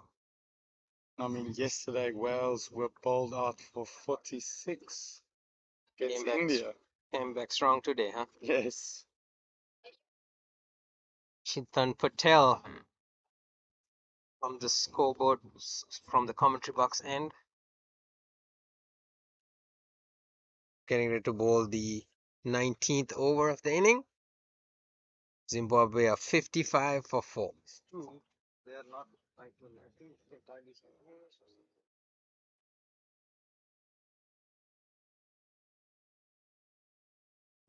the left arm leg spinner deciding to go over the wicket.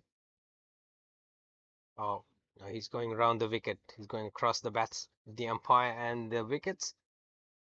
Okay, cool. I'll try and make this plan. Maintaining a offside line. Okay, sure.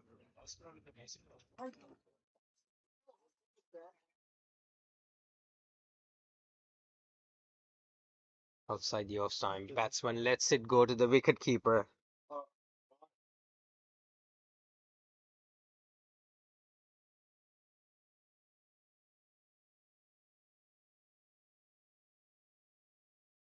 Drives it.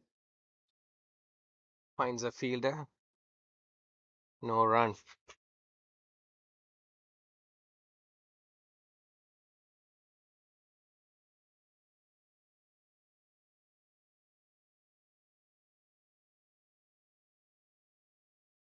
Carlisle been there for 47 deliveries. He scored 13 runs. Probably playing the inning throughout while the other batsman starts scoring around him. There's a neat drive on the leg side and they get 2 runs.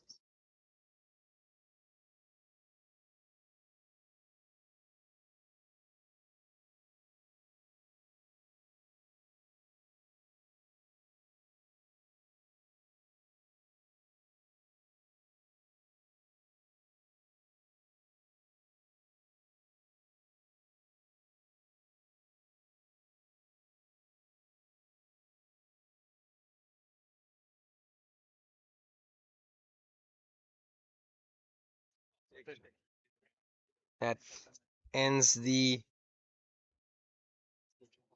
19th over. Zimbabwe are 57 for 4 in pursuit of 141 runs in 45 overs.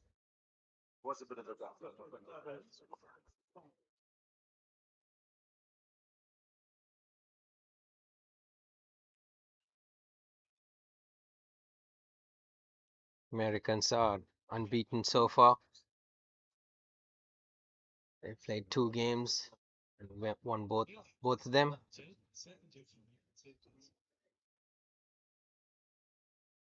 They would definitely want this winning streak to go for them.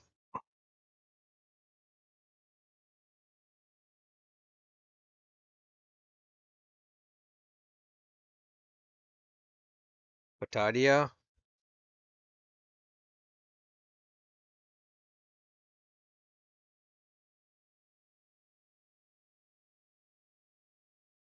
It's a good bit of fielding and good bit of running between stumps too. Carlisle slides onto his crease.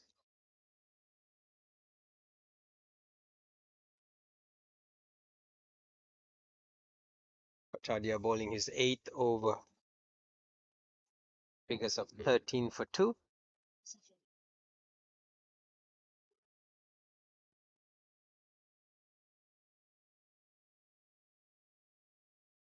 Bright sunshine over this field now.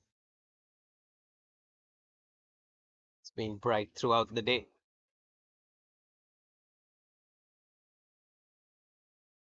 Ideal condition for cricket.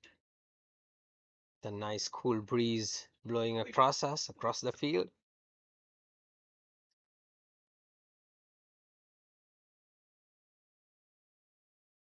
Patadia keeping an offside line.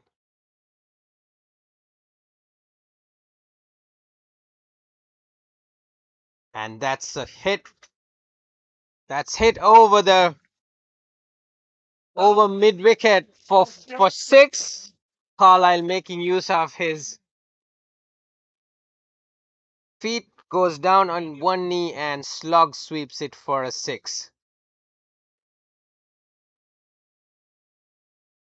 That brings the total to 64 for 4.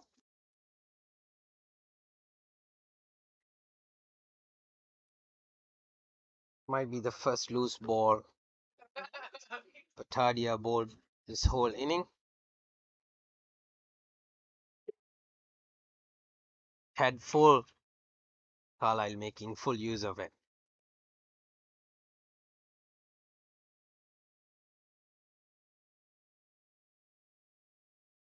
This time outside the off stump.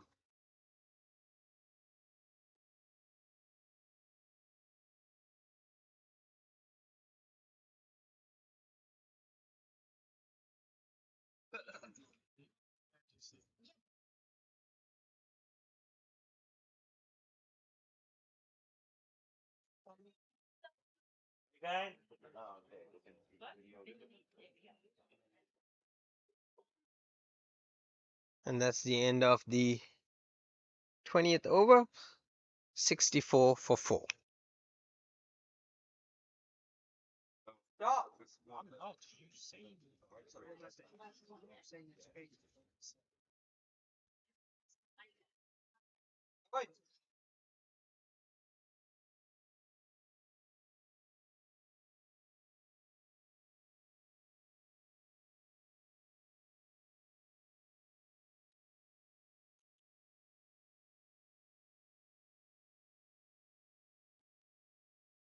Chetan Patel bowling the 21st over.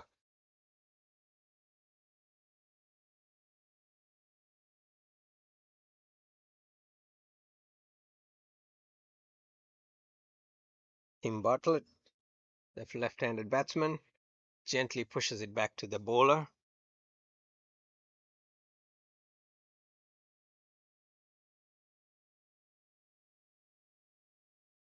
Bartlett is quite solid with his front foot.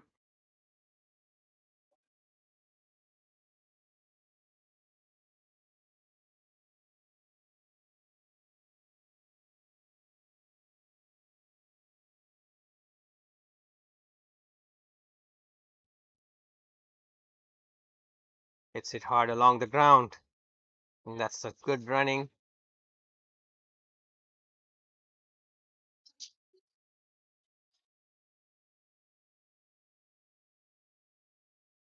Tim Bartlett.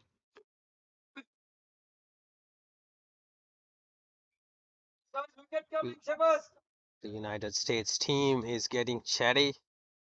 They want to stop all the singles as much as they can. Carlisle on strike. It's a packed offside field. One slip, backward of point, extra cover, a short mid off, and that's the end of the over. End of the 20th over, end of the 21st over. Zimbabwe are 65 for 4. Stuart Carlisle 21, and Tim Bartlett 2 not out.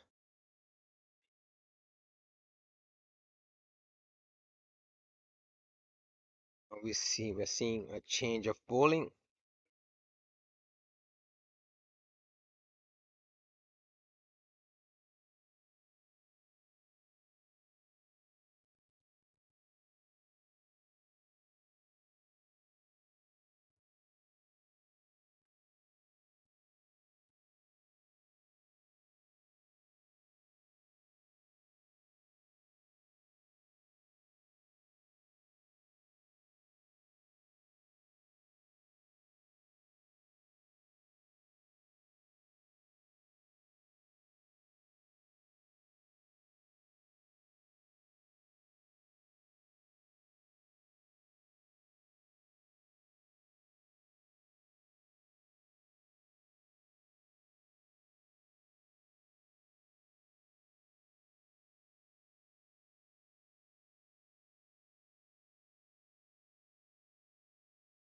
Change of bowler from the far end. Zubair Hassan.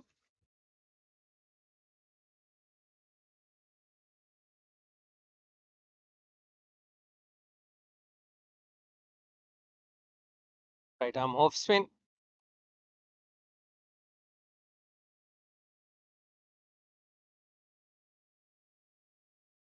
Tim Bartlett fends it off to a back foot of point area. No runs. And this time he manages to push it on the leg side to mid-on and get a single.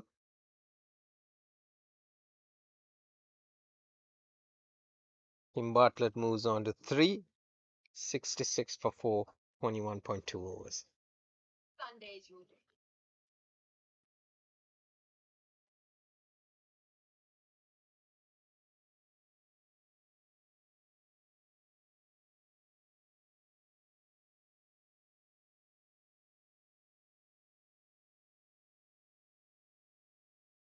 Outside the off stump.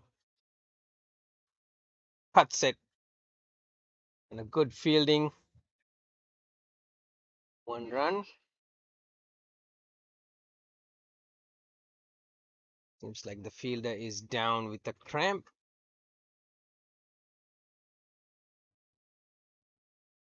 Good day. It's very chill outside under the bright sun.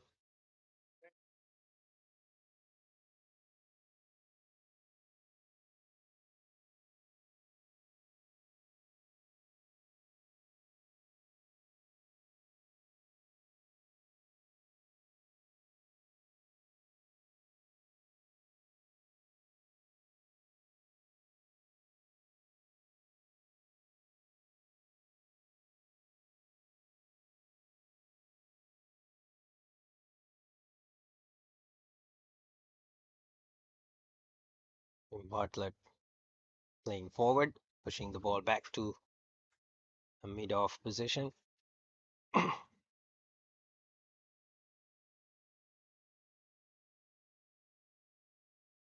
that's straight down the leg.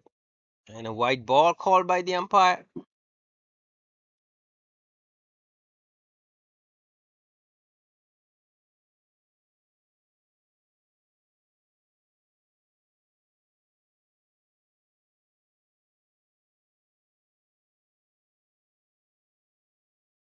Again, hits it back to the bowler.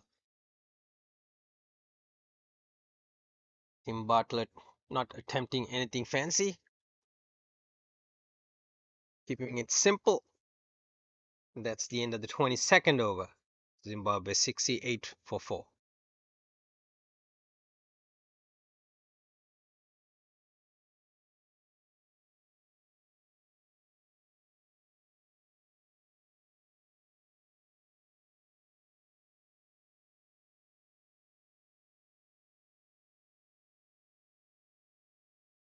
Chetan Patel to continue.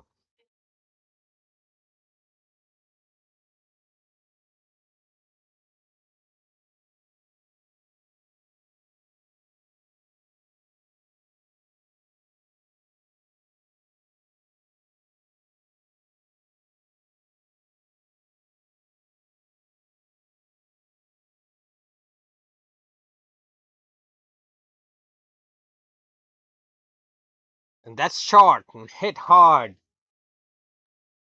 Might get a couple runs, maybe 3.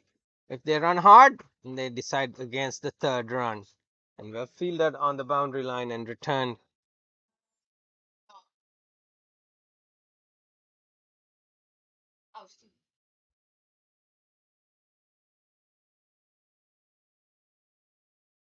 Elliot, how you doing? This time, Chetan goes fuller. At the stadium. Carlisle pushes the ball back.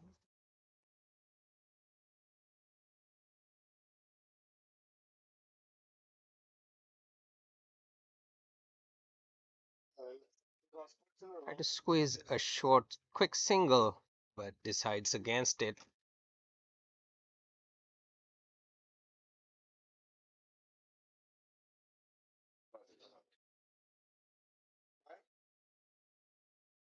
He's gonna tie. Advance. Ella. No, I don't. We need a tripod. Place it past the fielder. And then they get a single. Good running between stumps.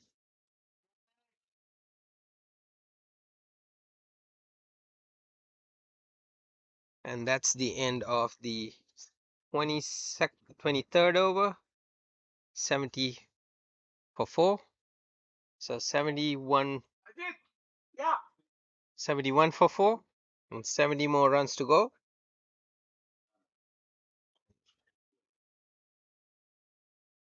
And 22 more overs to score those runs. Looking at the current equation, Zimbabwe are very much on track. But you never know.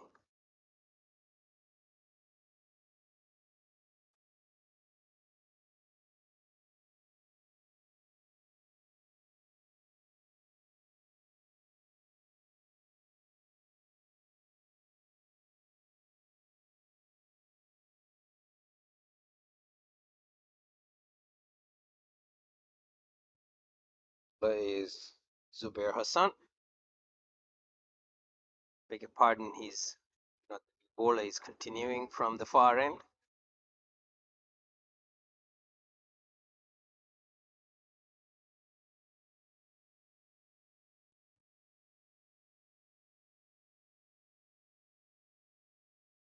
Attempted sweep.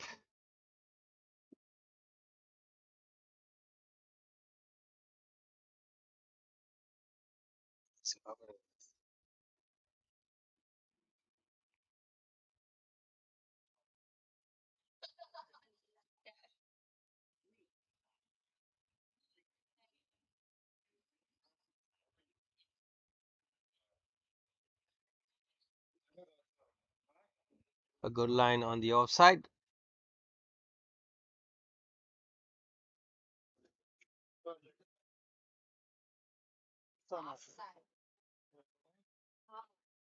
Place it on the flat side. Glorious drive. Might reach the boundary. Just they pull it just inside the boundary line. They get 2 out of that stroke. For those who are waking up on the west coast of the United States. Good morning. We're coming to you through Spin Vision from Cape Town, South Africa. The Over 50 World Cup. Over 50 World Cup game being played at Wynberg Boys High School Cricket Ground. United States over 50 team versus Zimbabwe over 50. Zimbabwe won the toss this morning, put the United States into bat, and they were able to score 141 runs in 45 overs. Zimbabwe is currently at 75 for 4. They're on the 24th over.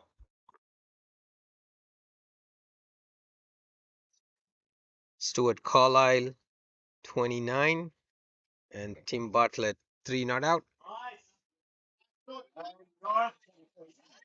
Carlisle plays it again on the leg side for a single. Zubair Hussain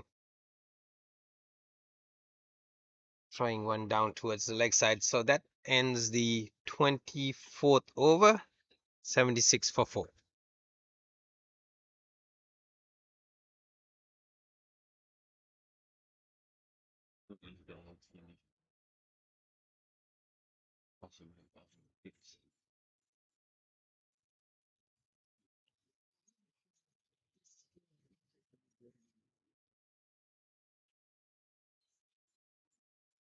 We have some distinguished guests here at the stadium watching this game.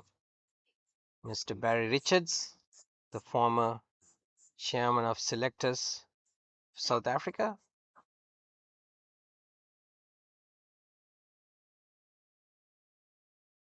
Among them,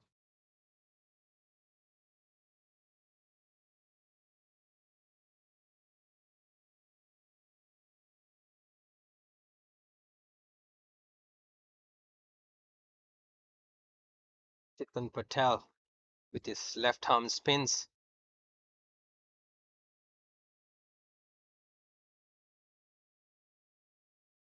Stuart Carlisle playing cautious inning.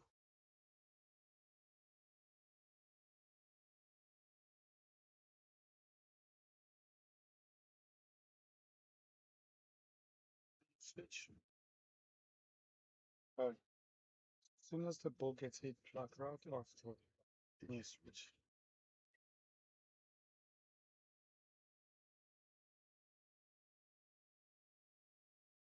On the front, drops it right in front of him and gets a single. That's good running between wickets.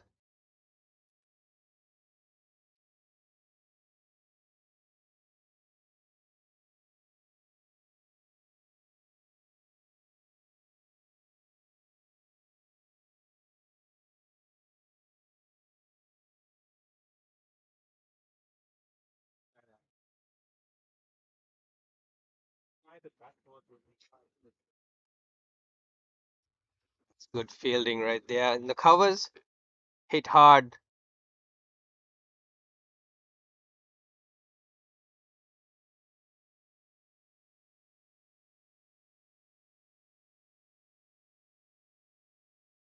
Again, pushed back to the field. The bowler, no runs.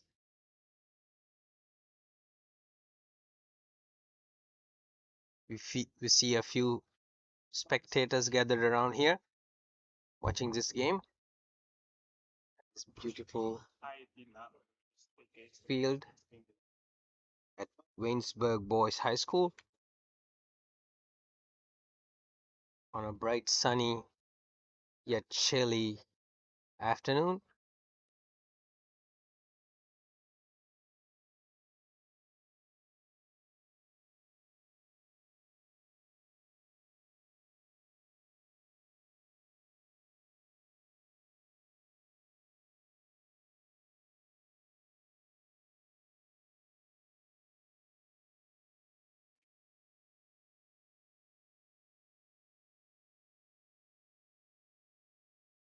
Zubair Hassan.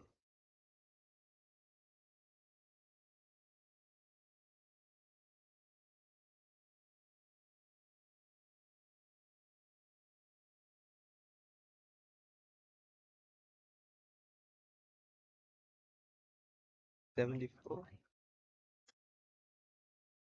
All I'll be out there for 74 deliveries.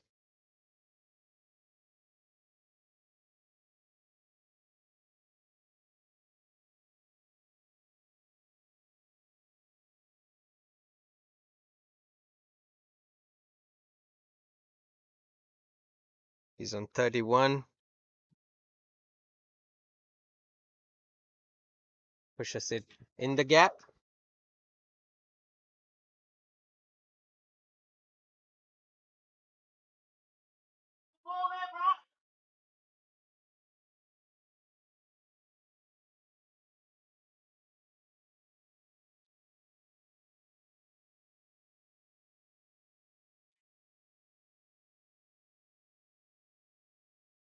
At one point or the other, the Zimbabweans should start thinking of rotating the strike more often. And that's upish, but dropped. Shiva Kavira Singer trying his best, running behind. It's always a hard chance.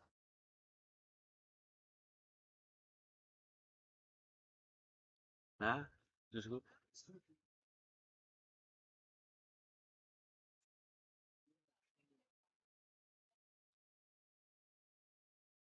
Swing and a miss. That's the end of the 26th over. 78 for 4. And the target is 141. Remember, this is a 45 over game.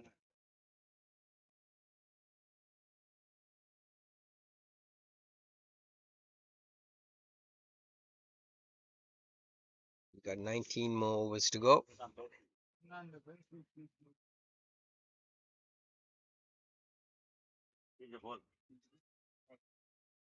Change of bowler from the commentator's end. Chitan Patel is done, and the new bowler is Sajid Fernando.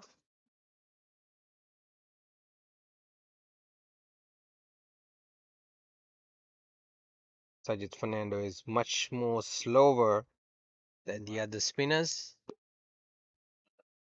Slower than Chitan Patel for sure. And that's edged through the slip cordon. They get a couple. They decided against the second one. It's one more.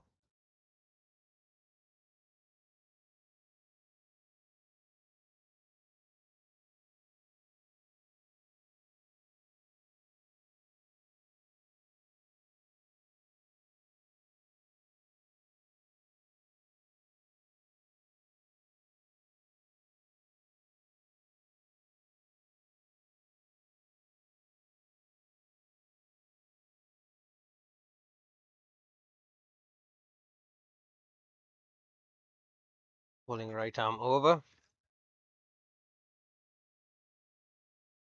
Sajid Fernando is making some changes to the field. He brings the field in. Probably teasing the batsman, making to hit over mid-on or mid-off. Maybe to get a false stroke.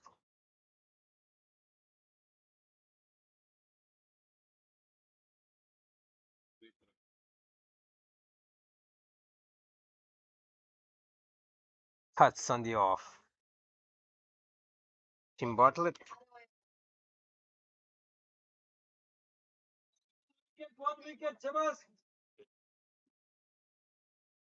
The USA changing room is calling for another wicket.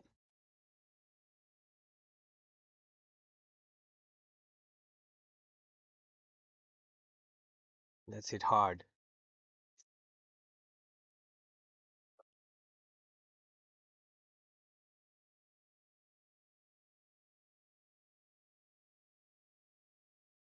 Zimbabwean batsmen should concentrate more on finding the gaps. Seems like every stroke they play ends up with a fielder, and that's the end of the 27th over. 79 for 4.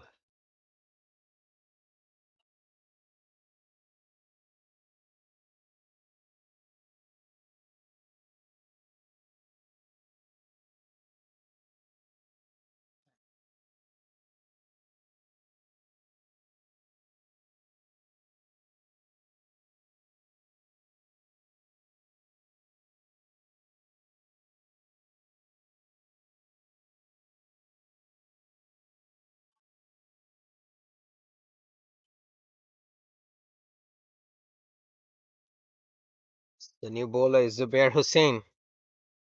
Tim Bartlett pushes it on the leg side for a single.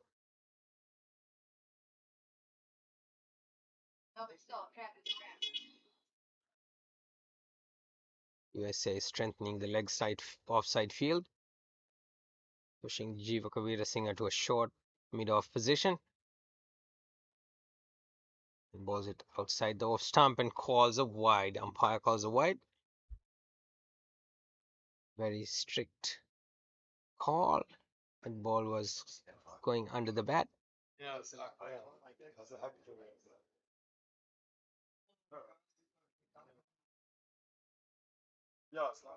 Appeal for a caught behind.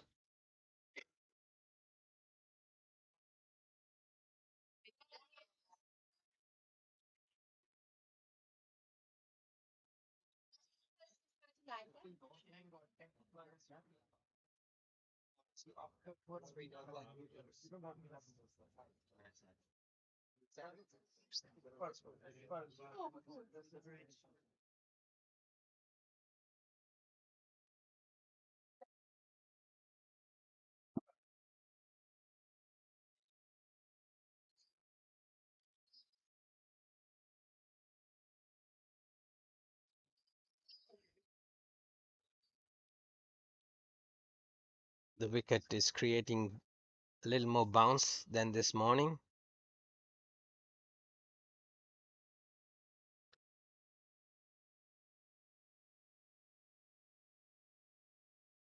The rains we had in the last 2 days had dampened the wicket. This morning we didn't see the bounce as much. As it dries up and hardens, we're seeing more bounce. And that's hit. Oh, and that's a dropped catch. Short mid-off position. Carlisle hits it straight to Jiva Veerasimha and he fumbles with it and end up dropping the catch. And it is quick. The action is slowly. And that's the end of the 28th over. 82 for 4.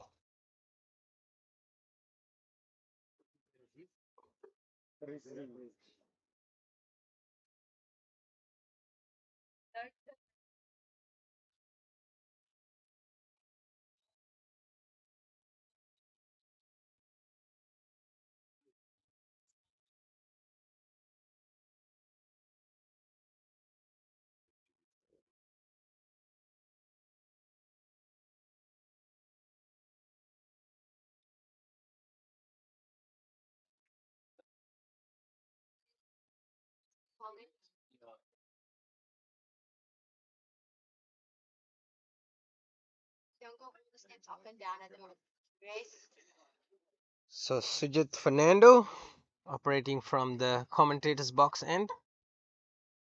Bowling to the left-handed Timothy Bartlett.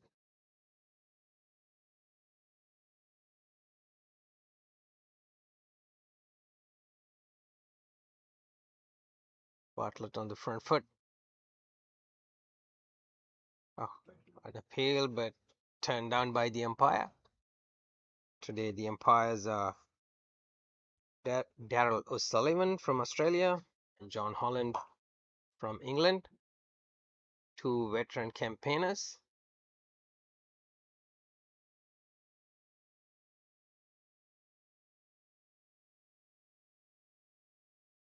Drives it straight to the fielder. managed to get a single.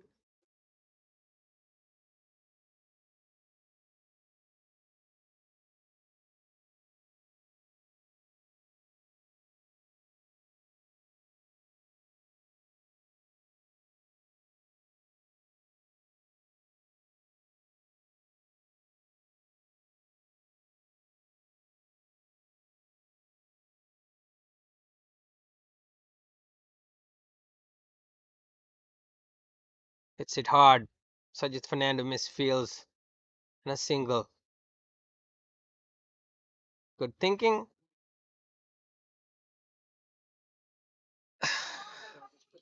Good thinking by the fielder, returning the ball to the wicketkeeper's end, where the non-striker was.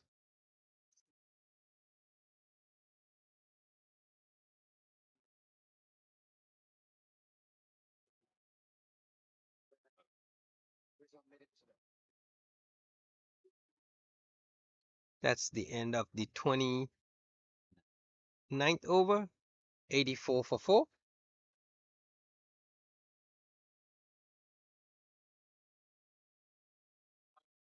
Zubair Hussain to continue from the far end.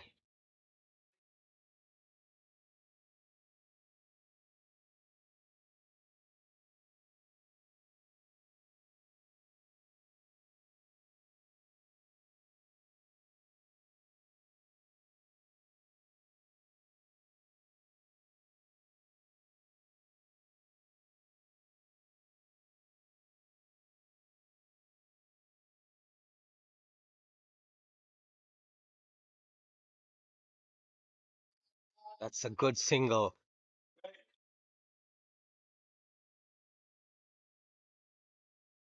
Pushes it on the offside and takes a single. Carlisle moves to 35.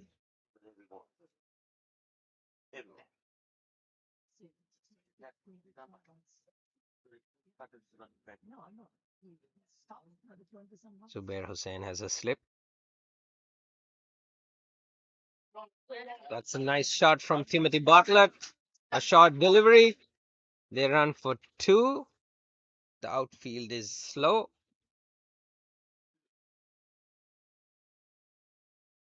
That shot is worth a boundary, but they get only 2 runs out of it.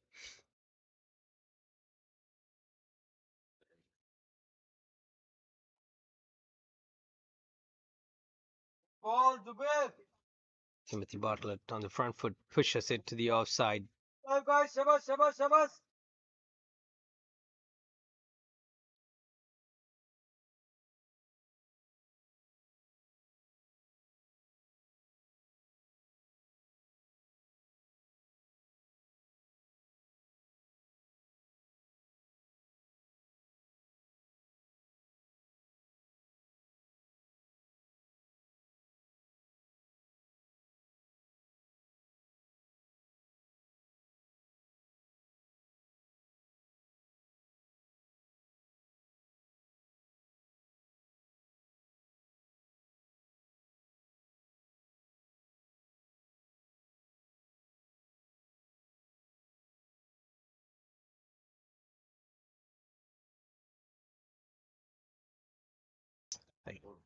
As was played on the offside for 2 runs.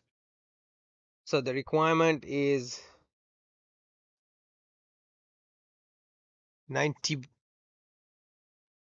52 from 91 deliveries. Still within the reach, well within the reach if Zimbabwe plays with caution.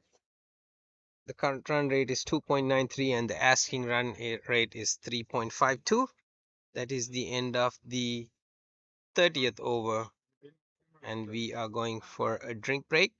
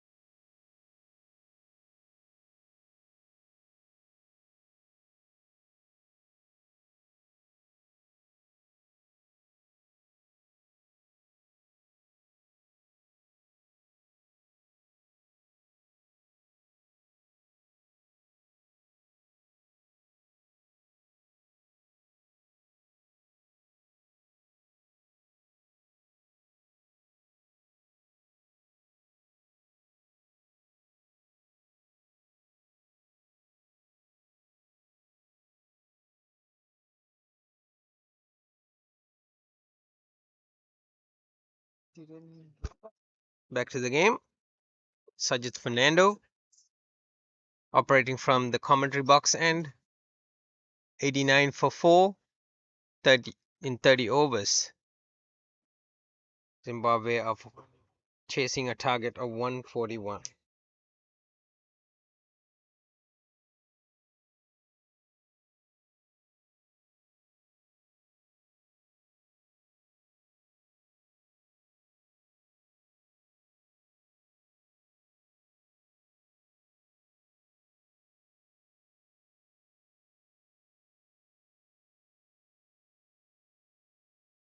Played straight for a single.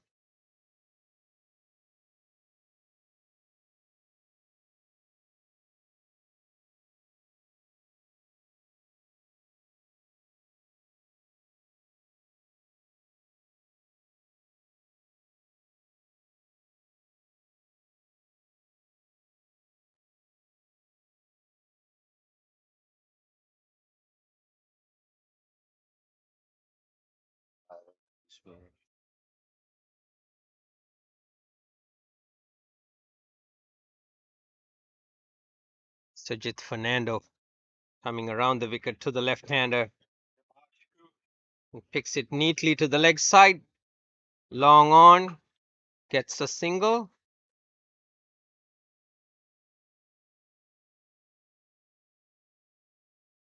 That brings Carlisle to the crease. Carlisle has been batting quite a while now.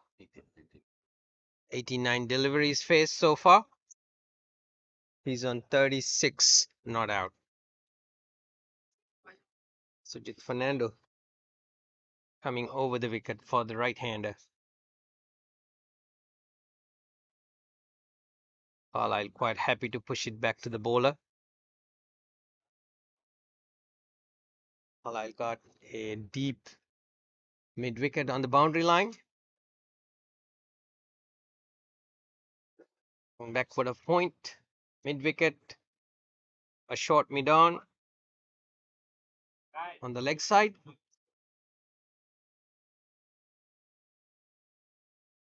Cuts it on the off. It's neatly placed.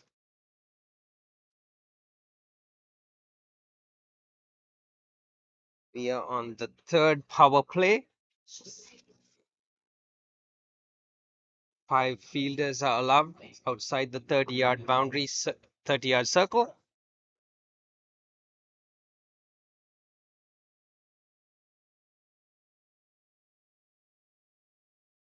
Sajid Fernando around the wicket.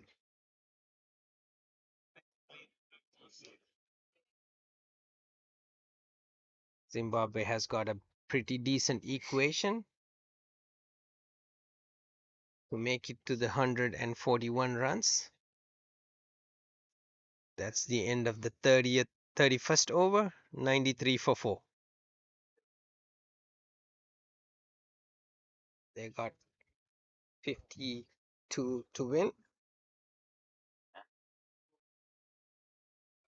Plenty of overs left.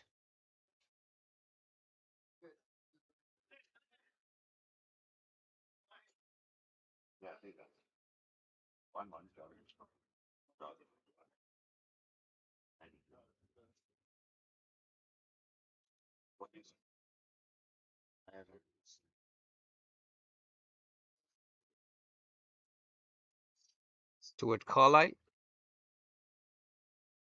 facing Zubair Hussain.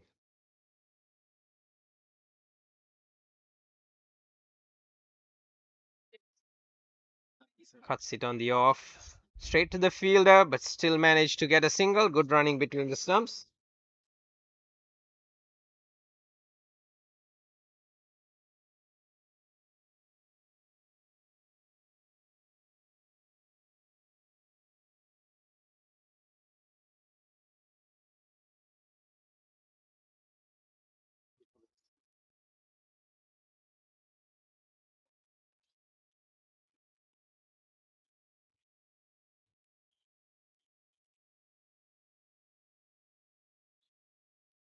Tim Bartlett and Stuart Carlisle.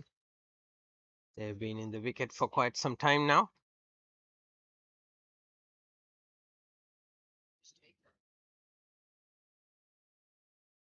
And this time he hits it. He finds the gap. He might get 2 runs.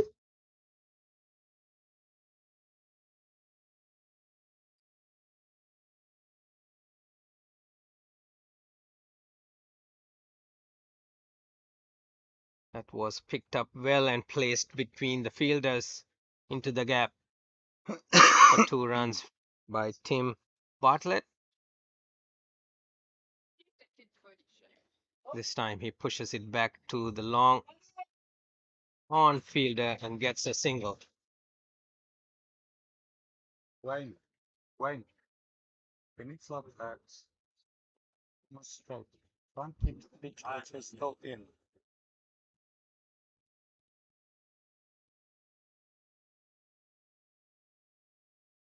Zubair Hussain operating from the far end.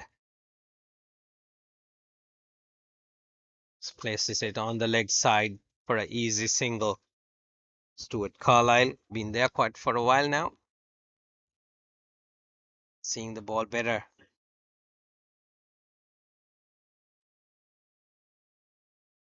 Carlisle's on 39 and Bartlett's on 15. 98 for 4. And that may bring the 100 for Zimbabwe. They got 41 runs more to win this game with plenty of overs and wickets on hand.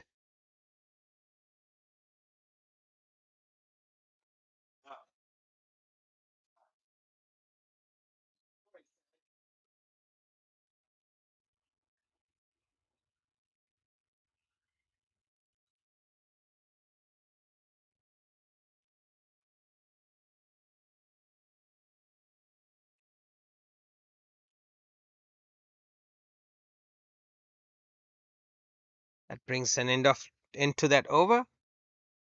The new bowler is Sajid Fernando. Fernando has bowled 6 overs for 13. 6 overs for 15 runs. 30. 50 runs. It's quite expensive. Sorry, it's 6 overs for 13 runs. I beg your pardon, 6 overs for 15 runs.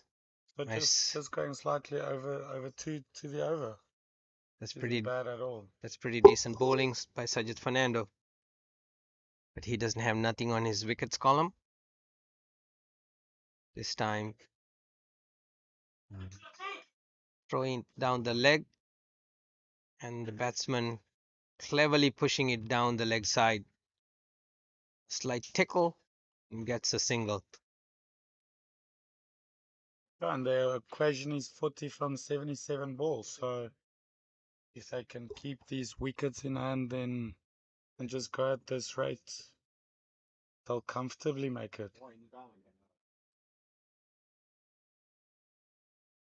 Thank you, Johan. That was Johan, the operations manager of Pitch Vision, the company which is bringing this live stream for you.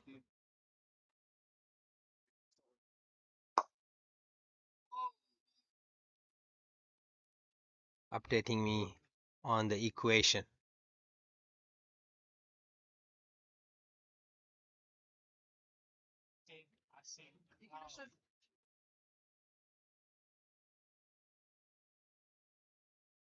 So for those who are joining us from the United States, the game started at 11:45 this morning local time. Toss was won by Zimbabwe. They put the US team to bat, and the US team was not able to go past 140 runs in their allotted 45 overs.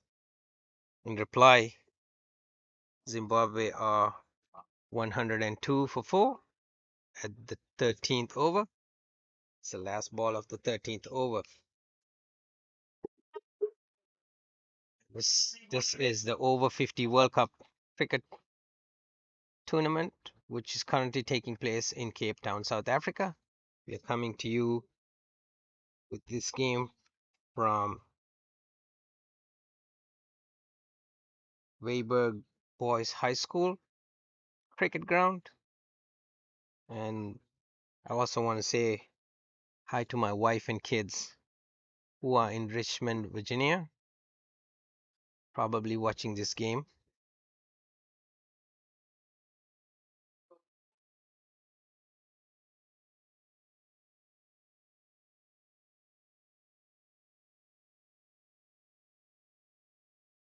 Even a silly.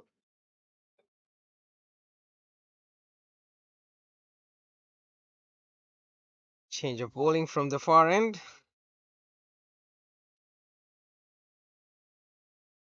It's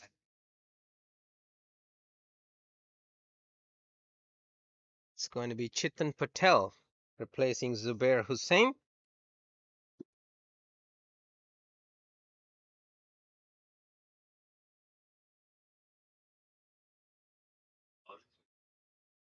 Left arm round.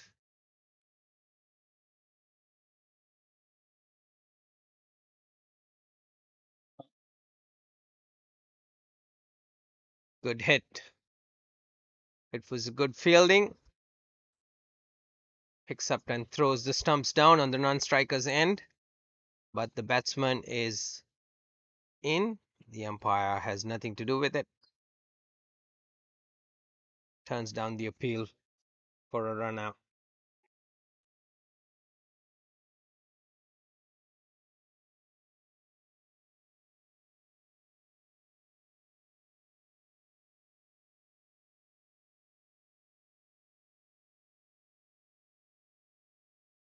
Patel feels his own bowling.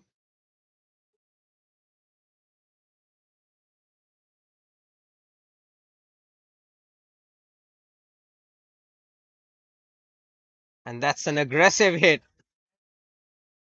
Hit uppishly for 4 runs. Tim Bartlett picks it up from the off stump and hits it on the onside. And that's an aggressive hit we've seen in quite a while. Brings the total up to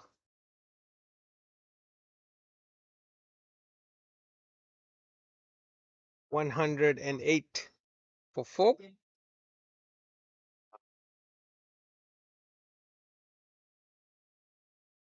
107 for 4. Beg your pardon.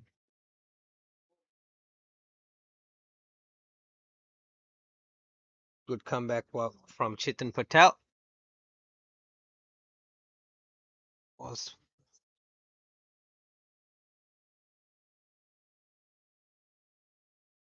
trying to steal a single there. A single which is not there for the batsman.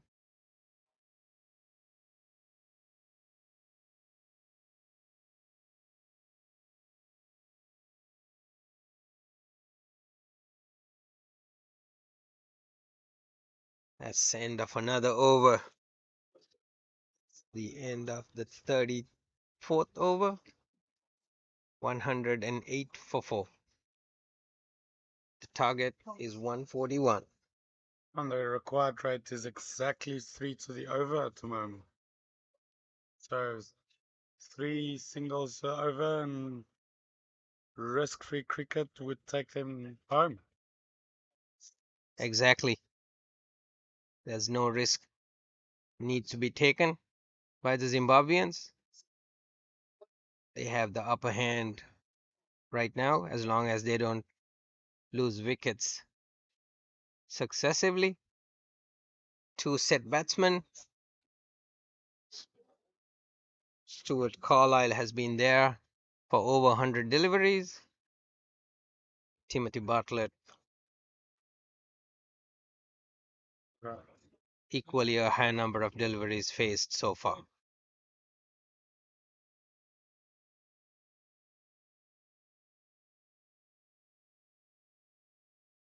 Sweeps it.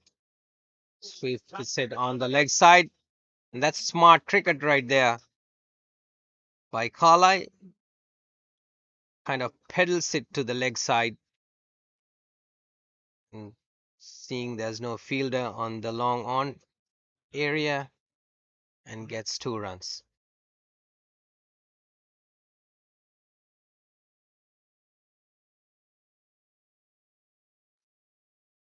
Zubair Hussain bowling from the commentator's end.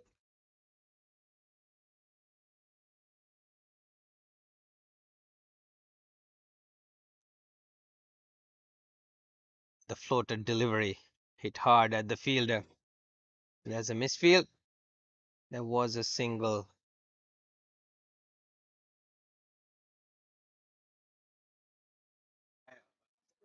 Yeah, probably easy single, but again, they want to keep it to risk-free cricket. Old saying that you never run off a misfield. So, yeah, probably clever on them.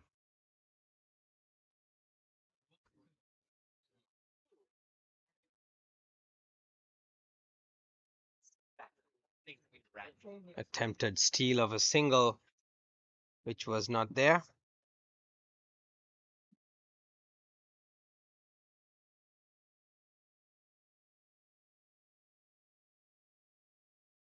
Playing onto the gap. Long on comes up, fields the delivery. And batsman cross over for 1 run. This is what Zimbabwe needs to do.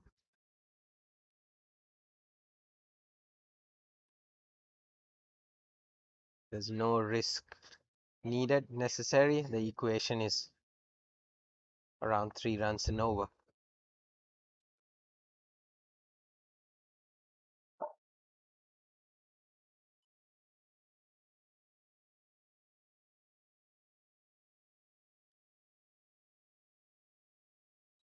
That's an appeal, good appeal, but seems like the ball pitched on the leg side.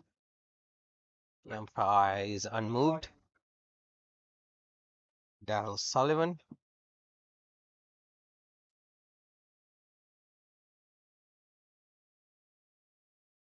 Laid down the leg side, too long on, and Tim Bartlett gets a single.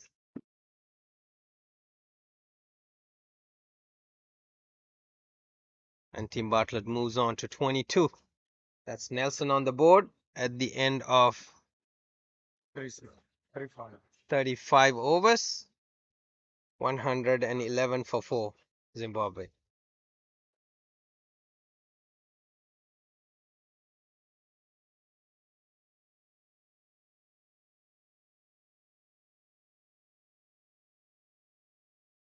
United States, they're desperate for a wicket.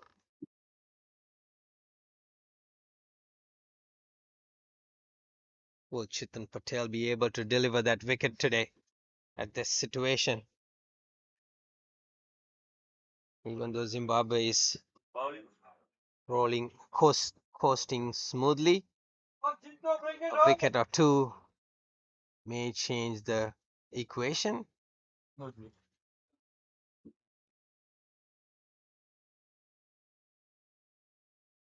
That's short and pulled really hard and well. And that's another 4 runs for the Zimbabweans. As we look at the replay here, Tim Bartlett pulled safe, just in front of square. Ball goes in front of square, uppishly lands in safe, and a boundary.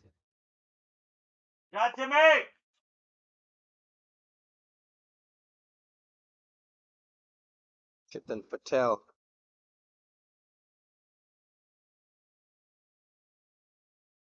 Had a good first spell.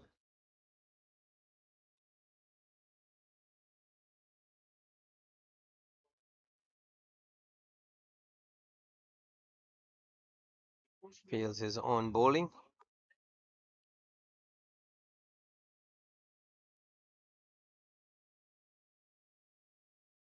Laid down the leg side for another single.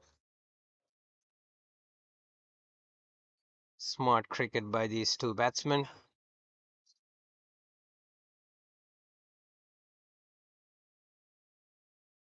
Not taking any risks. And playing the ball at its merits.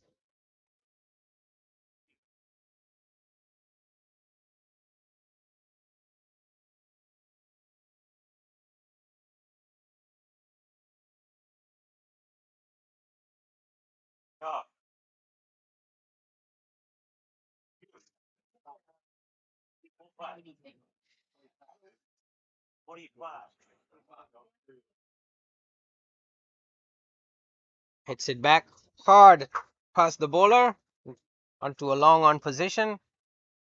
The long on fielder comes up and picks it up. They get a single.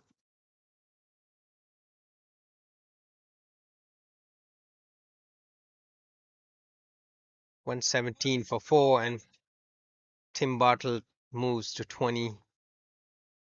Stuart Cartwright moves to 46, nearing his 50. Sorry, that's too far in. Not too far in.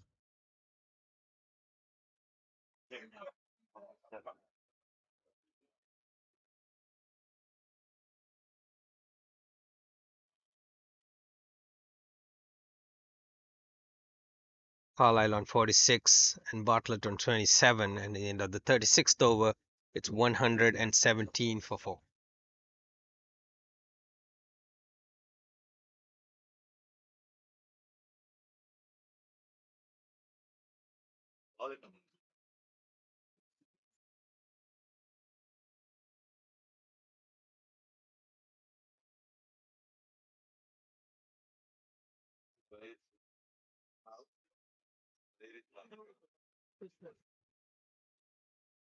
Zubair Hussain bowling from continuing from the commentator's end.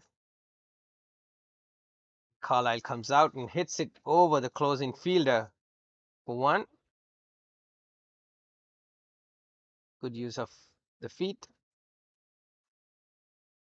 Carlisle moves on to 47.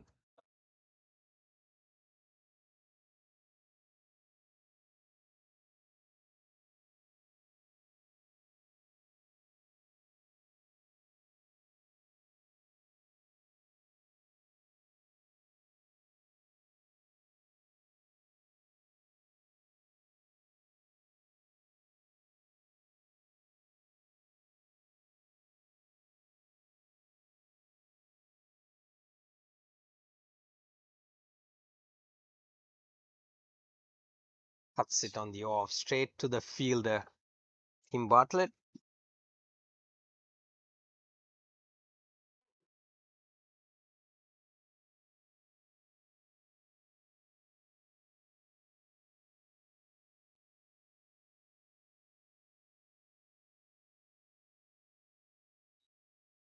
Out for an LBW, and the umpire turns it down. With the angle Zubair Hussain operating, that ball very well may have pitched down the leg.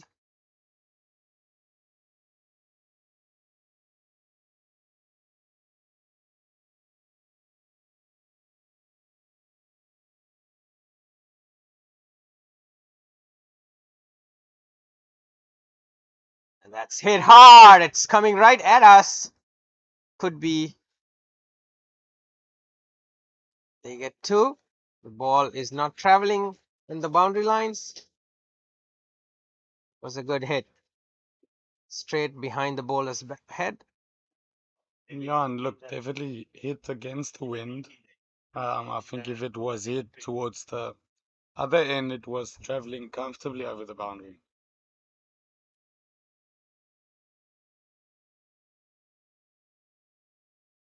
Tim Bartlett attempting to expedite the scoring.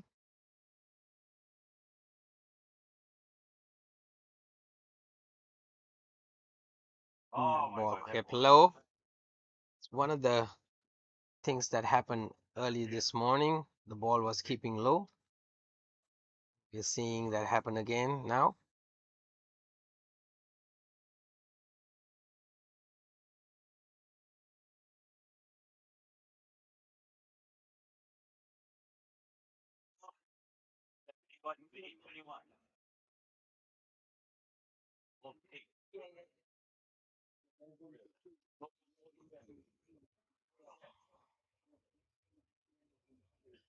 We have few spectators watching this game. It's a beautiful afternoon here in Cape Town, South Africa. It's bright and sunny, while there is a cool breeze blowing across the field. For Cape Town natives, this weather is not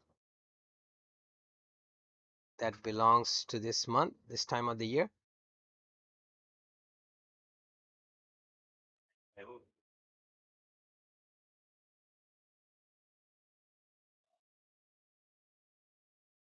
Running. Hey, Jake.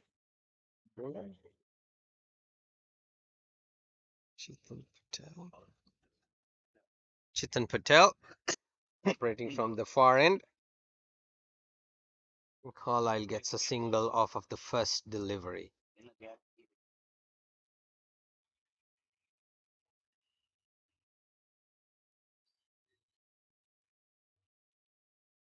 Hits it hard.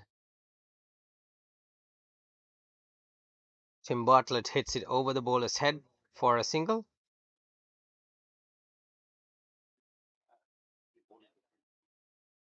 Tim Bartlett is on 29 and Carlisle is on 48.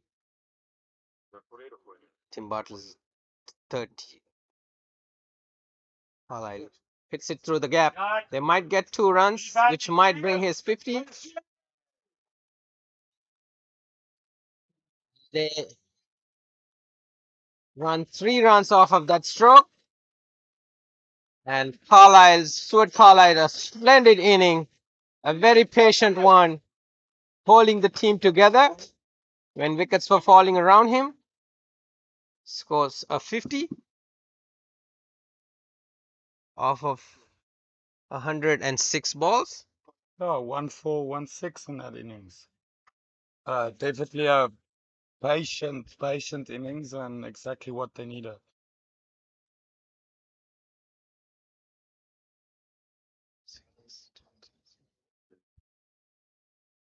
$15 more runs to win this game with plenty of deliveries left. And Carlisle hits the same stroke, but this time finds the fielder for a couple runs.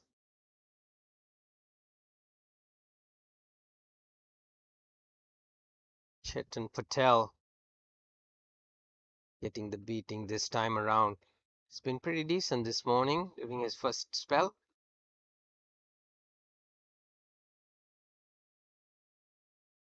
Runs are flowing freely now. Another single to Carlisle. 9 runs coming off of that over. 129 for 5 at the end of the 38th over.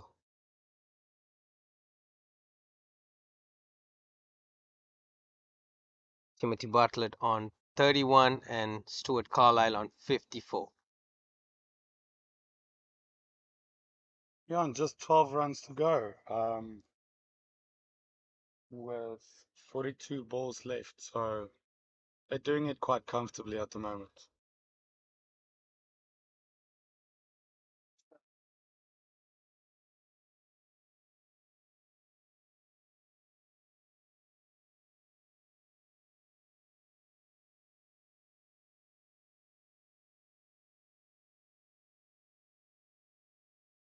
Strong breeze blowing across field.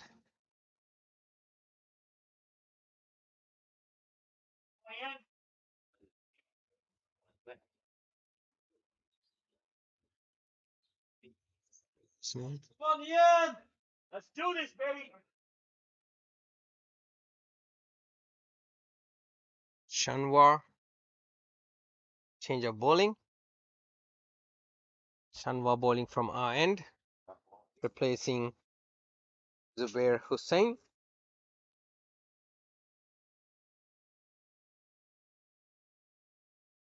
Medium pace.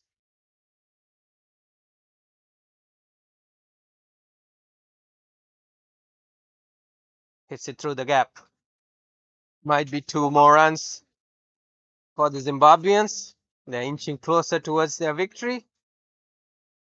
131 They got 10 more runs to wrap this game up. It will be a memorable victory for the Zimbabweans because United States have been the unbeaten team so far out of these two. Hits it on the off, hits it hard. That could be 4 runs. That's nice batting by Carlisle. Short outside the off stump, found some room and cut it hard for 4. 135.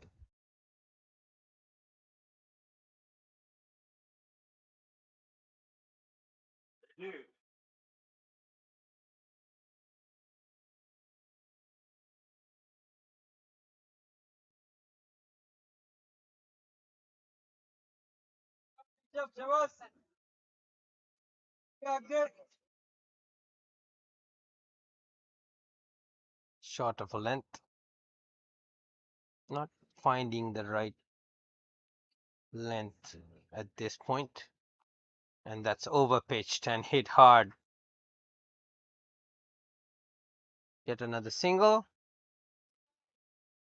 36 for 5. For 4. Tim Bartlett gets to bat after quite a while. Like on Tuesday, so done the same thing.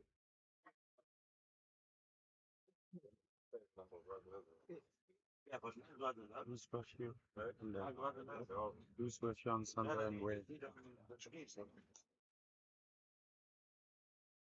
A packed offside field for Tim Bartlett. 7 runs came off that over. 136 for 4. And it's the end of the 39th over.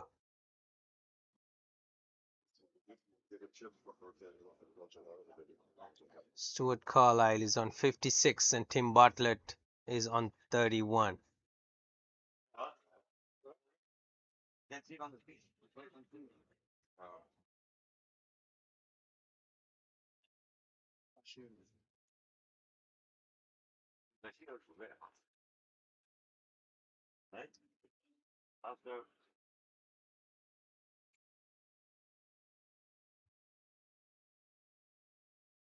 Batsman, bowler.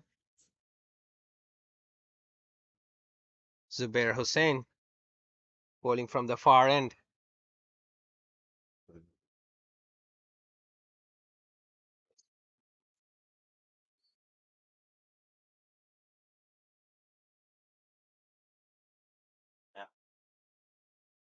Again outside the off stump and beats the wicket keeper.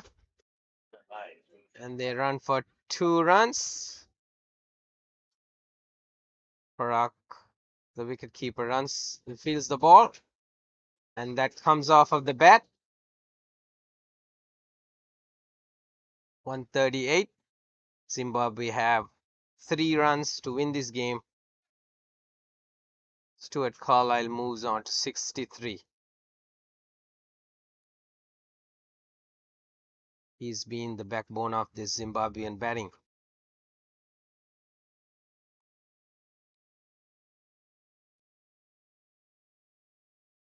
And let's place it down the leg side. That might 2 more runs. That ties the score. 1 more to win Zimbabwe.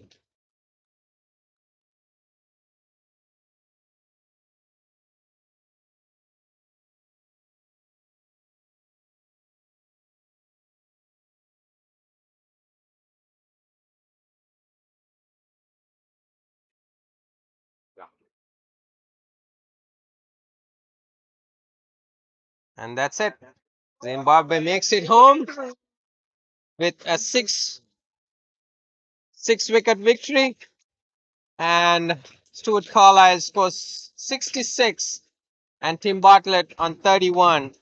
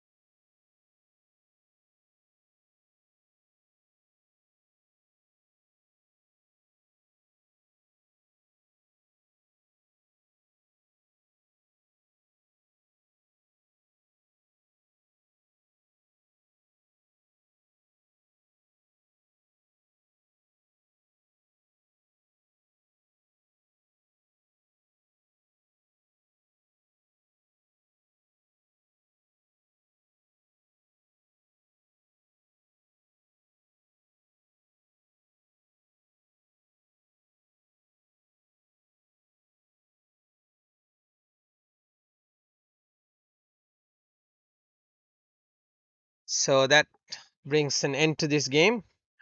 Zimbabwe has convincingly won over the United States team.